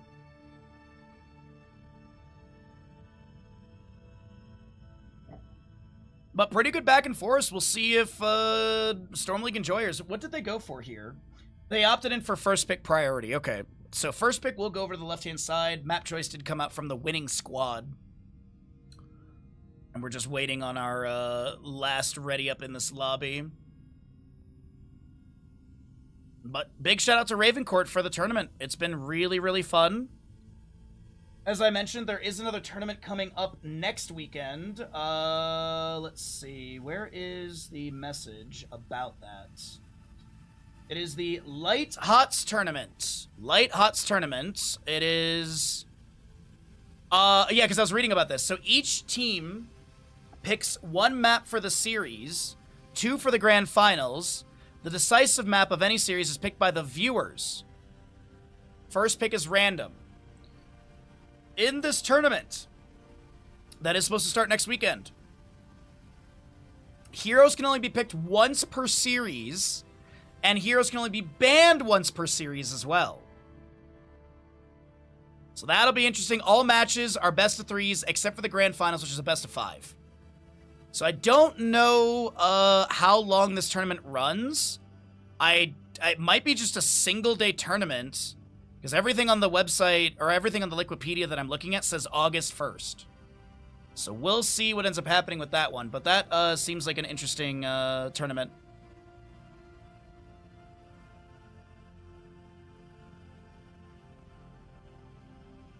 Okay, so... Sorry for the delay.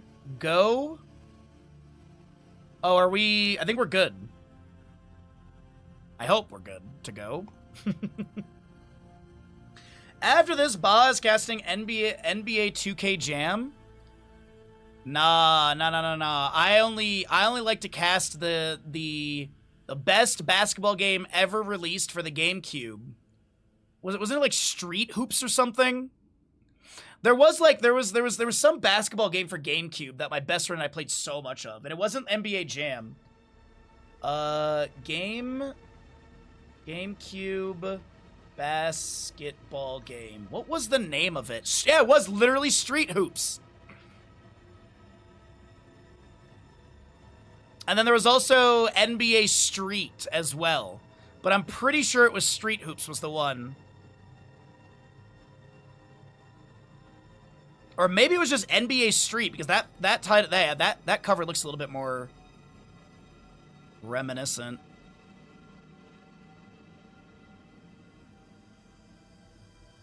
Boom shakalaka. Wii Baseball.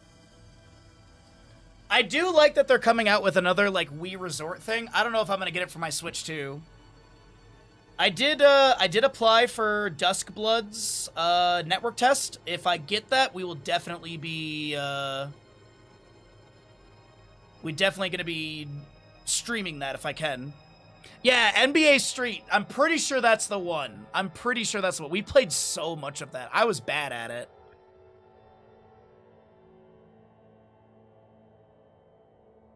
Okay, so... Alright, there we go. Towers of Doom. Welcome back, everybody! Thank you for your patience between the games as we are here ready to go into map number 4 of this Best of 5 series. Loser of the series heads down to the lower bracket semi-final matchup coming up next. So we'll have one more Best of 5 for all of you. If this is a 3-1 victory for Sirs in the red, Storm League Enjoyers will have your first pick priority, first ban priority as well. So, what do we want to see, though, for our start of the draft? Any possible, like, Dahaka bans for the double soak? Are we going to have any target bans from previous, the previous maps, like that Tyrael that we saw actually in map number 3 banned? Garrosh will be removed as well. Okay. Chen was a consistent ban out from Sirs. We'll see if that comes through again, but right now it's going to be the Garrosh to start things out.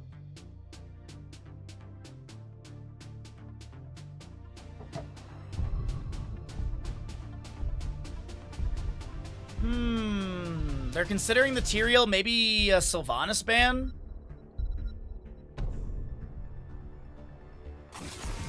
Get rid of the Maev. Okay. They were the ones who picked it last game. They've got first pick priority, I believe. Double check the lobby here. Yeah.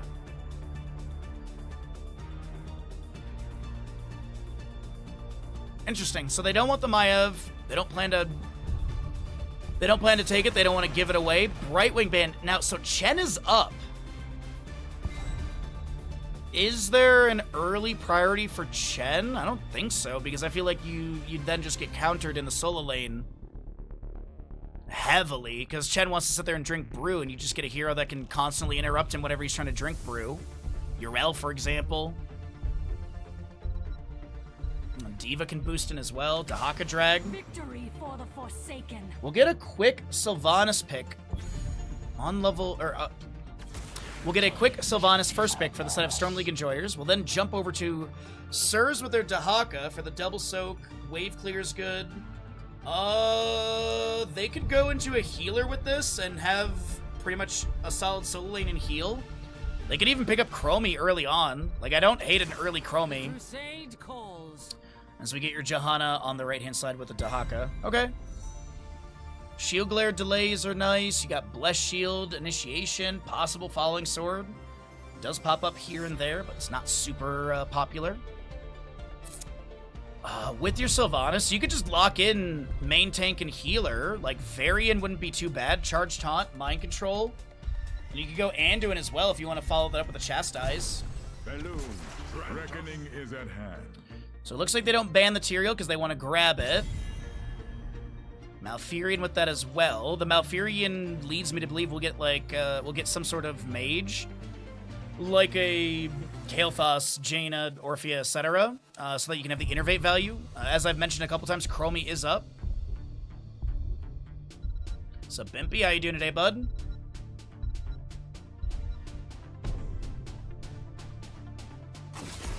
And Falstad removed. Falstad did have some really good play on map 1 and 2. Getting up there on that hammering for map number 2 for the Gathering Storm up to 130, if I remember correctly, but did not have victory on that game. What is your favorite dipping sauce or wings? Ray's barbecue sauce mixed with some sort of hot sauce, like Cholula or Tapatio. Something like that. That's usually my go-to. Or just straight, like, green Cholula sauce is amazing. Next 2 picks, though, on the right side with the Johanna, Dahaka. Still need the healer into a Malfurion. I don't hate a Deckard Cain. You could get a lot of really good setup and poke and potion, Ready to roll out. So it begins. potion setup as well for the allies. Today I learned that Deckard Cain is as tall as a tank. But yeah, the Deckard plus Sergeant Hammer is really nice. Stay Well and Listen is a really good control too. You could consider Lornado, but I think it's going to be Stay Well and Listen. Probably respect the Elderly at level 20, which is unfortunate because Roger Cube, Perfect Gems at level 20 is so strong. The Chen that I've been waiting to see if it's going to come through does come through. This realm needs me. And Li Ming with that as well, so there's that mage I was thinking about. I like the draft a lot from Storm League Enjoyers. I think they could take us to a map 5. Back that it was blue cheese. I mean, blue cheese is still like the common side for wings. I don't like blue cheese. I don't care about it. I don't care for ranch or blue cheese. What are they gonna do with the Sergeant Hammer? Genji. Good mobility, good poke, some backline harassment onto Li Ming. Will your cosplay be as tall as a tank? Yeah, I'm gonna get stilts. I feel like Wandering Keg is gonna be a real big X factor in this. Let's get into it. Let's find out. Get your gambles in.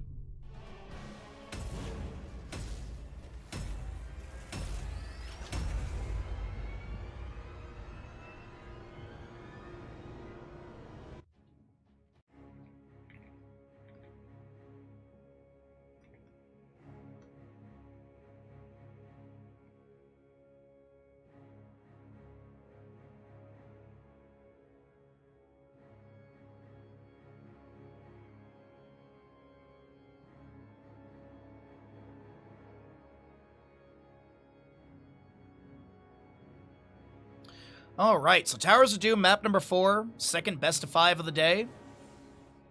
Let's take a look. Prepare yourself for Always bet in Tyrande, heroes. but there's no Tyrande here, Kaimo. Unless you have accidentally rewound the stream. Storm League and Jars on the left-hand side is going to be your Arion Sylvanas, Alvarez Tyrael, Sisibos on the Chen, Li Ming, Itrax, and Hajjano Malfurion. Right side of the map is going to be Sirs, looking for the 3-1 victory with the Scorched Deckard, Nano Hammer, Scion the Genji, Dark Wolf Johanna, and Casper Dahaka. 3, 2. Might of the Banshee Queen, Ardent Restoration, Aether Walker, Let the battle begin. Emerald Dreams, as well as your Sapphire, Enhanced Agility, Freshest Ingredients, Zealous Glare, Advanced Artillery, and the Cyber Agility for Genji. What's up, Buffalo? How you doing, bud? Smash goes down the ground, Flame Breath firing out as well, and looks like, wait a minute, Dahaka lands the drag into Sylvanas and they rotate to top lane. Keg Smash on the ground, and Sylvanas is going to Haunting Wave, but Genji tries to chase in. Deflect is not going to be enough! And Sylvanas lives. She'll be able to Hearth out with less than 100 HP. Magic Missiles will find their way into the Johanna, but she has Iron Skin active. Alright, Sapper camps on the left and right will be worked on. Alvarez is going to scout this and will not look to invade. Okay. A little bit faster on the right side. Johanna shield glares, but is unable to step up as Alvarez has a little bit of body blocking onto the Dark Wolf. Chen drinks up some brew. A little bit of damage onto Casper here. Congratulations on your watch streak. Thank you very much, Bimpy. The Sappers in bottom lane are pushing in. Condemned from Johanna. And shield glares as well. Sergeant Hammer will be able to clear things out. And she'll start rolling into position for another siege mode. 1, 2, 3 Sappers charge on in. More damage into this fort gate. We do have Malfurion throwing down a root. That'll put Hammer to sleep. She's awoken by some magic missiles, but is able to get the Hyper Thruster back away. Another Iron Skin from Johanna will trigger, and she picks up the potion from Deckard over the wall. Sylvanas and Chen did get this top lane camp. Chen gonna look to push in the 3 Sappers, and it looks like they will be able to get the charge in. 1, 2, and 3. Gate and 2 towers. The gate will be taken down. Nano chunked by Alvarez, but gets a nice big potion from Deckard. Johanna with the Condemn, subdue slow value, and that'll be first blood picked up by the squad of Sirs. As we have literally over quarter million channel points on Sirs. I didn't realize Buffalo Chicken Guy was that all in. Well, Sylvanas is going to get some value in top lane, able to open up the gate a little bit further. Just going to get onto the vision of Sylvanas here so we can see her marks of the Black Arrow. Triple altar coming up. It's typically top, left, and right are traded. The positioning leads me to believe that this is Hajino getting the channel down here. Unless Deckard has a Herodric Cube to interrupt. He does have one interrupt. Genji Sylvanas will trade. We do have that siege tactics for the Sergeant Hammer. Another shield glare to delay things out. Dahaka brush talking on the left-hand side, looking for the drag. He'll burrow. He does not get put to sleep by the Emerald Dreams, and now Hajino, split from his team, is gonna need to back away. This poor Malfurion will fall. A second kill to Sirs.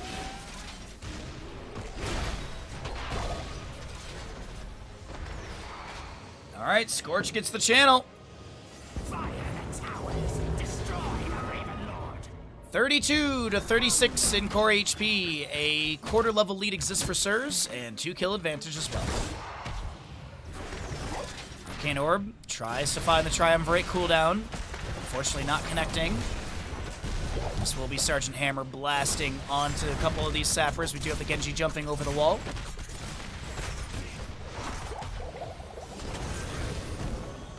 Okay. So Dahaka in top lane with Lurker Strain.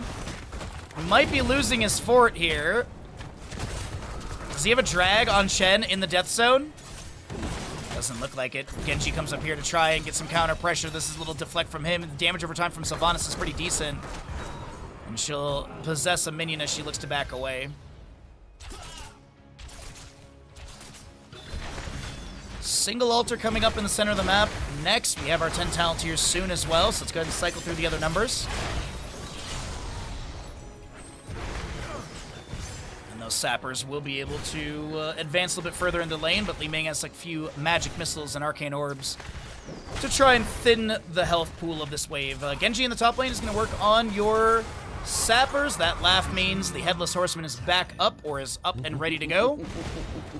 And single altar center of the map, as we had mentioned. And Hammer does have that hover siege, looking to poke at the fort gate of mid a little bit more. Actually, mostly onto the Sylvanas.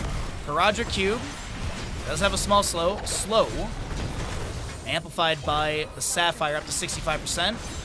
Malfurion did come through to help out a little bit here. We have the Genji diving in. There's an Arcane Orb from Sylvanas. Swift Strike, and Sylvanas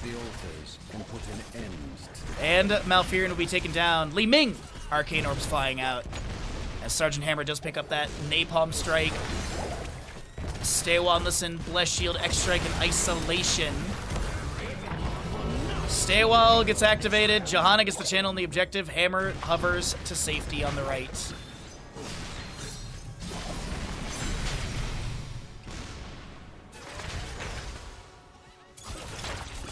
Attempt of a drag from Dahaka in top lane, unable to pull. And Shen will just try and chase out a little bit here with the help of Sylvanas, or was looking to chase out with Sylvanas rotating up, but not gonna happen. Bless Shield ripped into this Malfurion. Genji Swift strikes in. The X-Strike is good. The Wailing Arrow from Sylvanas is the answer, and Genji does get taken down. A 2-for-1 favoring the side of Storm League Enjoyers. They might be able to take down the Deckard Cain. Judgment smushes the old man into oblivion, as we do have a drag from Dahaka to Tyrael. He takes a couple tower shots, but nice turn of events for the side of Storm League Enjoyers there. Death timers are low, objective has not been announced, and so we'll be seeing everyone up for to contest the next objective.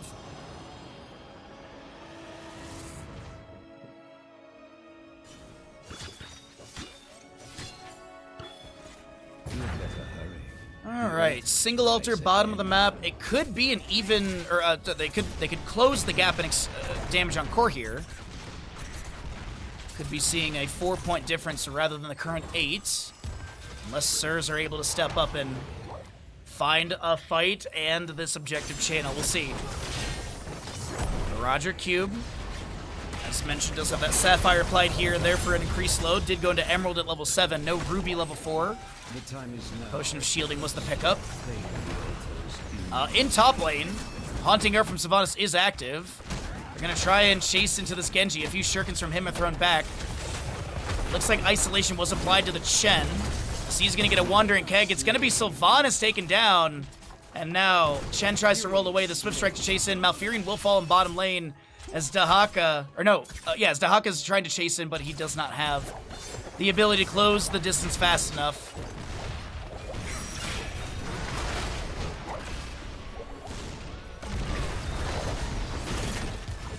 siege tactic activation. I think they're going to try and get this fort taken down. Whoa!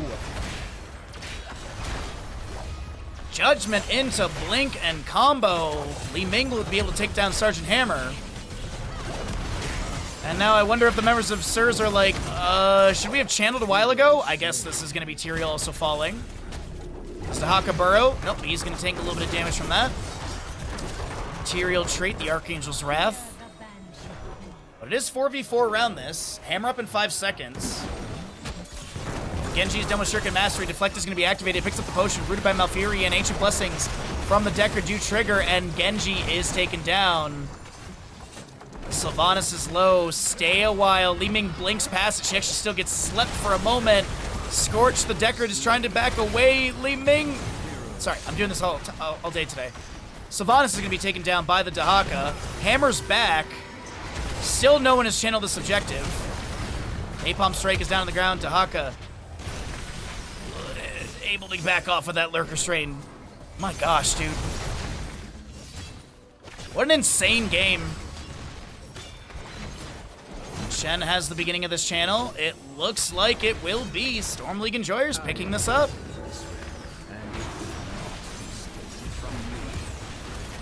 Wave of Force from Li Ming to interrupt the Johanna in her hearth, but there's not another Shield Glare.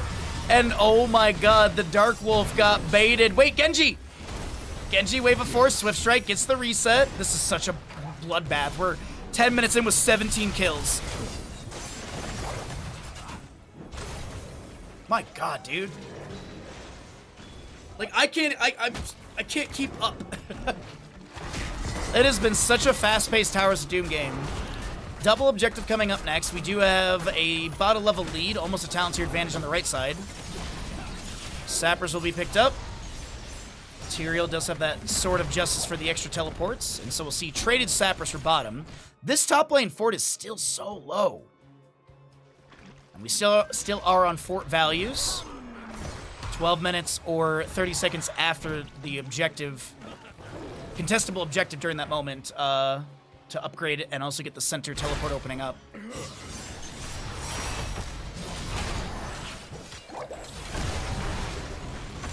Arcane Orb. Scorch is able to avoid that by just hugging this wall, and Roderick's Staff is a big one for Deckard there to get that little 3/4 of a second stun. And really low cooldown as well at every 5 seconds available. You can actually see the glow on his staff is actually the trigger for that, or visual. Genji able to Swift Strike away from Chen in mid lane. Dahaka did Hearth out. He's going to Brush Talk on the left side of your screen. Ancient Blessings will be activated by Deckard. Shield Glares trying to chase into Malfurion. Judgment from Tyrael, but he's going to be taken down by the Genji. And Tyrael Explosion getting some damage onto the enemies. That's going to be a Wandering Keg onto the Dahaka. Does he have a burrow to get away from some of this incoming damage from the tower? No. 1 for 1 as Hammer will activate Hyper Thrusters. Next strike from Genji trying to take down this Malfurion, unable to do so. And Li Ming chasing onto Genji. He gets a heck load of potions from above. Li Ming blinking in. Do have that healing debuff stacked onto Chen between Sins Exposed as well as Emerald level 7. Nano gets hit with a huge Arcane Orb. And this is Hodge to know with the channel. Genji will be interrupted. Is it Storm League Enjoyers pulling ahead in this Towers of Doom game? Malfurion has the start. One delay onto Malfurion, I think, from the Deckard Cain. He's going to activate a regrowth onto the Li Ming and start stepping in. She blinks forward. The Arcane Orb and Magic Missiles hit onto Nano.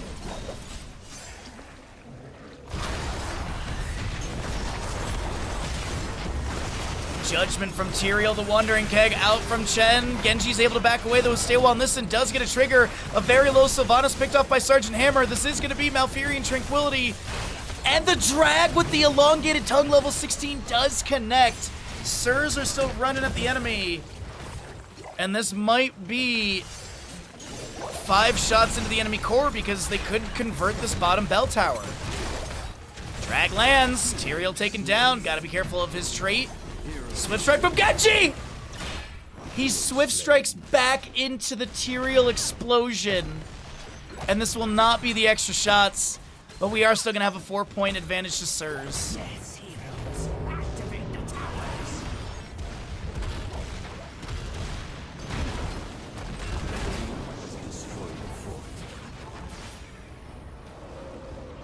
Dahaka, can he save the top lane fort here? I don't think he will. But it is still fort for fort traded. Now, you're going to see the objective, or sorry, you're going to be seeing the announcement of the center teleport opening up and the keeps upgraded. Heroes, I have opened a tunnel. Since we are 30 seconds past the objective timer. Next objective, by the way, is triple. Top left and right, center location.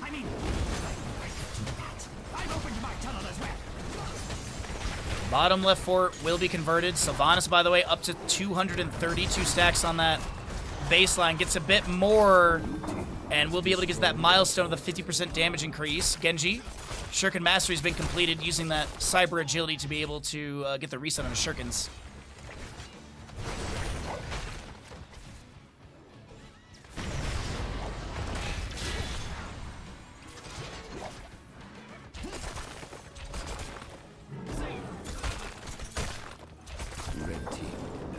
Thank you, LaFacia.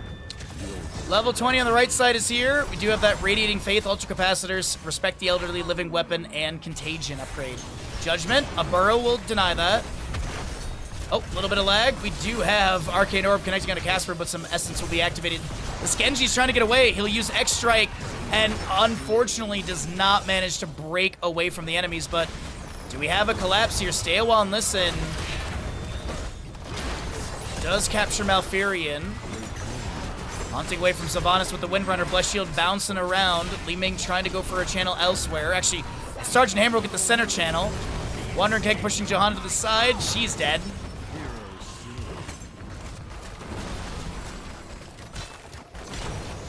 Storm League Enjoyers. Trying to convert this belt, this top keep. Another Napalm Strike will interrupt as well. I don't know if they're going to be able to get it, though. Dahaka? Nah, okay. 20 to 18 game? Even more, maybe. This could be 14 shots. This is 14 shots into the core of Sirs. That is a huge turnaround on this map. Yeah, that is... Yikes. Judgment. There's going to be Ancient Blessings from Deckard. Potions are flying out. And Flying Kick, Wandering Kick from Shen. He tries to push someone back into the enemy team, or the allied team. Unable to do so. Genji in the bottom lane, though. Is pushing onto this keep. Hammer and Deckard in top lane, clearing things out. Doc has found a dragon to Chen, but yeah, I don't think he's going to be able to do too much with that.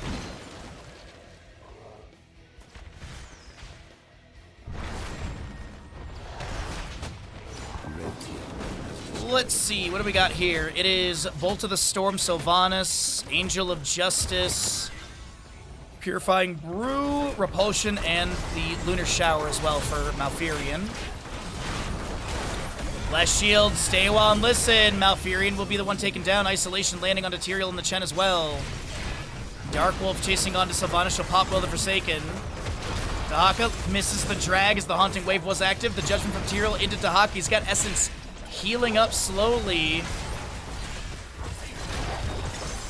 And can Alvarez get away from this incoming damage? That doesn't look like it. Drag from Dahaka attempted as well, but won't be able to get the pull, and there is a double altar phase, top left and right.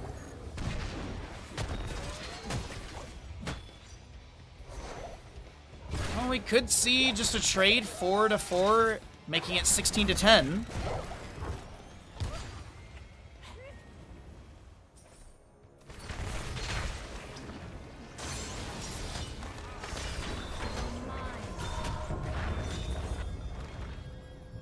So, be swift, heroes. So far it's a trade. Dark Wolf is kind of in position if they want to try and delay. They missed the Shield Glare for a delay.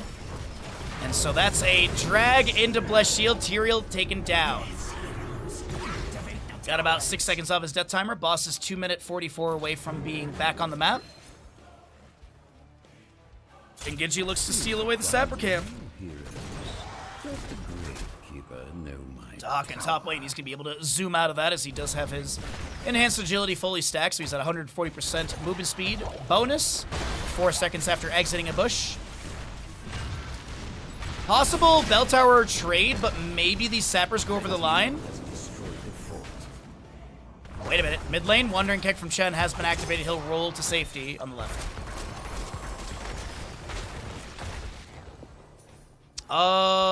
Sappers go over the line and bottom.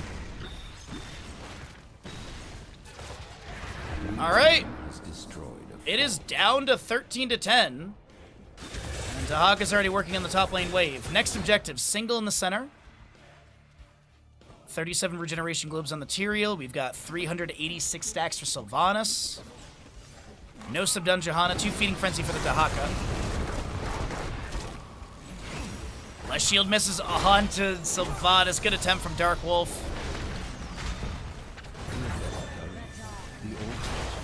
He's still checking boss a minute 27 on that.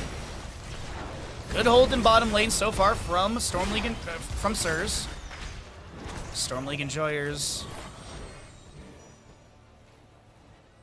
What is the... obviously, they have to rotate through here, and Dahaka, he's set up just above.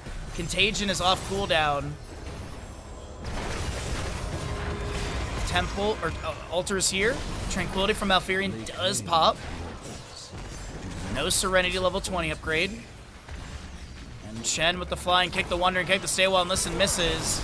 That is going to be a judgment onto the hammer as well. Baseline for Sylvanas is done. Sergeant Hammer trying to back away, gets a potion of healing. Concussive Blast as well. There's going to be a few more potions around, and Li Ming, is she going to be taken down by Genji or anyone? No! Dahaka looks to sneak the channel on the right side while the allies continue to defend the bottom fort. To make it a 9 to 10 game, a 1-point difference maybe. Flesh Shield answers the repulsion displacement into the Sergeant Hammer. And Chen is trying to get out of here with the stagger damage active, but he's good.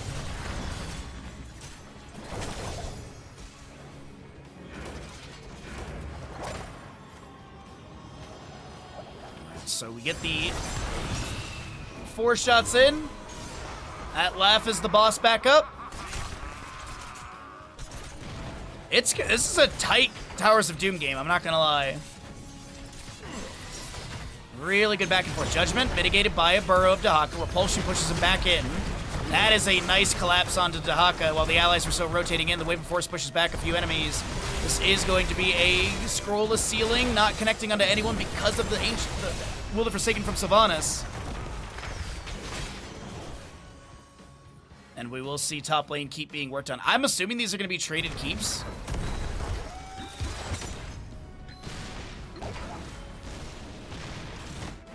Ooh, are they considering boss here?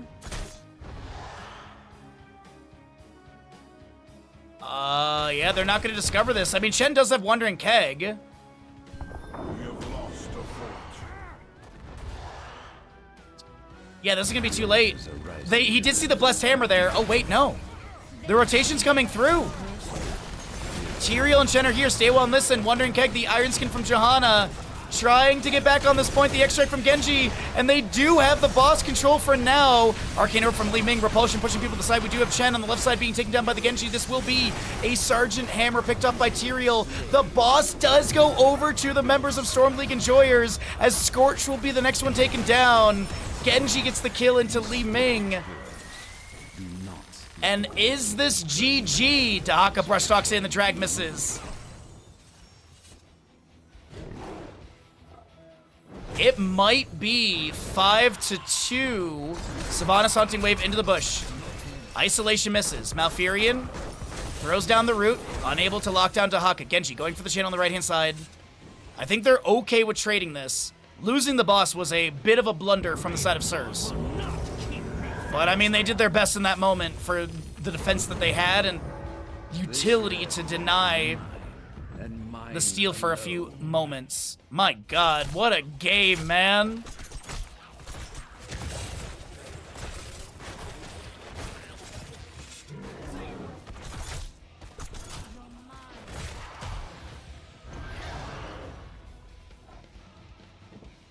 Alright, sappers are going to enter into bottom lane. Death timers are just about finishing up for both teams. I'm looking at the minimap to see where the preview is for the next objective. It is double again, but in the center and bottom locations. 3 sappers make it into the bottom lane keep. And that'll drop it down nearly to 50%. Tension in this map 4. No tournament life on this one, but if Storm League and Jares lose here, they go down to a tournament life matchup in the lower bracket semifinal coming up next. Drag misses from Dahaka.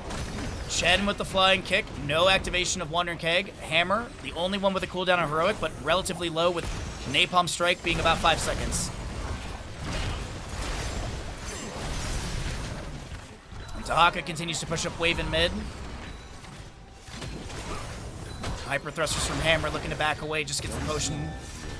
She sets up again, clears out the wave. Dahaka above in the bush, maybe looking for a drag potential.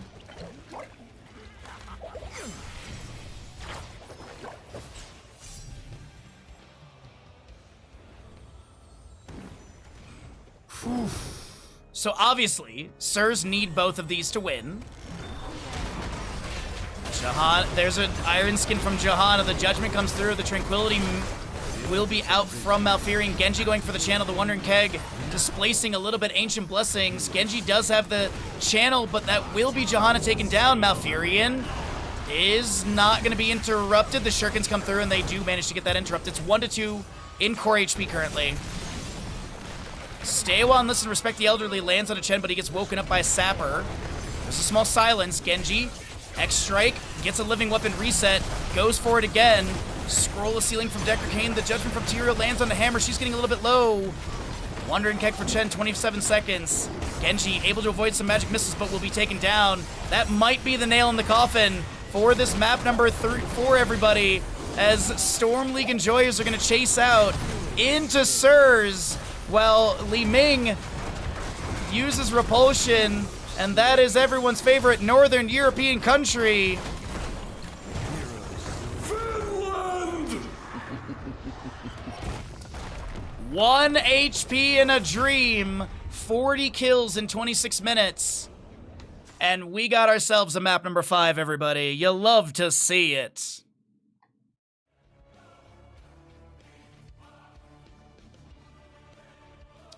Well, as I've been mentioning throughout today, we are trying to hit over 300 subs. We're looking to try and get to that 333 mark for a future Wolverine stream.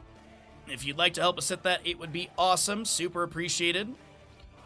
If you happen to have an available sub, if you'd like to give subs, if you'd like to use your Prime Gaming, all those factors do help us out a ton.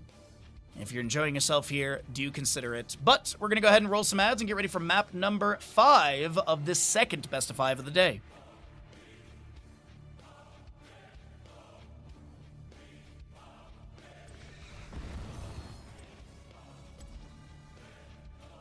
Okay, so we'll let the stream catch up before I pay out the gamble. And, we'll see what we get here. You can't just shoot a hole into the surface of Mars. Rob Dog, thank you for gifting a tier 1 sub. And you got Deadbolts as well. You got the cutie. You got the cutie. All right. Thank you so very much for that. I appreciate it greatly. Guilt tripped. Nice. All right, Storm League enjoyers did win that map. So there's the payouts. Here's the score update. Once we get the lobby, I need to run to the bathroom, and I need to get some water before we get into this. Before this next map goes, it is Tomb of the Spider Queen, by the way. All right, so I'm gonna run and grab myself a glass of water really quickly. I will throw the lobby link out for anyone that might need it, and I'll be right back, everybody. What a great series.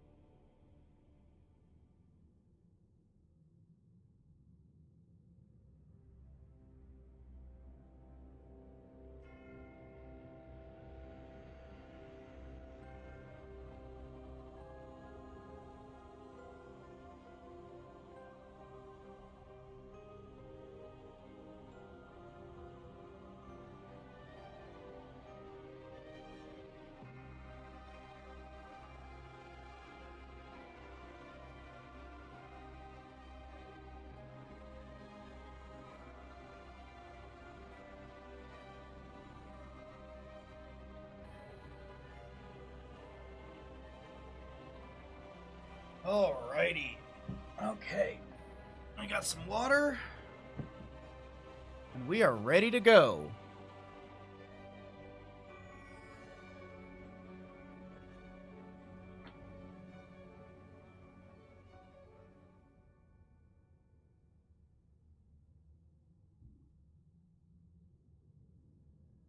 Well, yeah, you were one of the 6 people who predicted, so. Lobby is set. Players are on the same sides. Let's write up the prediction for Tomb of the Spider Queen, and we'll throw you all 15 minutes, as this is a map number 5, so if you want to blind gamble on one of these 2 teams, go for it. Alright, looks like we got a good ad blockage out of the way as well, and Tomb should get going in just a moment. That was, I gotta say, that was such a good Towers of Doom game. That is one of the many reasons I love Towers of Doom, because that map we just saw was so close, that was so good. And it all comes down to this for the team that will be making it into the upper bracket final tomorrow morning, versus, I believe it's Skibidi, right? Looks like the Liquipedia hasn't been updated yet, but that's alright. So, loser of this series goes down to the lower bracket, and they'll fight against Clyde Kittens, if I remember correctly here. But, a great second series, and the best part is we still have another best of 5 after this. It's definitely going to be a long day of casting on my end. But we are going to be able to get into this map number 5 in just a moment. The readies are being requested.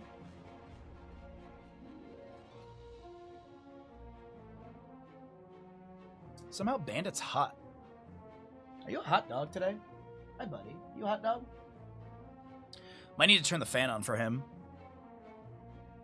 Alright, So what's the game plan for Tomb of Spider Queen? Obviously, it's a double soak map. Gul'dan is very prioritized on this map.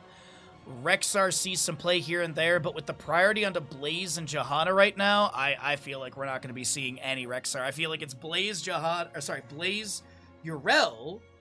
We might see a Leorc. I could definitely see Leorc for this map as well, but I think the readies are out, and we're going to get going.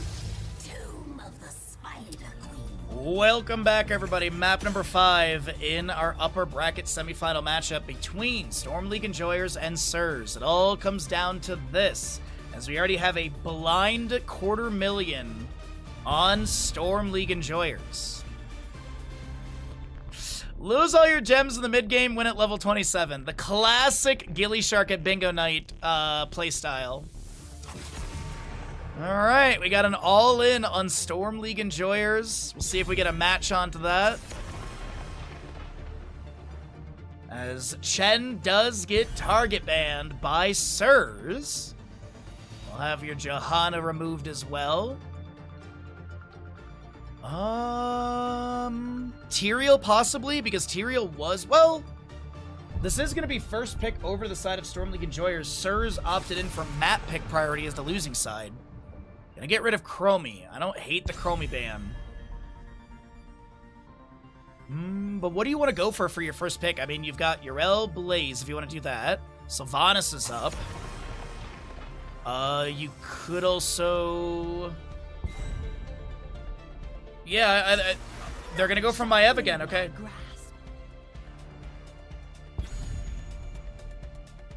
Maiev, okay. You got Mobility. You got Vault of the Wardens, Vigorous Vaulter 20. Fan of Knife resets. Wave Clear is meh. She's not awful. She's like a CB if you're grading her Wave Clear. She does have the available tools for it. Legally Distinct Skeletor coming through with Blaze. Oh, also don't forget, on the Battle.net launcher, you can claim a free Thrall skin. The BlizzCon Thrall skin is available on the Battle.net launcher if you'd like to claim that. Let's fly. No purchase necessary. Literally, you just push a button. Maiev, Falstad, and Malfurion. Grant us strength.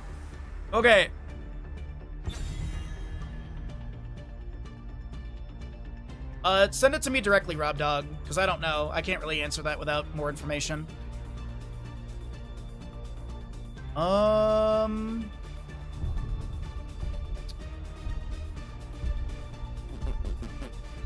mean, Cho'Gall is available, but I don't think you have a solo lane Maiev.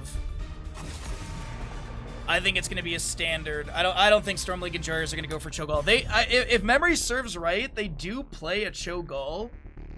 Storm League Enjoyers, and Tomb of Spider Queen is a pretty good Cho'Gall map. If you think about it, though, actually, you could go Falstad solo lane. No, I don't like that. I don't think so. Falstad into Blaze could be okay, but I don't know if you really want to Cho'Gall into this already. Ariel will be removed. Ariel with Gul'dan is a really good combination, since Ariel can build up, or Gul'dan can build up the Ariel health bar. Alrighty, Kalos, we'll see you when we see you. Thanks for lurking and hanging. With Gul'dan, Tyrael's up if they want to go Tyrael direction. Murden as well. We do know that those are directions they like to head into. They'll go Varian Ana. Possibly Last Book Malthael. Nano boosted Malthael with Tormented Souls is definitely a style we saw earlier, specifically from Sirs as well. Unless it gets grabbed here. I don't hate Malthael into Blaze. Good mobility. Last rites. You have a couple decent targets for it.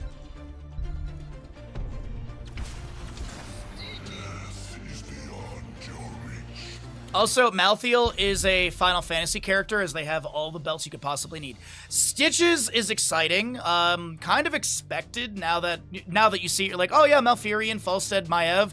Yeah, that Stitches does make sense, because Hook, Gorge, gust away the enemies. You've got Umbral Bind for more control. You've got a route for Malfurion. Possible last rites. Last pick on the right side, though.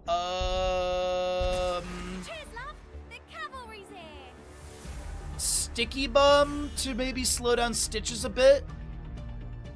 Sustain damage, mobility, recall. I like the Storm League Enjoyer draft a bit more. I don't know who I'd really give this over to. I think both drafts are pretty good. Wave clear's alright. Heroic scaling's good. We're gonna have to see what ends up happening here, because I am not sure who I'd be rooting for myself.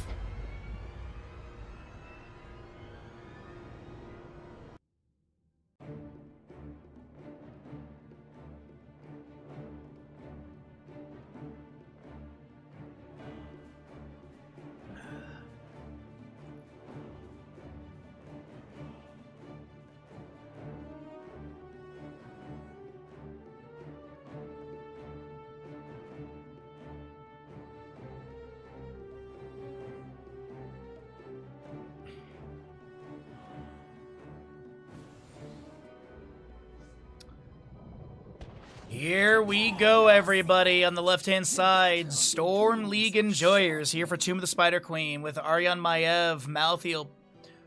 Aryan Maiev, Malthael, played by Alvarez. How'd you know on the Malfurions? Sesabos is your Stitches, and Itrax Falstead.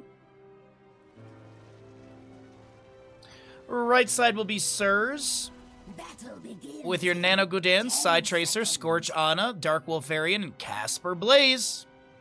5, 4, 3, 2, 1. Pursuit of Vengeance, Frequent Flyer, Emerald Dreams, Hungry for More, and Fear the Reaper, as we do get the Adrenaline Stim Pack, Overpower, Slumber Shells, Parting Gift, and Pursuit of Flame for Gul'dan. No blink forward, recall to try and get some early pulse bomb generated, as you do get a nice 7% per grenade hitting the enemy heroes. I think actually Tracer just got like 14 to 21% just now with that recall, as the gamble is perfectly balanced, as all things should be. Malthael easily grabbing this camp. He's gonna break connection for a moment with that little bush tap for the leash. We do have the right side being worked on a little bit slower, so we'll have the wave pushed up onto the fort gate a little bit faster. Malthael did recall for full. Maiev is managing bottom lane wave. Might see her continue to hold this as Malthea might get Siege Giants, while the allies continue to rotate, getting globes for Stitches. And stacks on the Falstad as the recall from Tracer does get triggered once again. Gul'dan wave clear mid lane, pretty decent here. Fort Gate taking a little bit of damage. Varian gets a charge onto the Stitches, and that's really all he can do as he's unable to get any sort of taunt trigger just yet. Still a level to go for him. Plays with the jet propulsion to safety. Falstad barrel rolling away. And Varian looks to push up this wave. Moonfires from Malfurion. Regrowth is activated on Stitches as well. We do have the Maiev coming with the Umbral Bind, pulling this Varian back in, and first blood to Storm League Enjoyers. By the way, what's on the line right now is the winner of this map right here will be heading into the upper bracket final tomorrow morning. Loser goes down to the lower bracket semifinal coming up next, which is a tournament life matchup. Fourth place is going to be determined today. Now, as always, shout out to Ravencourt for running such an amazing tournament. Thank you all so very much for the hard work you put into this.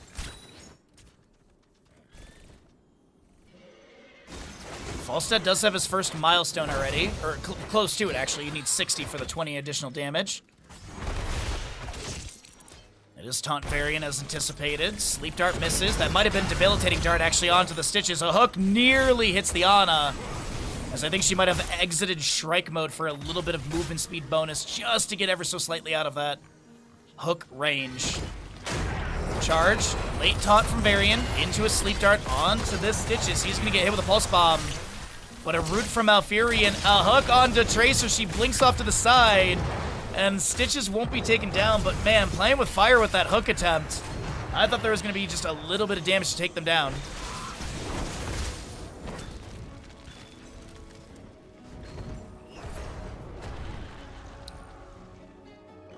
Death Shroud over the wall for Vision. Spirit of Vengeance into the Umbral Bind. If Stitches, or if they get the kill into Gul'dan, he will have his stacks reset, and that's going to be the case once again. Or that'll be the case here. Stitches getting a turn of 18. They do have enough for a Webweaver summon. I think the vast majority is going to be on Malthael and the Falstad, as Malthael is currently sitting on 19 gems, so he'll finish out this wave and pick those 3 up. Turning on the right side is getting close. I think they need like another 2 gems. That's a great hook recall from Tracer. She will get the Pulse Bomb onto the Maiev, but a 3rd kill to Storm League Enjoyers as Falstad barrel rolls to the left-hand side of this lane. Blue Webweavers do descend. What is the push priority or setup?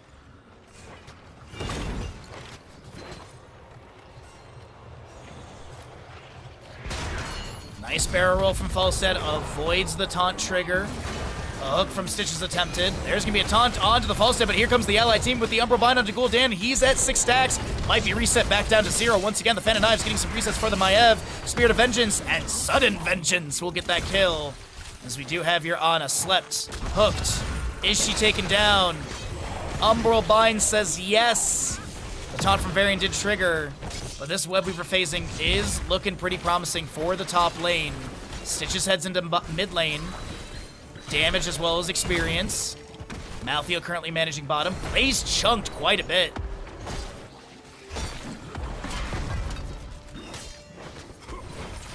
With the wave stacked up and the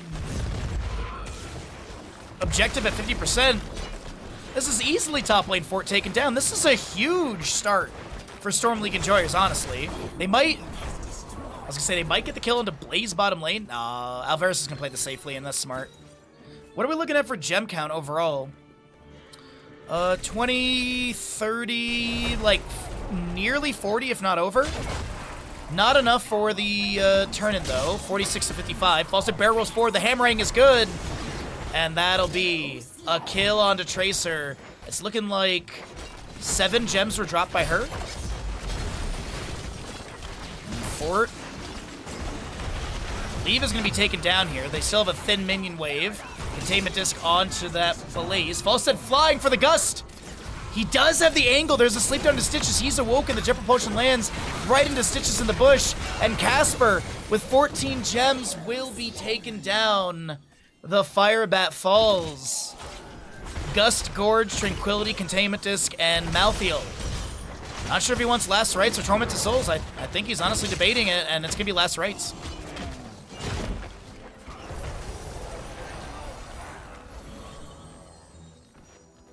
Huge gambles on this. We nearly have 1 million channel points. My god. Thank you, everyone, so very much. Red Web Weavers do get summoned. Sirs will be able to have these, or will be able to summon these. And they'll have their 10 talents here as well with the Varian Warbringer. So he does get gorged by Stitches on the right-hand side. Pulse Bomb, Sticky Bomb from Tracer. Eye of Horus triggered by the Ana. Horrify from Gul'dan will be utilized here, and Bunker summoned by Blaze as they take down the Malfurion. He'll lose 4 gems. The Last Rites gets the Tracer? I thought she was in the bunker. I'm trying to watch back the replay on my stream. My god, what?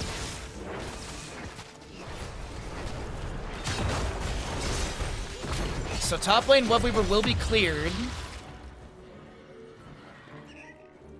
And I'm literally just, I think she got out of the bunker early or something. Wow, either way. Red Webweaver top lane cleared out. That's going to be Containment Disc onto the Dark Wolf. Is going to be pulled back by the Umbral Bind. That will trigger. Jet Propulsion Blaze will be coming through. A Gust from False, a hook from Stitches. Silence will continue from that small silence at the end. 1.5 second from the Containment Disc. 65 of 55 gems on the left-hand side. As mid lane Fort sits on less than 10% HP.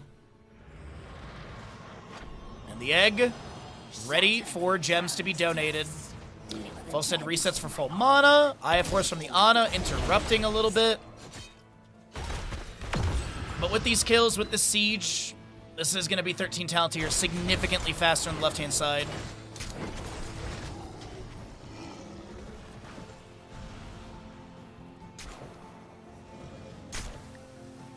Varus being delayed by Eye of Horus, Sticky Bomb from Tracer, and she is going to recall right next to the Stitches, and Falstead has the damage. The extended hook nearly pulling Dark Wolf.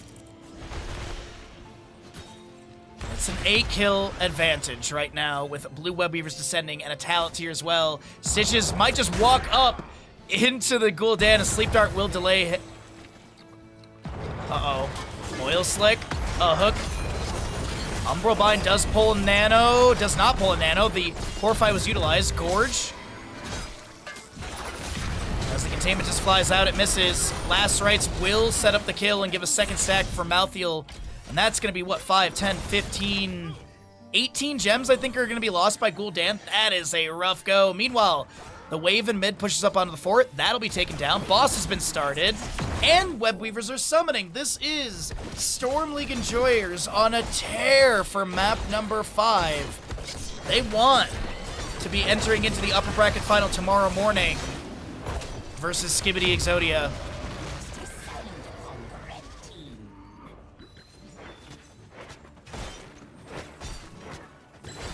Boss plus Webweaver timed really well for top lane.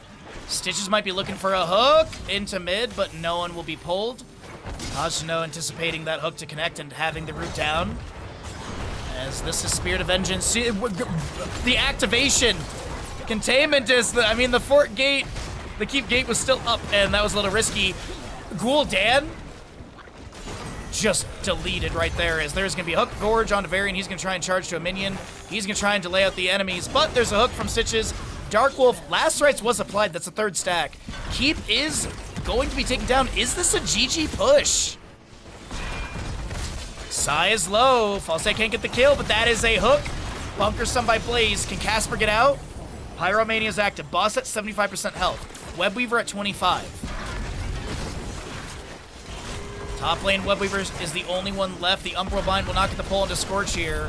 Core shielding starting to drop. The Horrify from Gul'dan will be utilized as well. The Pulse Bomb from Tracer landing on eye tracks. There's almost a kill into Falstead, and he does go down. Core shielding is dropped. Containment Disc into the Gul'dan. And there's 45 gems that could be lost here on the left-hand side as they take down Tracer. Hajino will lose 2 gems. But the big whales with the the vast majority is going to be Stitches and this Maiev. And Core sits on 60% health.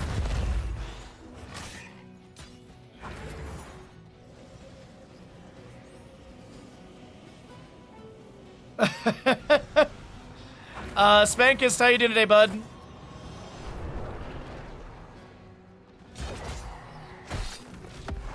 The way this is going makes sense because Stitches is good and Tracer is evil. Alright, so 16's here on the left-hand side. We got about a level and a half more of a lead. And a bunch of gems were turned in. We got 29 of 60. Still another 31 need to be turned in. 19 currently held, so not too far off from a Webweaver summoning. Those gems will rapidly come in, as you already see, up to 25. And get 28 through this mid lane wave with the Bruiser Camp cleared out. Left side Bruiser Camp, 22 seconds. Bye. And we still have 3 forts available, so this is no periodic catapult pressure to try and match into the constant of top lane or periodic of mid and bottom.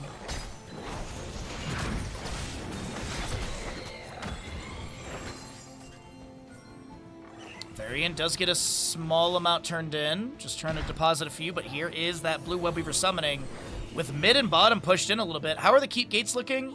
Mid lane is still pretty hardy and healthy, and so is bottom. Obviously top lane, as we had noted, was taken down by the Boston Webweaver. That was a helping hand, as I think Varian was trying to advance into this Maiev. She popped containment disc onto him.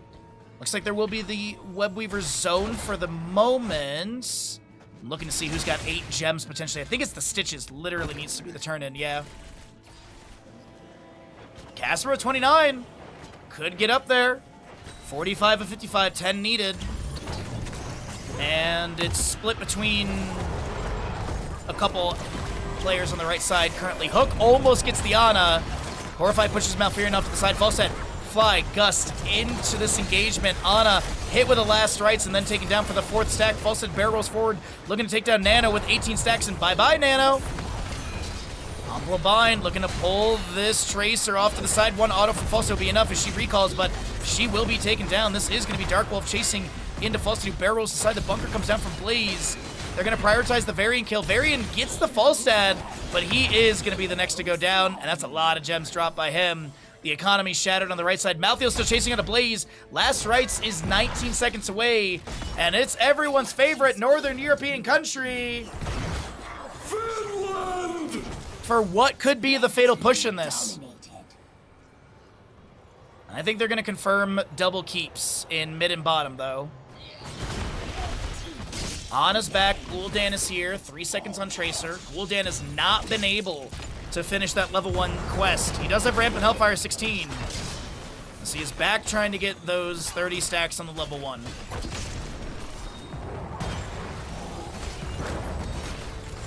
Vigorous Vault are automatically picked up with the Shadow Orb Vengeance. Hungry Stitches, Wind Tunnel, Lunar Shower, and no one can stop death from Malthael. As the Horrify will be activated, Vault to the Wardens, but Gul'dan does have the kill into Maiev. Webweaver top lane is at the core with some catapults. There's a Gorge into Scorch. The last rights is applied, but that won't take them down. Falsehead flying in, looking to get the kill, and will be able to take down the Ana. Meanwhile, Tracer trying to trade as the Hammering is out for the increased damage. There is no kill onto Tracer. Just kidding. The Webweaver gets the kill with the Death Wave. Mid keep has gone down. Bottom keep might be saved. The Webweaver is thin, and Gul'dan wave clear is good. The hook is so close.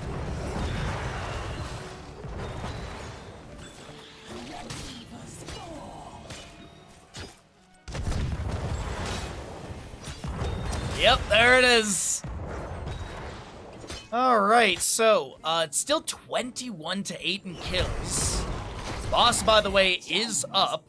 Boss at 15 minutes. I don't think it's GG. Maybe if you push with it, possibly you can win this map.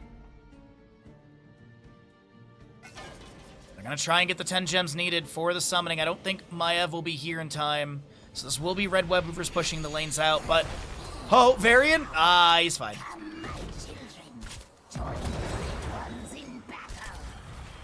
Waves are pushed in, no level 20. These Webweavers, I think they're going to push out the waves, and that's really going to be about it.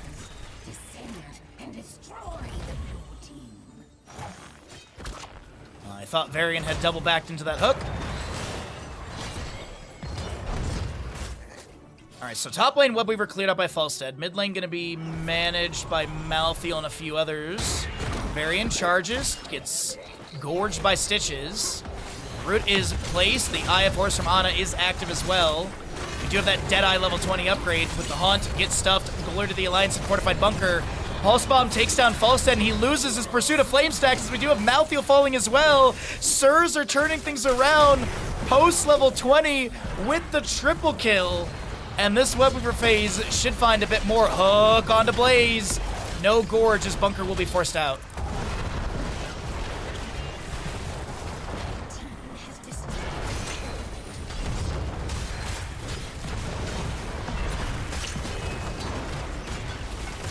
Alright, so Spirit of Vengeance. Minion wave is pushing up. Did Sirs take the most necessary fight to be able to get this map number 5 victory? Maeva's trying to get into the Hall of Storms. Keep is going down. Death timer still 10 to 27 seconds. A hook onto Nano. Keep does get a few shots onto Dark Wolf. It does not look like this will be a game-ending push. But that is bottom and mid fort taken down, and some relief in these lanes. The unfortunate thing is the top fort is still here, so this is constant catapult pressure in this lane.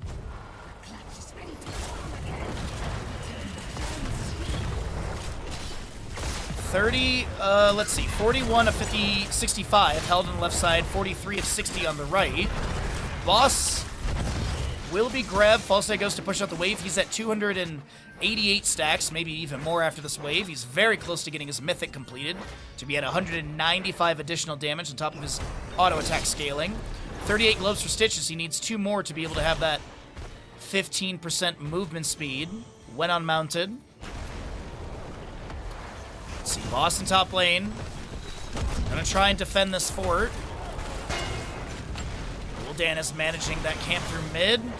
I think the relative damage available is going to be enough to deny the takedown. Fort will probably be around 50%. Falstead does have his mythic completed. Right now, Falstead damage, I believe this does update correctly. I believe it is. He's with the hammering out, he's at 773 damage. 442 currently.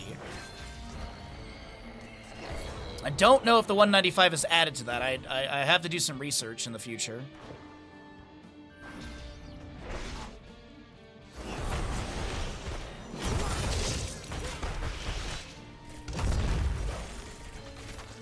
A hook attempt onto Varian in the bottom lane misses.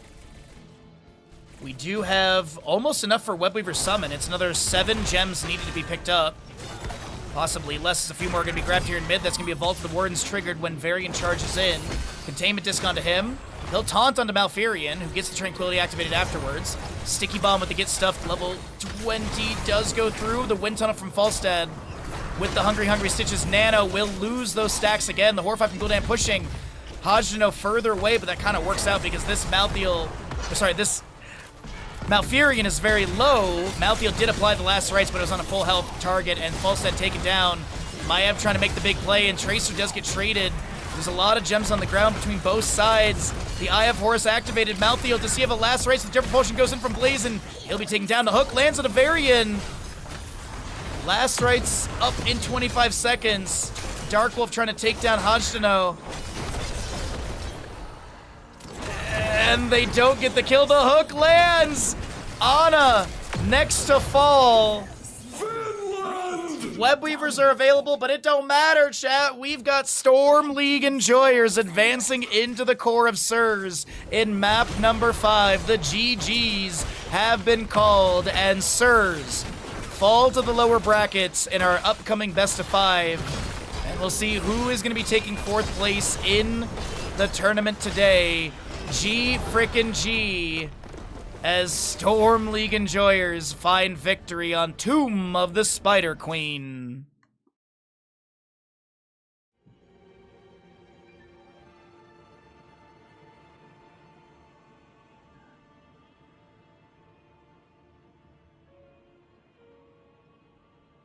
All right, we're 6 subs away from our goal. we're 6 subs away from 300, a bit more for the goal. But as we've been mentioning throughout the day, if you'd like to subscribe to the stream, if you'd like to support the channel, subs are a great way to support the channel, and if you're enjoying yourself, please do consider it. So I did not sleep a lot last night, so my brain's having some little hiccups here and there. But we're going to get ready for the third best of 5 of the day. We're going to find out who will be knocked out and who continues in that lower bracket final tomorrow. But let's go ahead and roll some ads. Let's go ahead and do some bandit redemptions. We do owe a dental treat to him for all of you, and we'll pay out the gamble as well.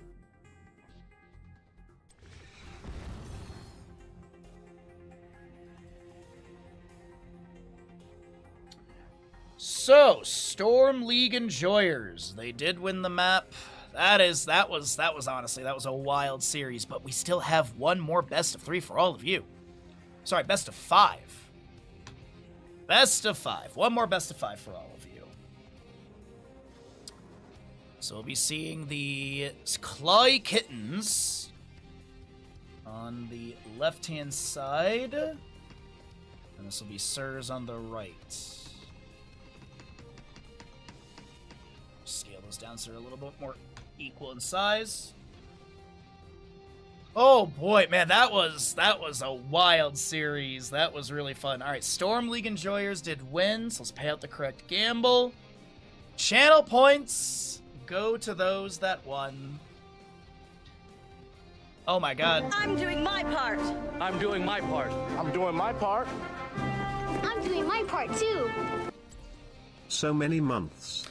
Desert, thank you for the tier 1 for 78 months. Man, that is a lot of months. Thank you so very much. Golly, that's over 6 years. Over 6 years of support. Thank you so very much for that tier 1 for 78 months, bud. Thank you, thank you.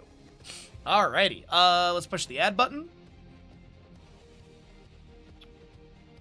And those will go. Alrighty. Mr. Bandit, you want to clean your teeth? You good boy?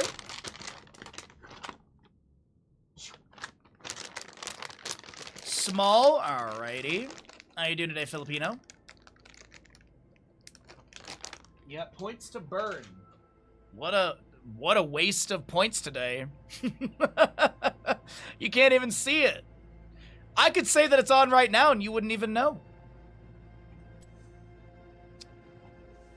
What's up, Lazy Hydra? How you doing?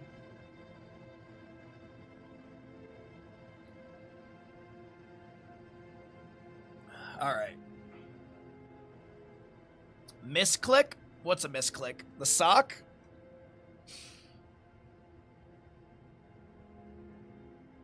There we are. I did shave my head recently, so this sometimes slides off because of that. Alright, so I can leave that whisper, and we are going to be having the Clawy Kittens versus Sirs. You're alive, what else could be asked for? Tacos, pizza, water. I could go for food right now. I am really hungry, and we still have another best of 5 to do. I'm gonna go get some water, I'll go get the sock, I'll be right back.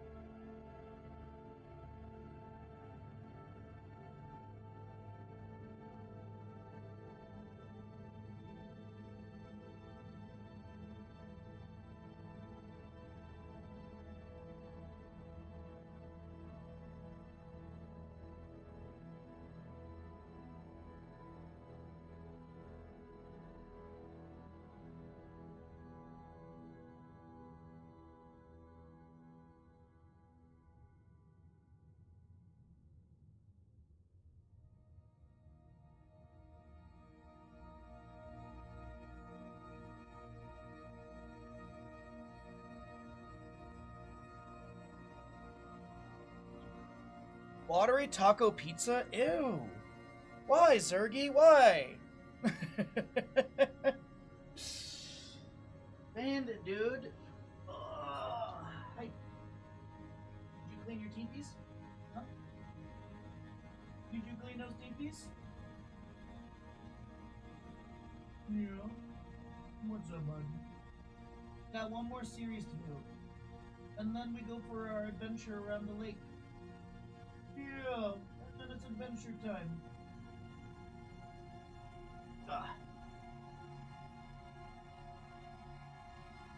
Alright. I have returned to my seat. Alrighty. So that's all good, and best of 5. Alright, cool. Ba-ba-ba-ba.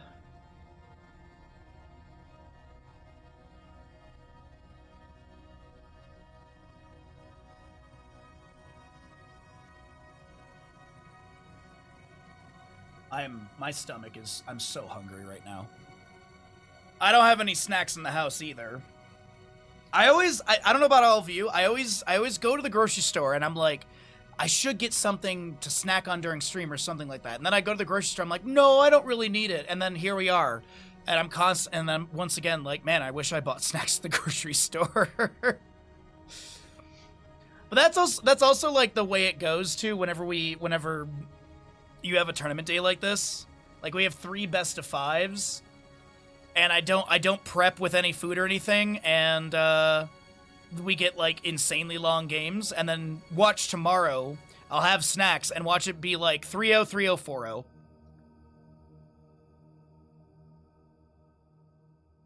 4-0. Could you spell my nickname the Slavic way where J is Y? It's Hajdeno? Oh, okay. Thanks for the clarification.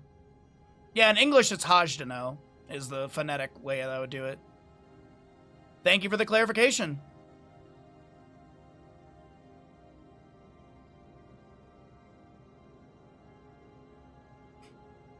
I'll do my best to remember.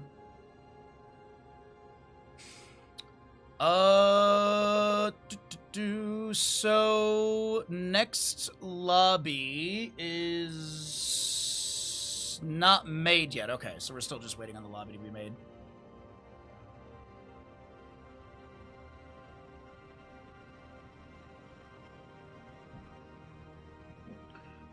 And that's all good. Alright, so that's good. Bandai Namco, sure.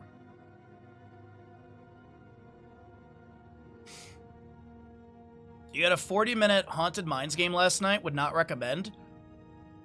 Wow, that's a long game for such a small map. That's insane. I'm still surprised, like, I've said it all day, I'm still so surprised we've had 0 priority onto, Abathur. And like, Ragnaros today. I'm actually really surprised that we haven't seen either of them.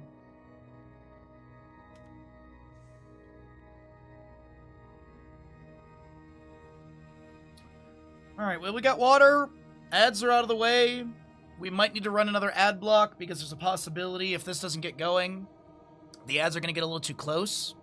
So we might have to run 2 ads, but I know that the players need... I can definitely understand the members of SIRS needing a break after that best of 5 going to a map number 5. I can definitely understand that.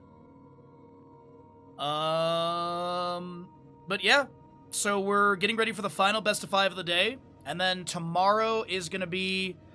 tomorrow's going to be 2 best of 5s, then a best of 7 for the grand finals.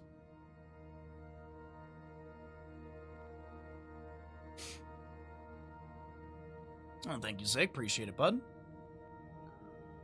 Oh, boy. Also, next week we're doing Baja Ross. We've got Heroes Casting on Tuesday, Baja Ross Wednesday, Heroes Casting on Thursday. Hey, buddy, stop looking your paws. Hey. No. And then Friday we'll be playing more Final Fantasy VIII. We did get the Bahamut summon, so that was like the one optional thing I really wanted to do. I think there's 2 other Guardian Forces, but unless we hit like a sub-goal for it, I don't think I'm going to be doing them. Because I know one of them is the Tonberry summon, and I don't know what the last one is.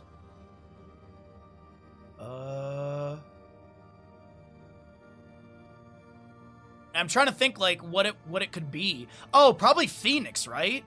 It's probably the Tonberry and the Phoenix, because Phoenix is a very common summon for Final Fantasy and stuff. And I feel like Phoenix is in like every game. Or is there a game or two that Phoenix is not in? Is Phoenix summon in every FF?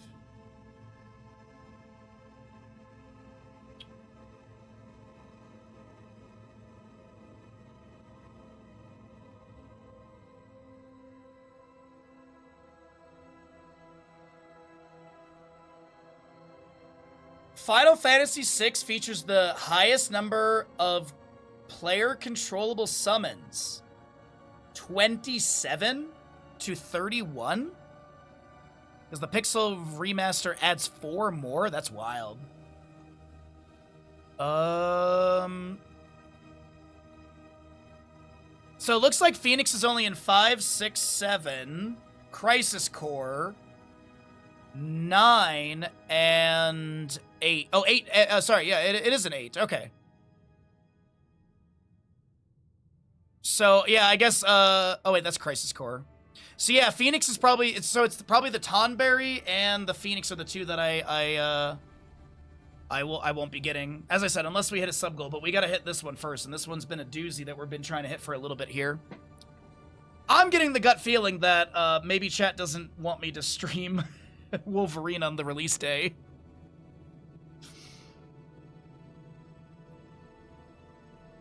Which, if that's the case, then that's the case. But it does look like a really interesting and fun game. Looks like the lobby's going. Looks like we got lobby. Alright.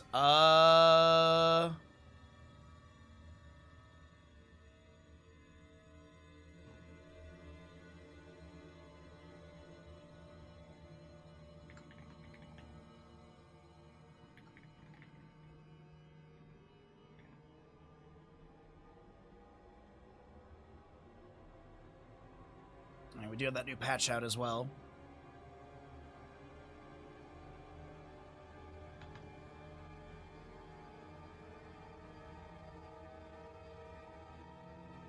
Oh, just ever so slightly too long of a name. Alright, so that... Let's get the scale down 1. There we go. Okay. And then we'll have, looks like Sirs... Oh, wait, no. I think I had it set up correctly. Did I? No, I did change it correct. Okay, we're good. We're good. So we've got players loading on into lobby.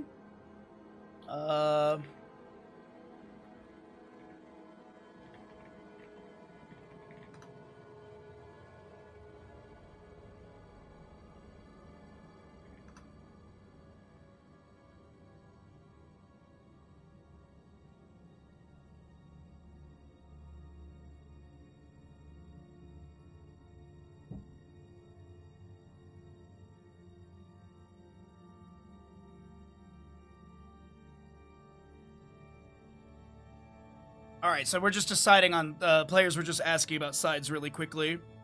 So we'll get everything organized here, and it looks like we'll have the kittens actually being swapped over to the left.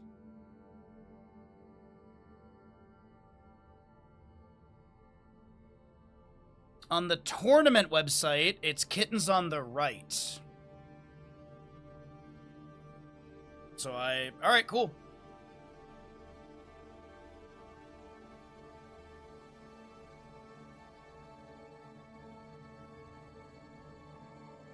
So let's see. So Sirs,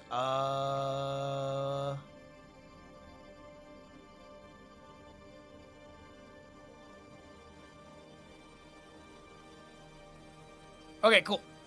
So let me update this once again. They did swap on us again here, but that's all good. We're just getting everything set up so we have the players on correct sides for the remainder of the series. Good luck, everyone. Spooky Worm.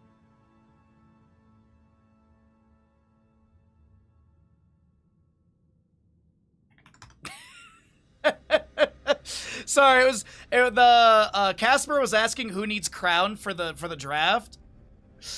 And Ubi says Vasilio. Vasilio says Ubi. And so Casper goes, all right, it's Sven. Alrighty. Cool. We're ready to go.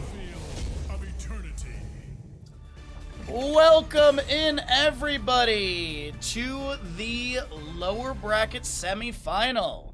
On the left-hand side, it is going to be the crew of Clawy Kittens.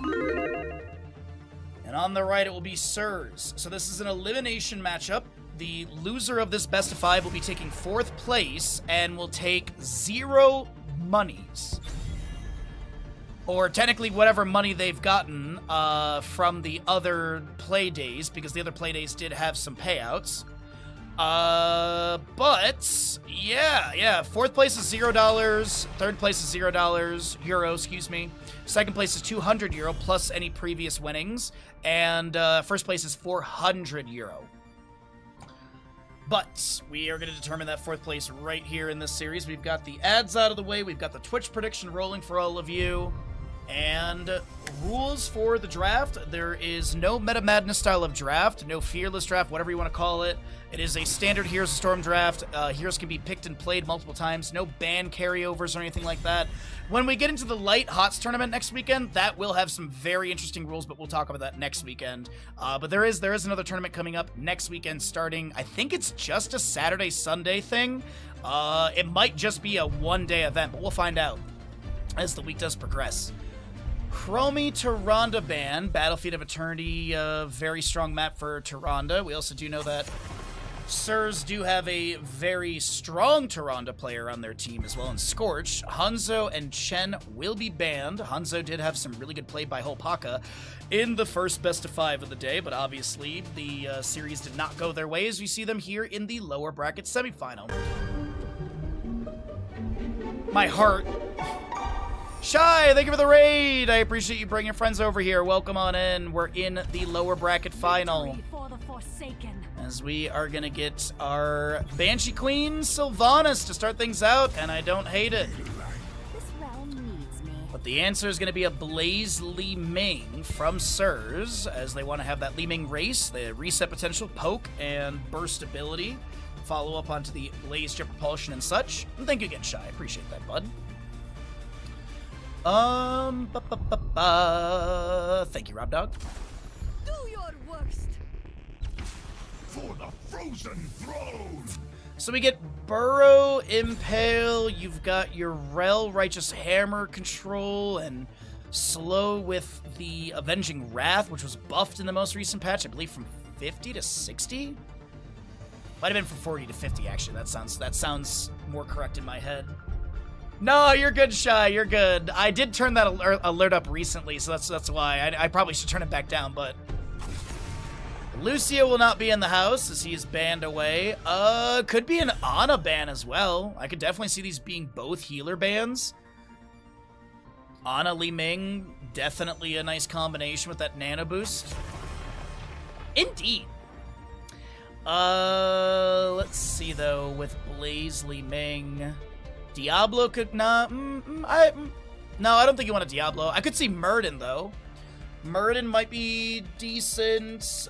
You also need a healer, so they could grab like main tank healer here and then flex this last spot, so that way they can see the remainder of the draft from the enemy. That's what I'd like to see. Oh, they are gonna go Diablo. I was thinking they've got the reason I was thinking is like they've got the aggression with Blaze Jet Propulsion. It's a small map, a lot of wall collisions. And Li Ming can really play into Diablo's aggression. The Malfurion is a great pickup as well. Innervate value. You've got your ranged healing, applying the regrowth to the target, and then, you know, Moonfires and such to be able to get that heals. Sorry about that. Last 2 picks on the left. You still need the healer. Let the Inquisition Glory to the Horde. Sally Thymane and Thrall coming through. Cartoon Thrall. Last pick on the right, though, with the Li Ming. Do they go into, like, a Genji for the double reset combo? That's definitely something they could lean into. That could be just a sustained damage dealer. Could be a Greymane as well. Tracer's an option. There's a lot, but I think it's like some sort of sustained damage with dive would be really nice. Ooh, the Alarak is mean here. A lot of burst, a lot of control. Pretty good draft out from Sirs as we get into map number 1 of the final series of the day, everybody.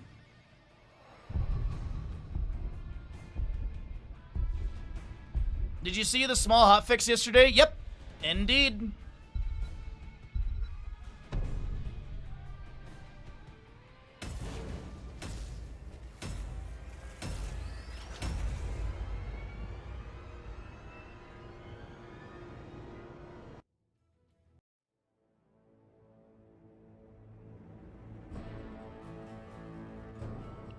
Now, I believe Titus is from 40k. I don't think he's in Heroes of the Storm.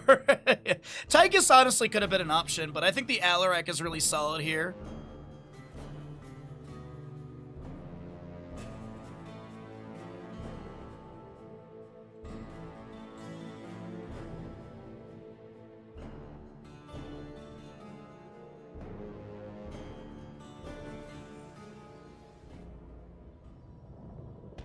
Prepare yourselves for battle, heroes. Let's get into it. Our final best of 5 of the day. On the left-hand side, it's going to be Clawy Kitten, Solpaka Sylvanas, Cecilia on your white main, Ubi Urel, Marina's Thrall, and Sven Anubarak. Sirs on the right is going to be your Alarak played by Sai, Nana Li Ming, Scorch Malfurion, Darkwolf Diablo, Casper Blaze. Light of Caribor, which was nerfed in the hot fix, down to 40% on the single and the 80% on the multi-hit. I believe it went from 45 to 40 and 90 to 80, I believe. It is going to be your Maelstrom weapon for the Thrall, Pity the Frail white main. Sylvanas will have those the Unrelenting Torment for her Shadow Dagger and Legion of Beetles. Adrenaline Stimpack seems to still be the major priority play as Hopaka's chasing out a Nano a little bit in this corridor, but some magic missiles will be the end of that little chase. Overwhelming Power, Aetherwalker, Emerald Dreams, and your Soul Shield Diablo.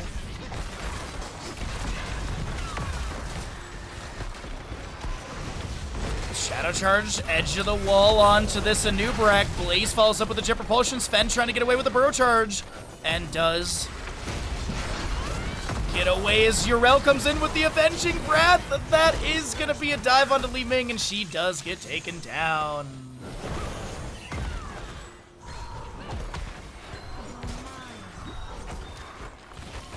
Minion Wave slammed into the fort gate of top lane. Sylvanas up to 33 stacks, going to get a little bit more. She has the 3 marks of Black Arrow onto the tower. Really good early siege.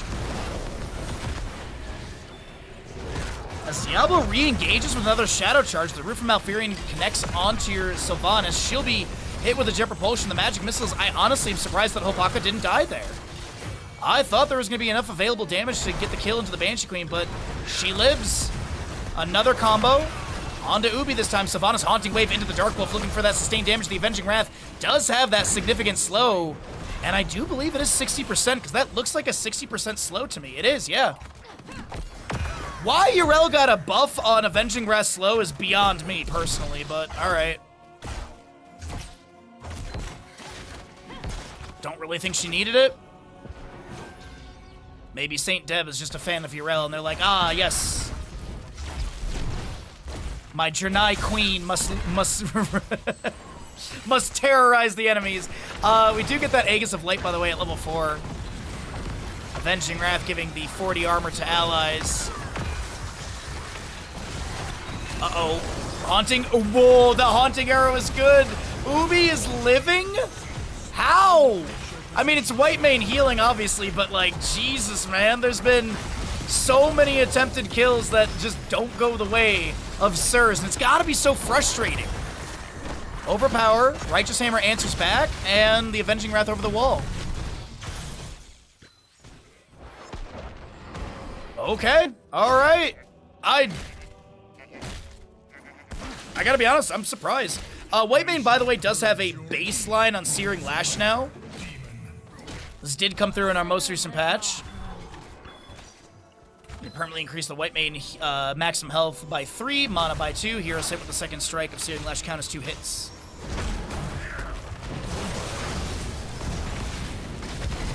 Alarak is going to try and get this kill, but it's now Alarak in a precarious position, and Whitemane is able to giggle Alarak to death. Overpower again. They will get the kill onto Thrall finally, which does reset any stacks he had on his Frostwolf pack level 4, but Scorch, probably the next one to go down. You do get the Malfurion kill. Avenging Wrath again. Righteous Hammer. Nubrak trying to body block the Dark Wolf from getting back into the safety of this fort gate. Impale misses. Righteous Hammer does position the Diablo, or push the Diablo further away. The Fire Stomp healing up a little bit there. Fire Stomp was nerfed a little bit as well on the Monday patch. And this is the first Fire Stomp Diablo we're seeing today. Everything else has been Shadow Charge.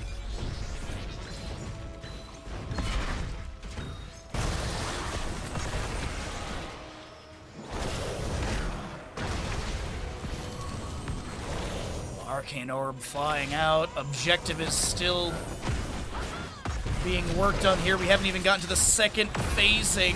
Anubarak, overpowered by Diablo. The Shadow Charge does not have any wall collision. Righteous Hammer into a bed of barbs. Or into an Impale. Scorch with 70 HP. The damage over time, Sylvanas almost gets the kill, but it won't be enough with the Rejuvenation activated. Or Regrowth.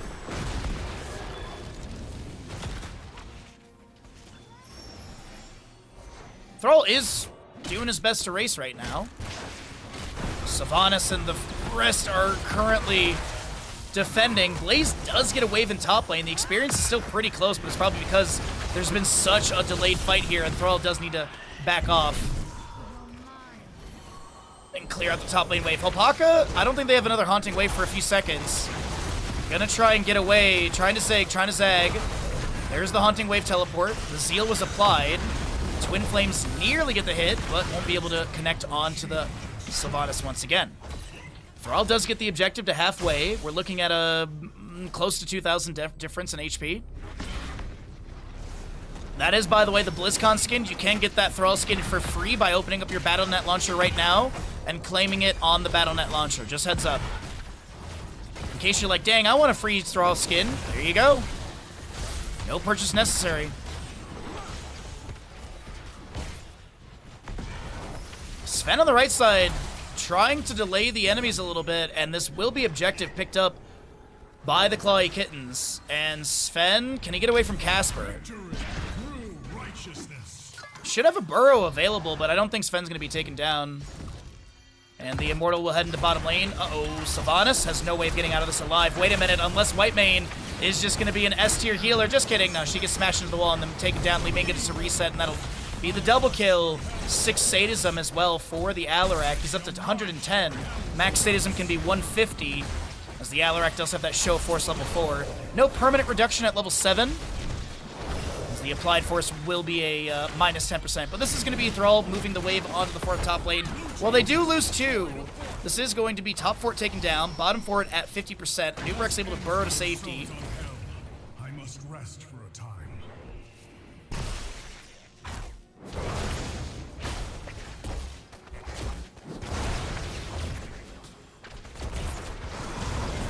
What do we got for heroics here? Diablo has reduced soul consumption. Nubrak is gonna be able to burrow to safety. I thought he was so dead right there. Great Whitemane heals. Sylvanas wow, Blaze has the jet propulsion intended for the Sylvanas on that Haunting Wave. Lands into a Nubrak, and then Li Ming comes through with a beautiful combo. And now Tranquility from Malfurion, Twilight Dream from Malfurion. Sundering from Thrall will come through. Wailing Arrow from Sylvanas, and Alarak sadism reset back down to 100. Whitemane trying to set up a kill onto the Diablo. He does have full souls. You see the Soulstone underneath this model. And Sylvanas should have the damage needed to take down the Lord of Terror. Sacred Ground activated by Ubi. And the next Immortal phase is a few moments away from announcement, if I'm not mistaken. Impaler camp of top lane. The Khazra's getting some decent keep gate damage. Looks like the Catapult's trying to wiggle its way into the firing range, but Blaze will then pull priority. So let's see, we got Cocoon, Sundering, Sacred Ground, Scarlet Aegis and Wailing Arrow, Bunker, Lightning Breath, Twilight Dream, Wave of Force, and Counter-Strike for the Alarak as the Black Arrows from Sylvanas are active. The Haunting Arrows keeping the structure from firing out. We do have that Sacred Ground as well. Bunker Sum by Blaze as the Cocoon has expired on Li Ming. She'll jump inside the bunker for some armor. Nubrak looks for the burrow to re-engage and get a stun, but enemies jump inside that bunker. The Sundering is good. The Righteous Hammer's there. Blaze Propulsion to maybe create a window for Dark Wolf to back off. It is, though, the Alarak taken down. A 7th kill to the members of Clawy Kittens. Sir's on 4 kills, and we've got about a half a level, maybe a bit more, in favor of Clawy Kittens. Marinas will reset for full. Frost will pack on 0 stacks. 129 for the White Mane on her baseline. Shadow Charge from Diablo into a Jet Propulsion. No Ardent Defender. Sacred Ground gets triggered, but there's no White Mane around to heal up this time. And a nice kill, a reset, will come through. Just want to see really quickly White Mane, how much she's actually generated here. 387 bonus health, 258 bonus mana. Twilight Dream silences this Thrall, and he'll be taken down by Li Ming, who actually got cocooned at that moment, too. And the Immortals, they have not swapped sides, I believe. Sylvanas is currently running it down top. I seek better ground. Sylvanas pushes things up in top.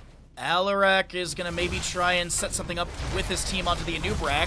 White Mane split. The new targeting onto White Mane is good, but the damage onto Alarak will get the counter kill. There was a Wailing Arrow fired by the Sylvanas as Anubrak goes down, and this is Li Ming getting the reset. They immediately go for this Immortal Race, which has...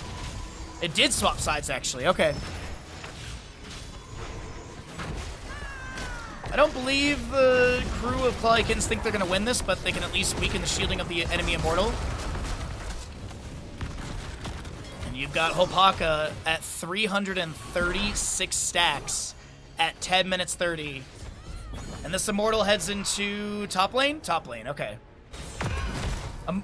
When Immortals do enter into lanes, or when the objective is going to be completed or won by a team, the camps do disappear. As you can see on the map here, the siege camps are completely gone. Even on the, sorry. You can see on the mini-map, and as we showed, the camps are gone as they despawn. But Fallen Shamans were tagged by both sides. And this is going to be the Immortal shielding breaking. Do you have a silence into that Anubrak as he burrow charges to safety? The Discord Strike was the silence trigger. No Twilight Dream from Malfurion, as Yrel and Blaze are going to do their own thing on the other side of the map. Actually, Yrel is actually slowing down the Blaze rotation so Sylvanas can get more value. They're going to give their top lane for it and try and get a keep gate at bottom lane. Really good macro coming out from Clawy Kittens, in my opinion. Sacred Ground activated in this engagement. The Immortal is going to be cleared away in a moment. There's a Fallen Shaman pushing top lane. Hopaka, Wailing Arrow flank. Righteous Hammer onto the Cocoon Diablo. Now Furion sets up a root underneath. They're going to try and break him out a little bit quicker. And Thrall will hearth back to go deal with top lane. Alarak, not rooted. And Alarak doesn't get the telekinesis pull they're hoping for. Hoping for.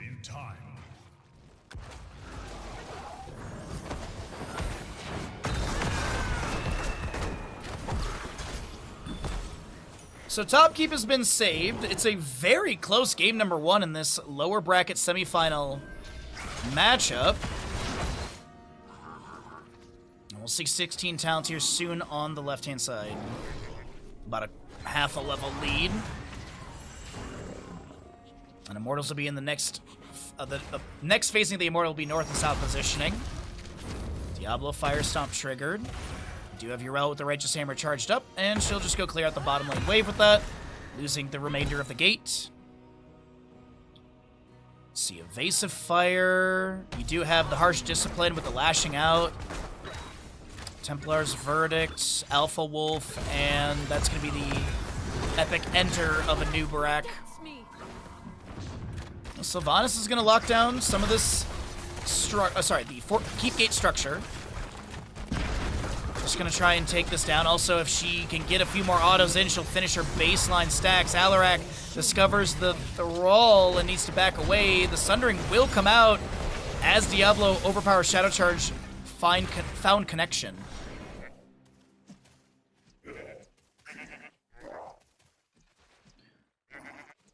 Alright, Immortals. Wow, that Shadow Charge goes into Urel, but she has the Avenging Wrath over the wall. This is currently going to be a Jet Propulsion missing from a Nubrak. Another Avenging Wrath, answered by a Root of Malfurion. Sacred Ground comes down from Ubi.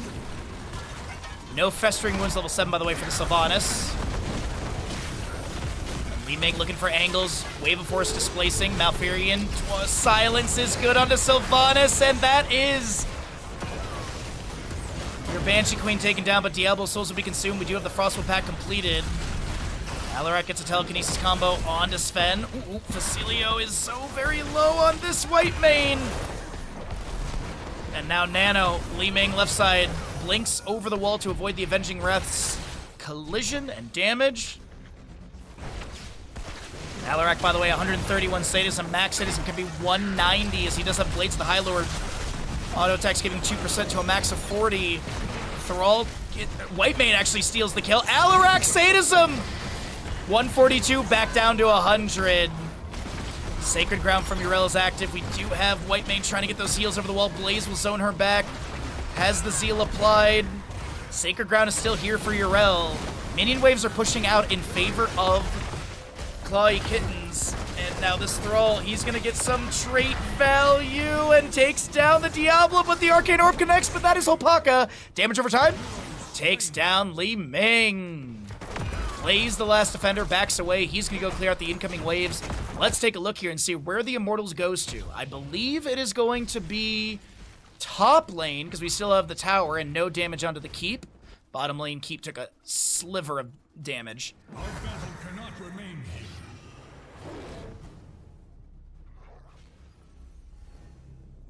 Immortals head to their race potential sides. Urel is going to try and push back Casper. Actually tries to get him into that stun from the Immortal. The Angelic Stun will come through. And Casper just trying to get out of here and might get taken down. Jet Propulsion's good. Twilight Dream from Malfurion. It's actually going to be the Alarak getting the telekinesis onto Sven. And Sven is going to be able to zoom on out. Does have that Shed Exoskeleton level 4. Meanwhile, Sylvanas and Thrall were racing, so this is huge. And Anubrak does get the burrow targeting and hit onto this camp. As I was mentioning before, they know on the side of Sirs that this is happening, but are unable to make anything, to do anything about it. Excuse me. Immortal heads to top lane, and it seems like it's a call for bottom lane keep. They do have Haunting Arrows level 4 Sylvanas, I assume off cooldown. There it is. Casper hit by a few autos. So while the Immortal's being managed on top, and also Urel is pushing up with that. Just take a peek here really quickly. She's harassing onto this Alarak a little bit. No level 20 yet. Maybe he goes for the Sacred Ground upgrade. Avenging Wrath replacing the Sacred Ground location. Definitely can be a tool. And are they looking to end here? What's the game plan? A lot of damage onto the enemies at bottom lane. Alarak telekinesis pulls people inside that Root of Malfurion. Diablo angles for that Shadow Charge wall collision. Lightning Breath is there, and Li Ming does get the kill. Immortal on core will be cleared. And it's going to get some damage onto the shielding.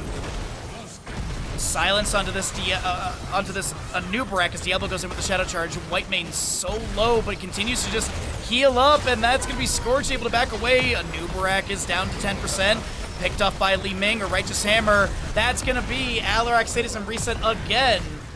They do manage to get this quadra kill. Urel, the last defender, did go Seraphim level 20. Jet Propulsion has been achieved by Sirs in this 30 kill game.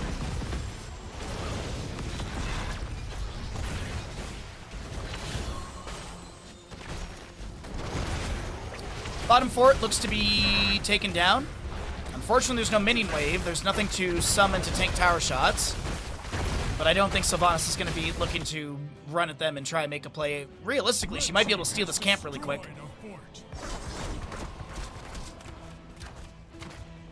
And 5% of the core did go down. But next Immortal phase, we're probably within the minute of the announcement, and we'll be having that in the north-south positioning. Let's see, we have the Withering Barrage, Scarlet Crusade, Seraphim, Rewind, Thrall. We don't know what he's going into.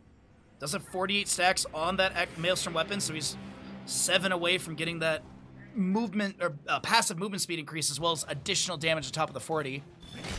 Another 75. He's gonna go World Breaker. Alarak will pick up his Might of the High Lord, so he has both of his heroics now. Repulsion, Lunar Shower, Hellgate, and Fortified Bunker. I will deliver this realm from your corruption, Hellspawn. And the race has begun immediately on the south side of Mortal. Feral Spirit gets a route into Diablo. I guess it was just a tire. Sundering World Breaker looks for the Feral Spirit onto Li Meng. She's able to blink away. Rel is kind of pulled out of position. She gets the Sacred Ground and the Seraphim. Laser Propulsion comes through. Wailing Arrow, I heard, go out as well. Alarak Counter-Strike will trigger. And can Thrall get the kill into Alarak? We do have Diablo. Little split here. Thrall and Alarak trade. 1-for-1. Hellgate from Diablo going in. And this is going to be another kill onto Sylvanas and the Anubarak. Jet Propulsion landing. Whitemane trying to keep Ubi healthy. Fallen Shaman up top lane is on that keep, by the way, and that Righteous Hammer pushes the enemy team right into Whitemane. Overpowered into the roots. Fallen Shaman catapults are going to confirm this keep. Durell's going to try and just go win the game for the team.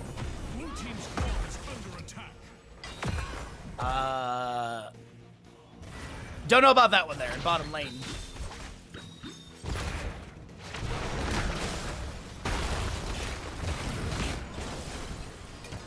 Well, catapults are here. Yrel is Hearthing back. 6 seconds on Thrall. Avenging Wrath into an immediate Sacred Ground, I would assume.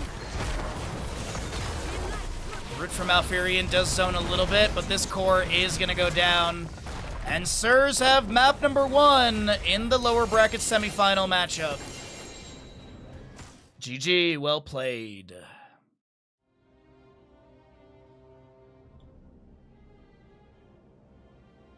All right, well, we're 6 subs away from our goal. If you'd like to help us hit that, it's much appreciated.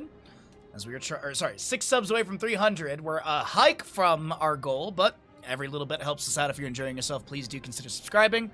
We're going to go ahead and roll the ads. We'll pay out the gamble, and we'll see what we got going on for map number 2 in this best of 5 series. Alrighty, I got to take this off because it's giving me a headache. But there was your tiny hat. I did wear it for the entire cast. Alright, so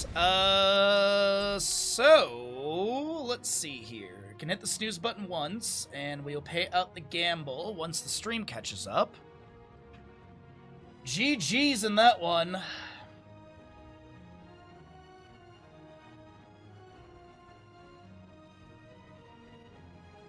So there's that payout. Looks like lobby is already going.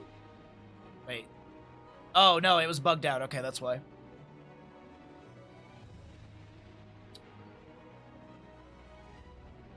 Pretty good game.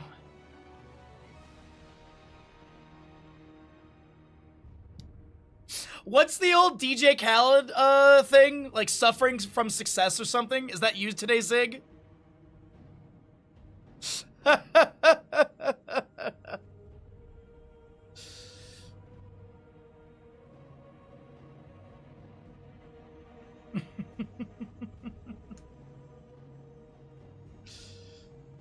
Alrighty, can I not join off of Casper? What the heck?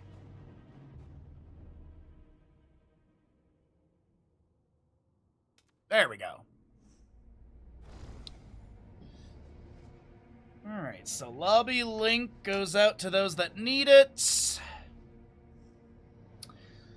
Go buy, yeah, buy a lottery ticket. And if you happen to win the lottery, we'll take like a small percent. If you know. Because obviously, you won because you were here. Alrighty. Towers of Doom. Oh, I forgot to push the add button. There we go. I do need to run to the bathroom just because I've had a lot of water and tea so far today. So I will get us into the Towers of Doom draft, and then I'll run to the bathroom and grab more water as well. But Towers of Doom, next map. Players are on the same sides. Love to see it. We got to get our last couple players in here, and then we'll get going into this next game. Real good stuff, though. Like, really, really fun stuff so far today. 3 best of 5s. It's a long day of casting, but it's a good time. We've been going for 6 hours straight. And then tomorrow is 2 best of 5s and 1 best of 7. So tomorrow is a bit of a long day as well. But we're in our final series of the day. We got our last player jumping in here. As I said, I'm going to get us in the draft, and then I will run to the bathroom because a lot of water has been consumed.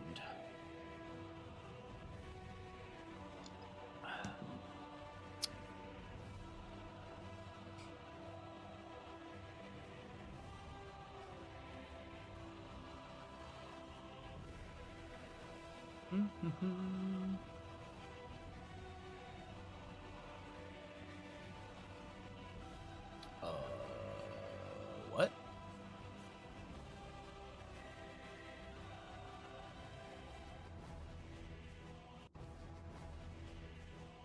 Oh boy.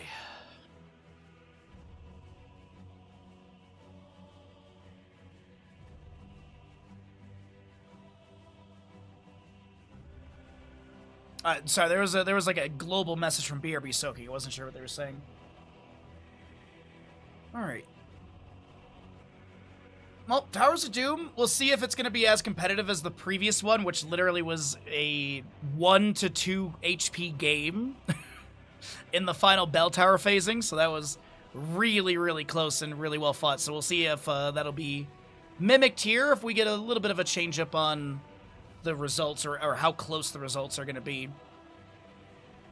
But we excitedly wait for this draft as the readies are being requested, and they're out. All right, everybody. As I said, I'm going to jump us into the draft, and then I'm going to run to the bathroom really quickly and grab some water.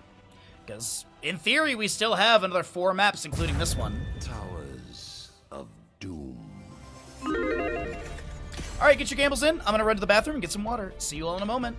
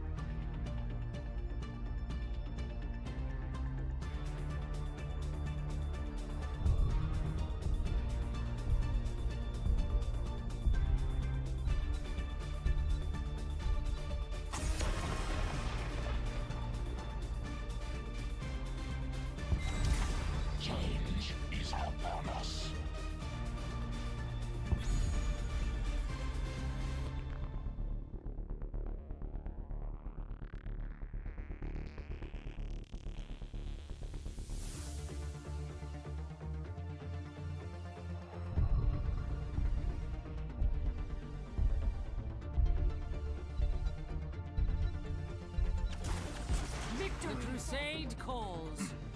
All right, so what have I missed so far in this draft? Let's see. We've had a bit of a pretty decent start to the draft here. Chromie and Tyrande will be banned away by the side of Clawy Kittens. Oh, this is my jam! New Lucio skin. As we also see the Vikings and Hanzo banned away by the side of Sirs. We have a pick onto Johanna and Sylvanas. And then we'll be having Tahaka, Lucio, Garrosh on the left-hand side. Okay. Bought my ticket. I'll send you a couple mil if I win. Wait, Umber? Wait, you're gonna send to Umber, not Bandit and me?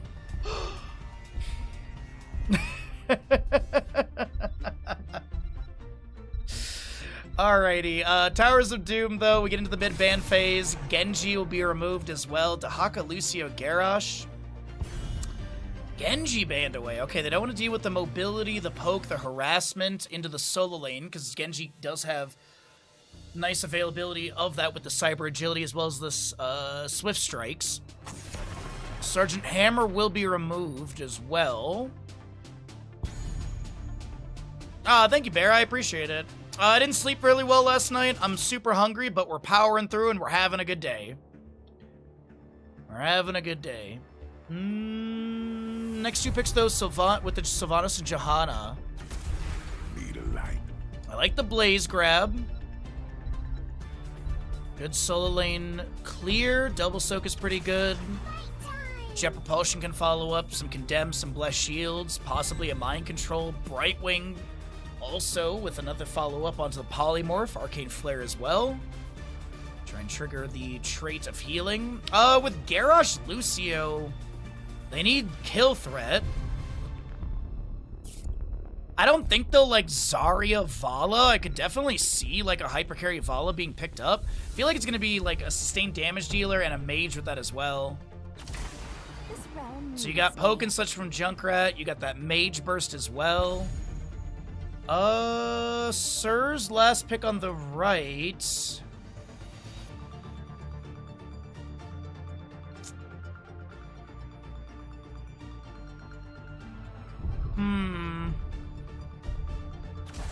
I serve.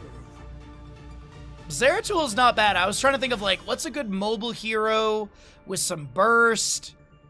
Because Genji's been taken out, and he kind of was what I was thinking this is going to be. Yeah, that's actually a nice last pick Zeratul. I mean, Li Ming, Junkrat, Lucio, decent targets to really burst down and harass. So yeah, let's get into it. Map number 2.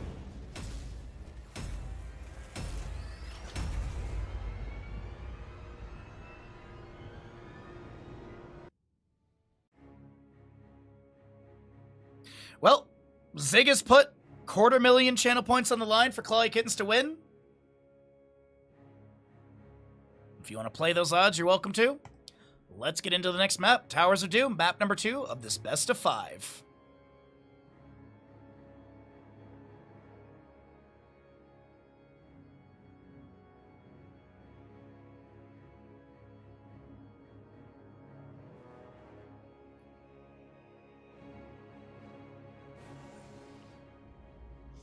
Alrighty, let's take a look at Clawy Kittens on the left side with Marina's Junkrat, Vasilio Lucio, Ubi Dahaka, Garrosh Sven, and a Hopaka Li Ming.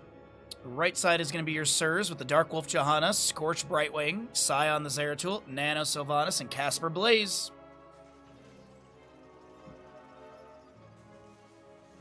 The battle begins in 10 seconds. Alright. Extra 1 timers, Accelerando, Enhanced Agility, Unrivaled Strength, and your Aether Walker with Zealous Glare, Hyper Shift, Unrelenting Torment, Adrenaline Stimpak, and Shadow Hunter usually. Could be Cleave build. It is going to be Shadow Hunter. Also new Lucio skin. By the way, the legally distinct Mega Man.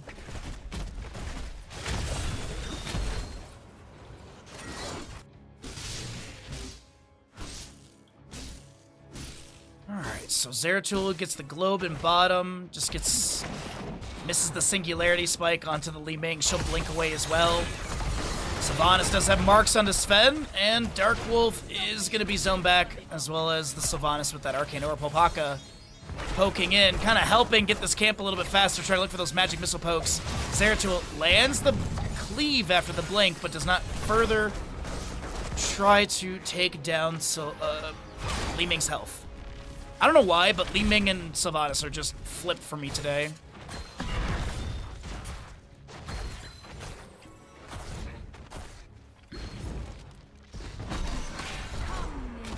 Little possession out from Sylvanas. We do have this Sapper camp cleared out by the Johanna. Shadow Dagger lands onto this Junkrat. Concussion Mine tries to displace, but no connection with that. Zeratul mid lane. Brightwing will be the first one taking down First Blood, the side of Clawy Kittens.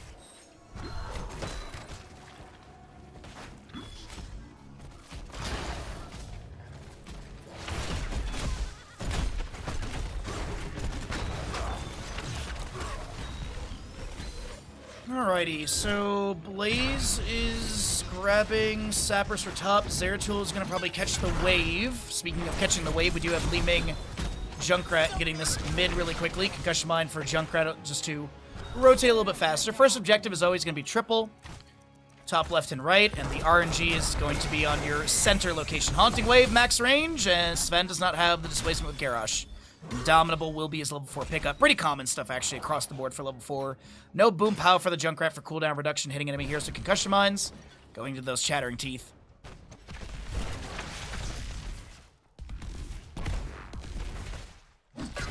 Zeratul gets a phase shift from Brightwing. Singularity Spike lands. And it doesn't look like he'll reactivate his Vorpal Blade to jump in and try and take her down. Though Nano and bottom on the Sylvanas is going to continue pushing onto the Fort Gate. Minion Wave Inspired. Junkrat Wave Clear is very decent. Splash damage, as well as the Frag Launcher Grenades. Can Sylvanas get out of this alive? Garrosh is right there, and Li Ming gets the kill. A second kill over to the squad of Clawy Kittens. As your Twitch gamble is going to be closing out here in about 20 seconds. Dahaka's getting top left. Blaze might try and get one quick delay with Twin Flames ignited. He does not. Though Zeratul has the right side, Blaze will anchor. Junkrat's going to get center, so it's going to be 4 to 8 in shots. The 4-point lead in favor of Clawy Kittens. Ravenlord will not keep me from this realm. 39 base stacks for the Sylvanas currently. Sapper camps are going to be back up, and they'll be prioritized. Junkrat getting left side, right side, maybe. Invaded by Clawy Kittens.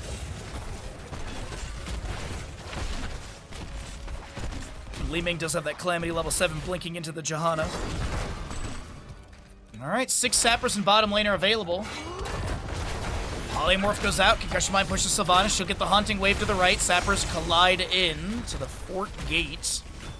3 more can be pushed in right now. Arcane Flare fires out. 1, 2, 3 Sappers make their way in. Another Concussion Mine is set up. Wrecking Ball throws Dark Wolf out. Soothing Mist from Brightwing. Zeratul comes in with the blink, misses the Singularity Spike. That's a lot of damage into Junkrat, and the Arcane Flare confirms the first kill for the squad of Sirs. As we cycle through the other numbers, waiting for our 10 talent tiers at the top of the screen. Next objective will be Singular in the bottom of the map. And Fort Gate is going to be worked on with the Haunting Arrows triggered by Sylvanas. Altar, bottom of the map. Arcane Flare continues to get some siege damage in. Blaze grabbing another Sapper camp for top lane. And Zeratul will pick up some soak. We'll take a look and see where Zeratul globes are sitting. I think he's got to be close to finishing out once we cycle through all these other stats. That laugh, of course, means the boss is up. You know this, because it's 5 minutes in game time. Arcane Flare to check the bush. Pixie Dust onto Brightwing. Polymorph immediately onto Garrosh. Sven lands the Groundbreaker. Wrecking Ball throws Dark Wolf to the side. The phase shift onto Sylvanas is good. Zeratul blinks in. Singularity Spike missed again. And a Polymorph onto Dahaka turned into a pig. He might get a drag into the bush. Zeratul is trying to step up. Lands a cleave into Lucio, who amps things up. Does have Boombox level 7. 5 armor. A big factor on that one. Garrosh interrupted by a shield glare. It looks like Blaze, they're gonna give this. Maybe one more delay with Johanna Flashlight. Maybe trying to get the delays with Johanna. Iron Skin? No, they get this channel, okay. So 4 more shots are going to collide into the right side core. It's an 8-point lead for Clawy Kittens in this map number 2, best of 5 Towers of Doom. Less shield, blink heal. We do also have your Might of the Nerazim, Mind Control and Bunker. On the opposing side, Wave of Force, Warlord Challenge, Isolation, High Five, and the Riptire. Flash shield. Mind control as well. Junkrat got a window to hit his D, but midair he still is taken down by Sylvanas. And an invade into this camp will be successful. Grabbing sappers, we'll see if they can get shoved into the remainder of the fort gate at bottom, possibly into the structure as well. Sapper charge. Looks pretty good. Blaze scouts the Dahaka flanking. That's a lot of damage on the Sylvanas, by the way. Or out from some. My god, I don't know why I'm flipping their names. Li Ming. Warlord's challenge. Zeratul thrown to the side. He gets a phase shift from Brightwing. The haunting arrow from Sylvanas does lock down the structure. That's a Riptire nearly taking down the Zeratul, but I think he walked into a grenade of Junkrat. Lucio auto-attacks track, and they do get the kill into Johanna as well. As the Ultra Phase is spawning, but death timers are kind of low here. And we will see Sirs having their players back in. But what is going to be the channel results of this objective? Clawikins are pulling ahead on Towers of Doom.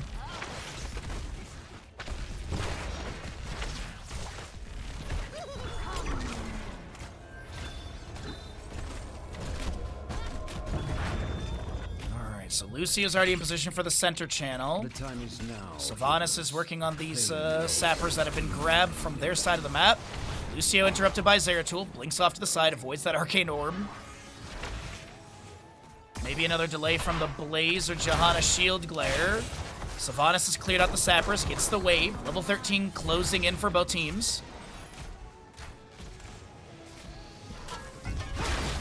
Twin Flames, as well as your shield glare will interrupt. Zeratul blinks over and goes for the Junkrat. Does he have the Vorpal activation? Bless Shield Johanna. They take down Junkrat. Zeratul still chasing in. They find the Li Ming kill. And this might be parity in core HP. Blaze goes to soak mid, unless they're looking for 10 shots to pull ahead by 2 damage. Danger pings on this right-hand side, but I think it's just a disengage. Maybe they try and collapse onto Blaze, but no, Blaze is mounted. He's fine. He's got a pig pooping money, and Zeratul, Singularity Spike onto Sven. The 10 shots do roll in, and it will be Sirs leading this map number 2 by 2 HP.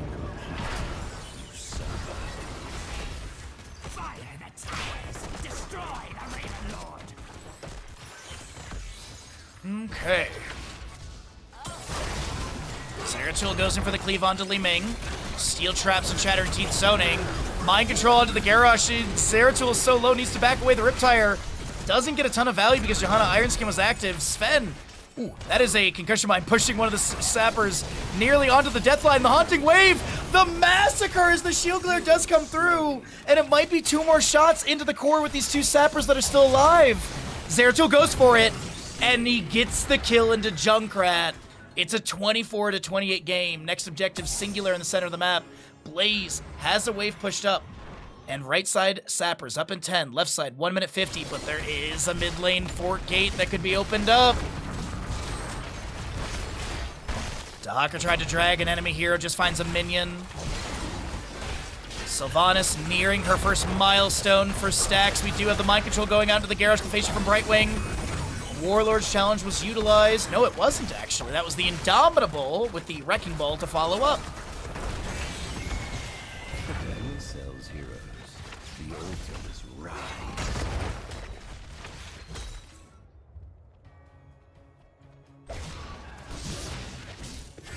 What a great game, everybody. This has been such a great...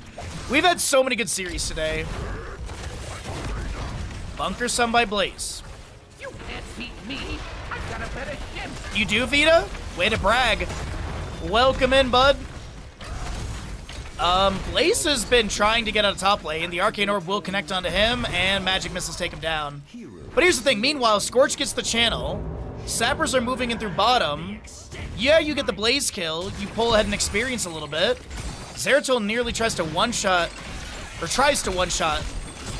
your Junkrat, and Zeratul and Minion Wave are eating as many of those steel traps as possible. Will they be able to push this over the wall? I don't think so. But once again, that mid lane fort looking juicy, looking like an option.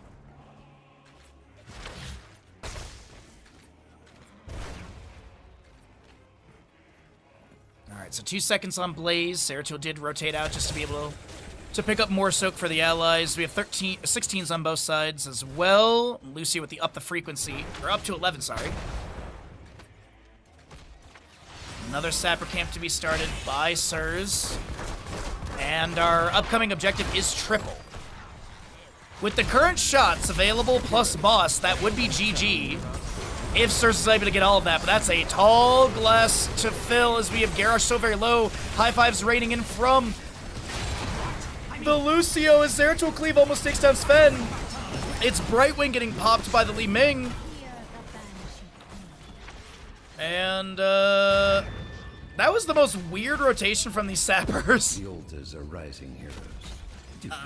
With the Brightwing dead, I don't think they're going to be getting... Well, maybe they get, like, bottom and top right? 9 to 25 game? We still have 10 seconds on the objective to spawn. Siege onto this keep is decent, but I don't know if it's going to be quick enough. Sylvanas are going to try and go for this channel. No, they're going to try and defend? Nah, she wouldn't have got the channel either way. Okay, so back in mid lane, there's a Warlord's Challenge onto Zeratul. Push off from Lucio. Face shift from Brightwing. Zeratul just trying to create space so he can get that face shift trigger. Casper will have an interrupt onto Ubi. Still no channel, by the way, on either objectives. Or any of the objectives. And your Junkrat Hearth's out with 200 HP. Johanna going for this channel. Blaze into Haka. Blaze very healthy right now. 15 to 28 currently. Twin Flames go out. Zeratul heading to the top right. Actually, wait a minute. Saw that Junkrat in mid lane. Looking like a tasty snack. Blaze gets right side. Does he then go and delay Dahaka? He can mount and he might be able to make it. No, okay, he's just going for wave clear. All right, never mind. So 11 to 24 on our core HP as this objective concludes. And we are waiting for level 20s for both sides very soon.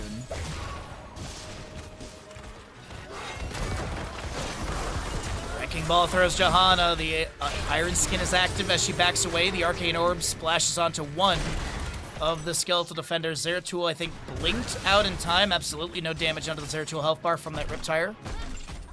Preview on the minimap for the next objective. We'll see that in just a few seconds here. That's going to be a Beyblade from this Zeratul, leading to blink back again. The Oil Slick from Blaze. Face shift from Brightwing onto Zeratul as he's going to look to jump in once again.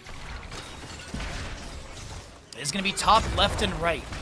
It is assumed to be traded between the two solo laners. There's a bush check on the south side there was a bush check on the south side just to make sure that there was no enemies trying to hearth out.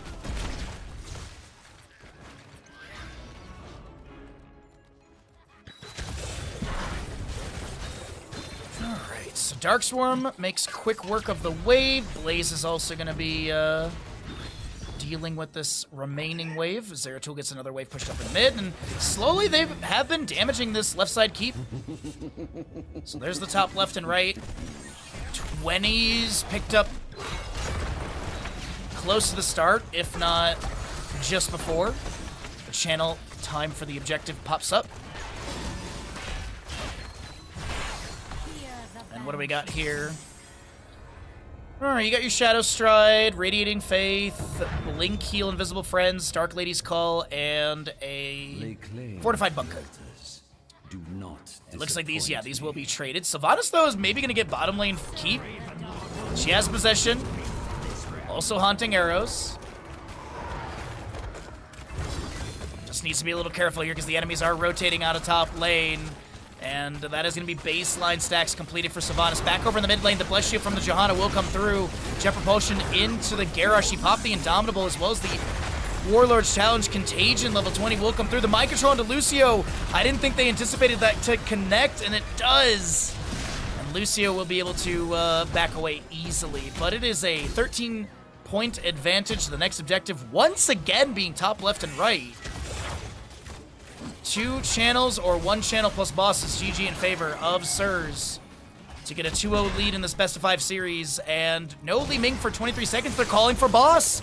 They want the next objective to be GG.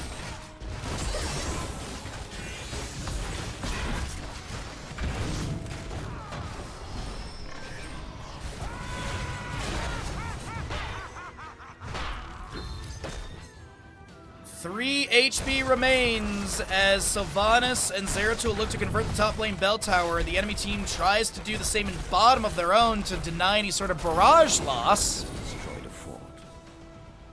But with the current setup of everything, we will have everyone available for this objective fight. Yeah, they... Ooh, no! Garrosh gets caught while the allies are clearing out bottom lane structure. And Sirs might have just put the first nail in this coffin for a map number 2.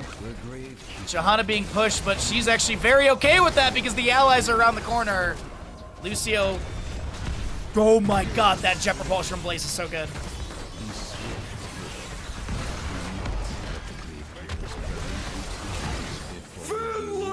Is going to be achieved by the members of Sirs as they are going to get this final channel on that objective. And we do have a 2-0 lead for Sirs. Will Clawy Kittens get knocked out of Eternal Conflict Season 2, or can they get the dustpans out and begin the reverse sweep?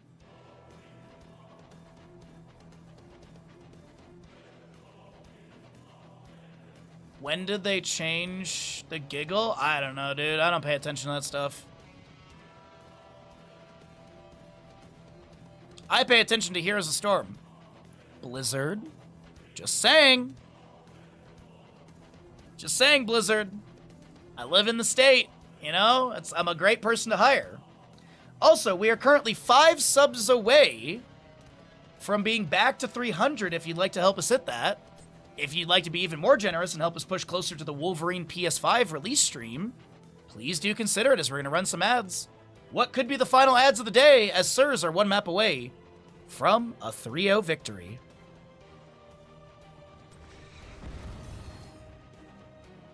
Okay, so let's see here. What is the choice for the 3rd map? Cursed Dragon, Infernal Sky Temple, and Tomb of Spider Queen all up and available as options.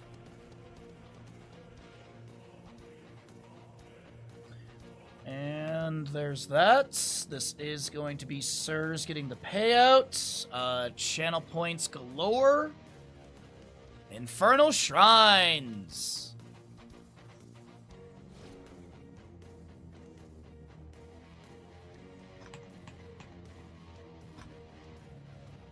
I got half a glass of water. That should be good for this. I'm thirsty today, man. I am thirsty today. All right, well, Zig finally lost the gamble. Zig finally lost the gamble that they were hoping to lose. Trying to share some channel points with the lovely community. Way to go, dudes! Right!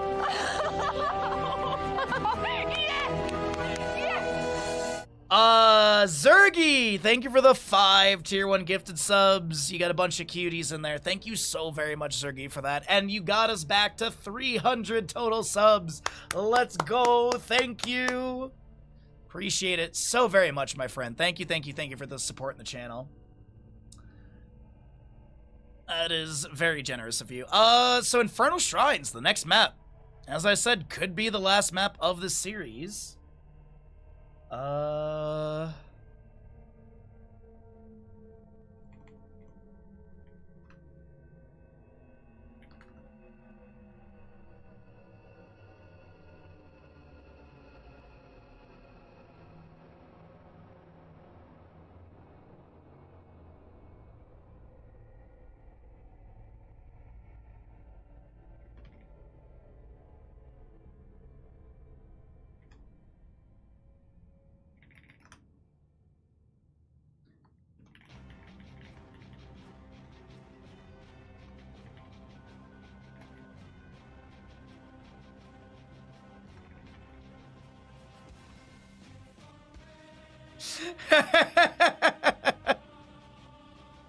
Just flip the whole scene over. Sorry.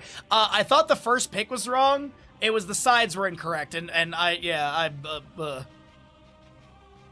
First pick to team 2. That looks right.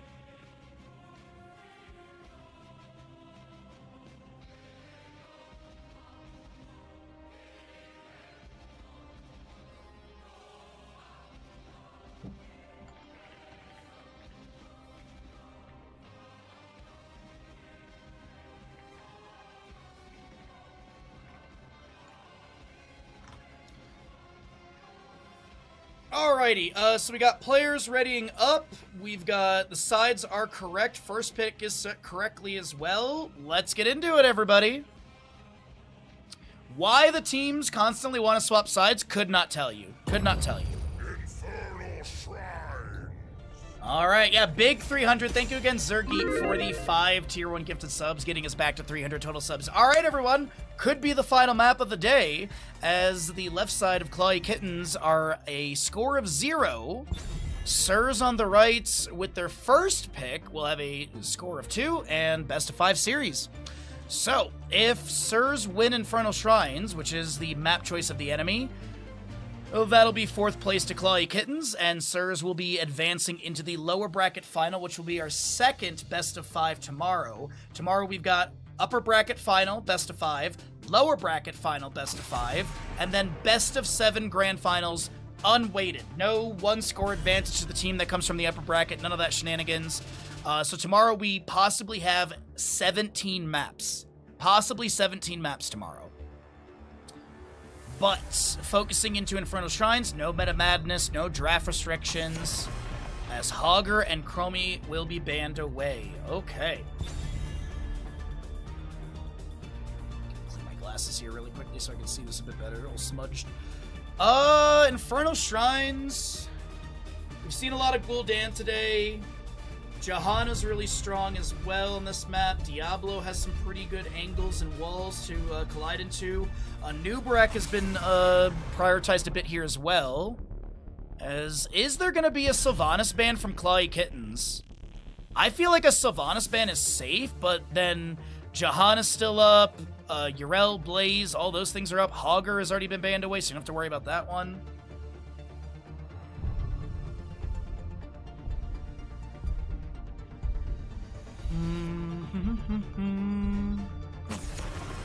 Maiev. Mobility, fan of knives, umbral bind pole and such, but I can see the reason for the ban. Lot of playmaking ability with Maiev. But this is, as I said, Yrel, Blaze, Johanna, Sylvanas, all these things are up. What is the thing that Sirs really wants? They want the Johanna, which I feel like that is going to be a Sylvanas grab for Clawy Kittens early on. Like, maybe like a Lucio Sylvanas I could see. Lucio mobility on this map is really good. High Five is got great potential. They go Brightwing, though. Brightwing and Blaze. Okay, so you get a global. You have your Fire Bat as well. Last 2 picks before the mid-ban phase. Could be solo into Blaze, just to grab what they want so it doesn't get banned out, like Yrel.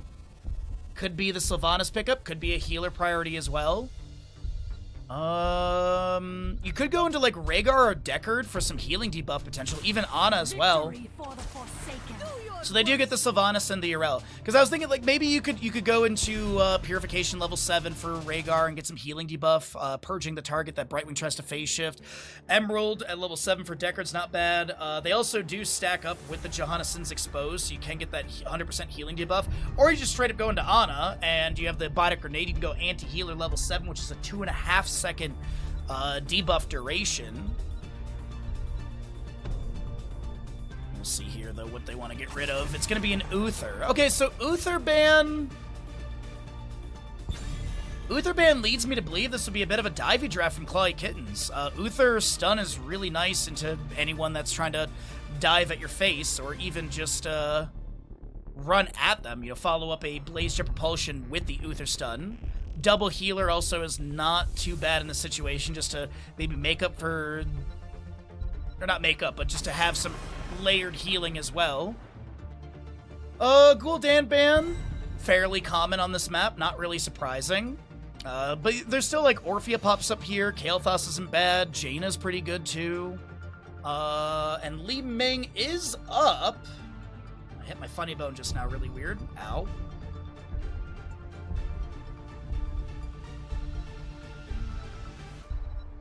Yeah, I think like maybe like Li Ming. For the next thing. Okay, so we do get the Orphea with Tyrael. Lot of mobility on the left-hand side. Blink Heal, Pixie Dust, Jet Propulsion, Eldrun's Might, Smite, Backbiter potentially, Shadow Waltz, Dash, Baseline. Last 2 picks though, I would not hate the Zeratul again. I really would not hate the Zeratul with like Rhaegar, Deckard, Ana. I think all of those are good options. Balloon, grant us strength. I do like the kill threat of Kerrigan though. Kerrigan coming through with Malfurion, so you have so much lockdown potential with those two. You also have maybe a Mind Control, Bless Shield Johanna. Last pick on the left-hand side for Clawy Kittens. I don't think it's just going to be just Orphea. Some sort of sustained damage would be really nice here.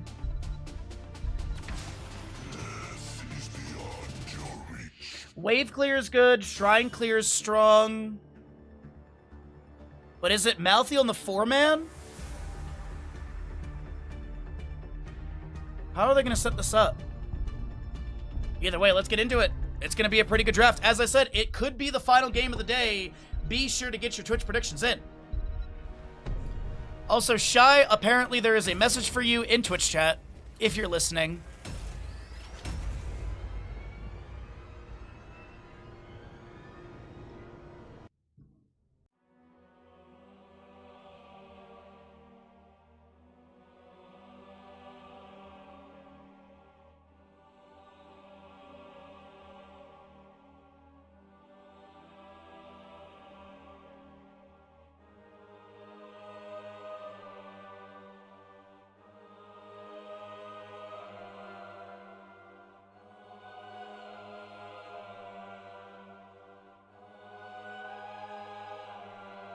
Thank you much, Ashmantle. Appreciate it, buds.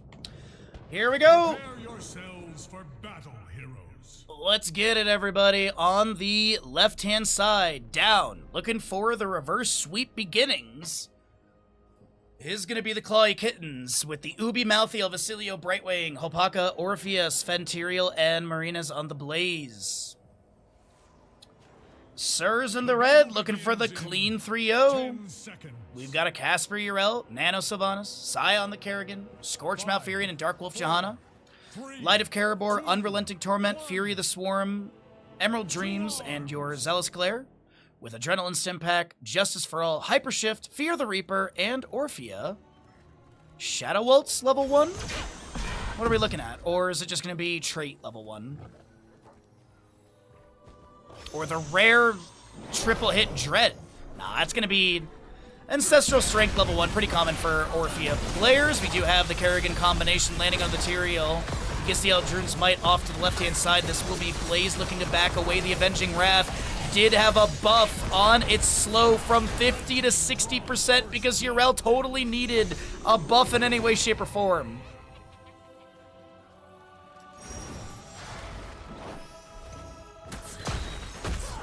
So first Punisher, Mortar in the top lane. You got your left and right Impalers to be grabbed. I don't think Kerrigan will have an interrupt or invade. A little bit faster on the right side, but Kerrigan will be focusing in on to getting those stacks for that baseline Ravage. Can they take down Hopaka here? Brightwing actually might be the target, and she will fall. 1 stack per minion kill. 7 stacks for heroic takedowns. And if you're over 100 stacks, you then have 14 stacks for heroic takedowns. Get that slander out of my Twitch chat, Umber. How dare you? How dare you? You know what? I'm going to make a new stream tag that says Nerf Yrel.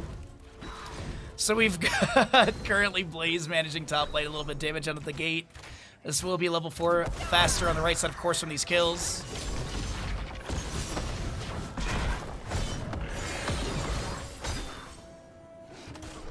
Good use there, Ash Mantle.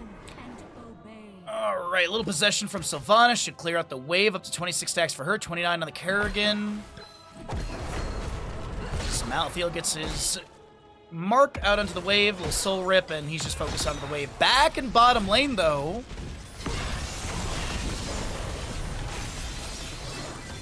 We do have some pressure onto the Kerrigan. A lot more applied to the Orphea.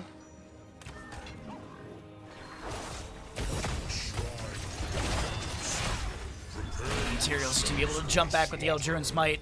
So left side, we do have the Bruiser camp. Right side as well. Both of these have been started by respective sides. Dang, Zergy. I mean, I'll agree with you, Zergy.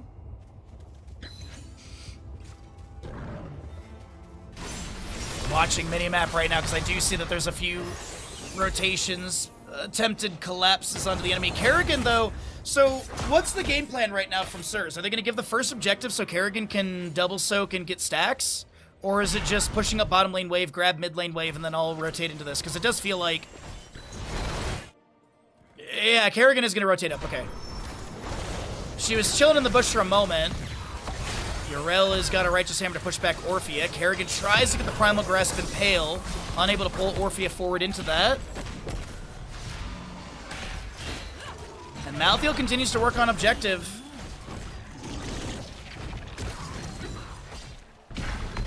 He'll get it for the team. Bandit Bud, lay down. Good boy. Punisher jumps right onto the Johanna's head. She gets polymorphed. Avenging Wrath comes in from the Yrel with the Aegis of Light for that 40 armor to the allies for 4 seconds. And Punisher getting a few more rockets out. We do have the Blaze in bottom lane up against the Kerrigan, but back in top lane defense. Fort Gate has been taken down. Punisher's going to have a jump here in a second. And Johanna wants to be a little careful about that. It will be Sylvanas who's going to get hit. And Punisher's cleared away.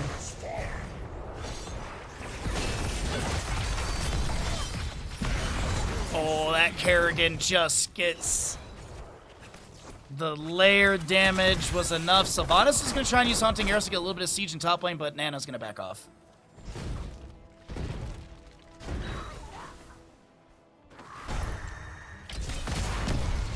Jet propulsion to Yrel on this camp. Malthael's here as well. Malfurion picked off by Tyrael elsewhere. Righteous Hammer pushes back the enemies. Yrel with the Avenging Wrath over the walls. They do get this camp. The jet propulsion lands into Johanna. Iron Skin from her does activate, but it's going to expire. The polymorph afterwards. Dark Wolf is going to get a triple hit with that punish, but no subdone. And Johanna falls 3-2 and kills. Clawy Kittens. Making a case for a map number 4.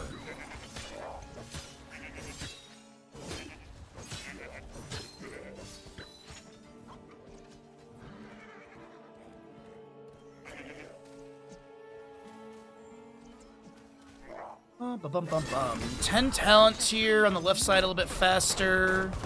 Next Punisher, we still have a minute plus until the announcement. And Nano's going to be able to back away from Marina's with that Haunting Wave. Last Rites, Eternal Feast, Blink Heal Sanctification, and Bunker for the Blaze. Kerrigan might try and make a play into this Malthael. He's not really low. Nah, she's just going to focus on the wave. Okay. Not even that. She'll play it safe behind the gate. Flesh Shield, Twilight Dream, Ultralisk, Mind Control, and Ardent Defender. No Sacred Ground this game.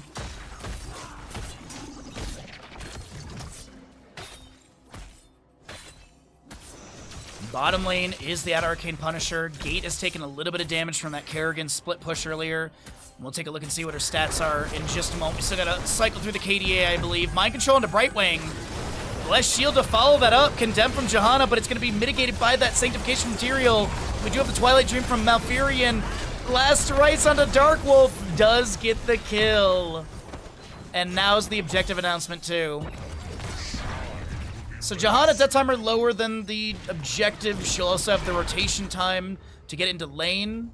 So long as they don't lose another member, Sirs could contest this, but they gotta make something happen here. They're starting to trail a little bit in the experience, obviously in kills as well. And Kerrigan's up to 105, 113 for Sylvanas, 10 of the 30 stacks for the Mind Devourer, level 7 of Orphea. No Backbiter, by the way, at level 4. Went into the Eligrissimo.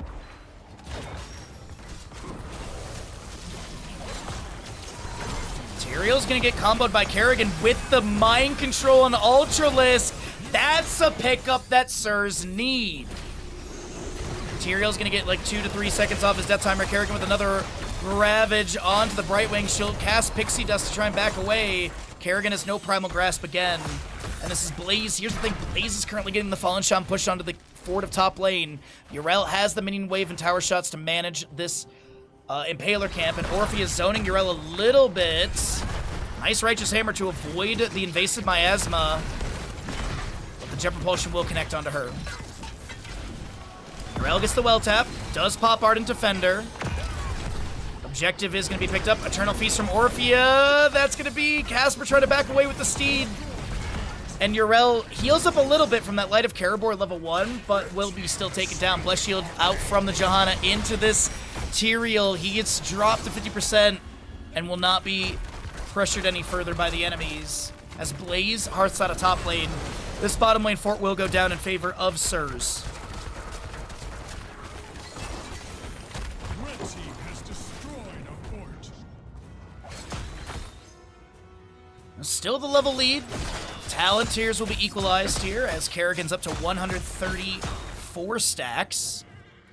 A little over 100 more to go. 116, I believe.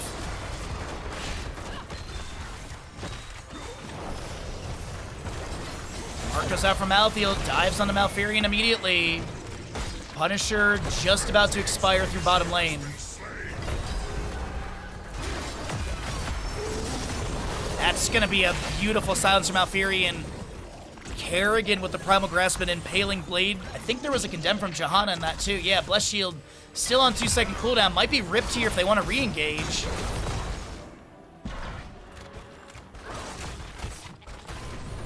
And we'll have the next objective announced in basically 2 minutes from now. It'll be that mid lane Punisher, which is already being opened up. If they could get a kill and maybe get the fort, that'd be humongous for Sirs. But it's just one fort to one fort on opposite sides of the map, top versus bottom. Yrel heads towards the top lane to grab experience. That gap is starting to dwindle a bit. Looking closer to about 3/4 or a half.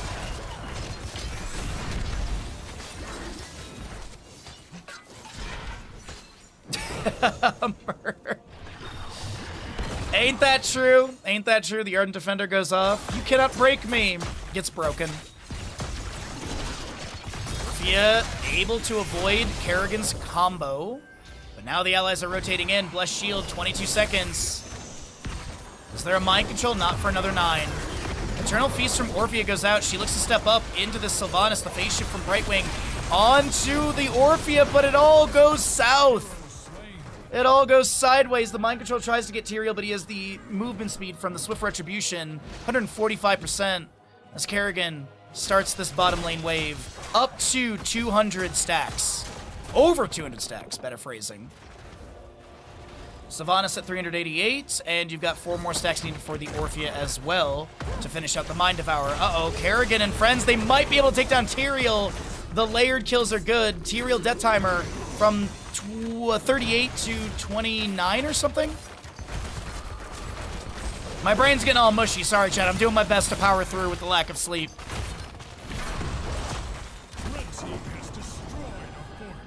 All right, so we also, I will say this, we're 10 seconds away from the announcement for the objective.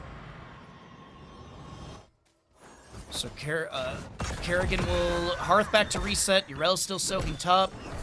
Here's your objective announcement. And it will be that Frozen Punisher. Keep Gate has taken no damage. Yrel is going to grab a Fallen Shaman for top lane. Brightwing and Blaze have already started out this left side.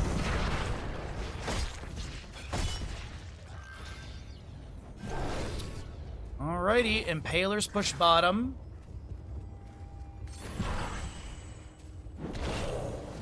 Moonfires fire out, Shield Glare as well.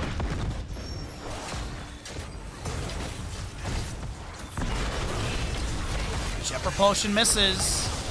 Kerrigan with a wonderful combo going in. The Eternal Feast will be triggered as well. And we're at 11-2 in defenders favoring the left-hand side. Urel's the Avenging Rat charged up. Blaze comes in with the Jet Propulsion, summons Bunker as well. Kerrigan ravaging onto Ubi and will be able to get that kill.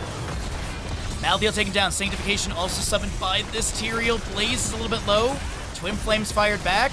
Rel with the Avenging Wrath with the Ardent Defender on top of that. Sven trying to get away, but Kerrigan ravages and gets the kill, and she's now done with baseline stacks. So she has 325 additional damage on the Ravage, and Tyrael got a little bit of death time reduction from that Kerrigan explosion. Blaze clears out bottom lane wave. Impaler plus Catapult being walked up by this Urel. It'll get some damage under the Keep Gate.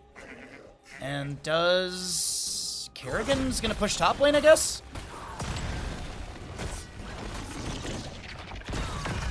Rel tanking tower shots, gotta be careful of that negative armor. Johanna moving on up as well. We do have the Blessed Shield, the Mind Control into Brightwing. Eternal Feast is there, and Orphe is not, and she'll be taken down. So Punisher did get grabbed from mid. It is gonna be a call for a top lane fort to be taken down by Sylvanas. Maybe she possesses the Catapult as well. Not sure how many charges she's got available. No, she can't. Okay. Punisher got Keep Gate with the allies. Sir stepped forward. Blaze pulled back in with that Primal Grasp, hit with the Impale. We do have Malthael on the left-hand side trying to back away from the Avenging Wrath. And Sylvanas is arriving here into mid lane as well. Is this a fatal push? Brightwing dead for 5. 10 on the Orphea. Siles from Malfurion. Mind Control lands into the Tyrael. Blaze falls, and so does the Tyrael. From 44 to 39 seconds on the death timer. Impaler Camp is assisting this Catapult through the core shielding. And core defenses root Casper for a moment. Ardent Defender down for 11 more seconds. The GGs might just be had here, as this is looking like Sirs are going to get a 3-0 victory. And that'll be the Clawy Kittens knocked out of the tournament. GG, well played. Clawy Kittens take 4th place, and whatever prizing they have picked up in the day stages. Sirs will advance into the lower bracket final, which will be our second best of 5 tomorrow. Tomorrow we'll be starting at 6 a.m. West Coast, USA. 9 a.m. East Coast, and 15 CEST. We'll be having upper bracket best of 5 final, lower bracket best of 5 final, and then the best of 7 grand finals. A lot of great games. And I want to say thank you all so very much for joining me today. There's a lot of places you can be watching content on Twitch or YouTube or wherever. So thank you so much for joining me in these games. And let's go ahead and get a host and raid going today. How about it?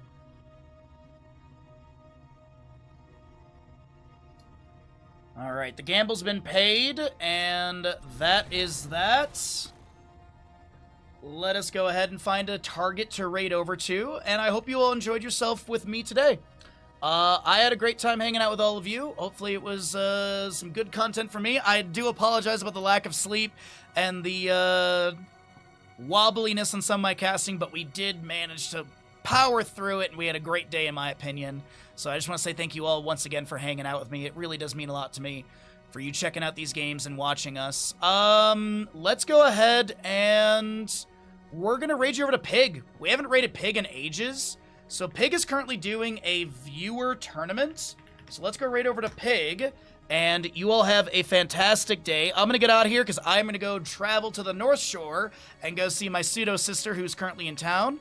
And I'll be back tomorrow morning bright and early, and hopefully I get some good sleep as well, I agree. But go raid over to Pig. If you're a tier 1 sub, copy the first message. If you're tier 2 or 3, copy the second message, as the bandit emote is a tier 2 emote. But yeah, go raid over to Pig. Have a great day. Go enjoy some StarCraft 2, and I'll see you all bright and early for another great day of casting. Bye!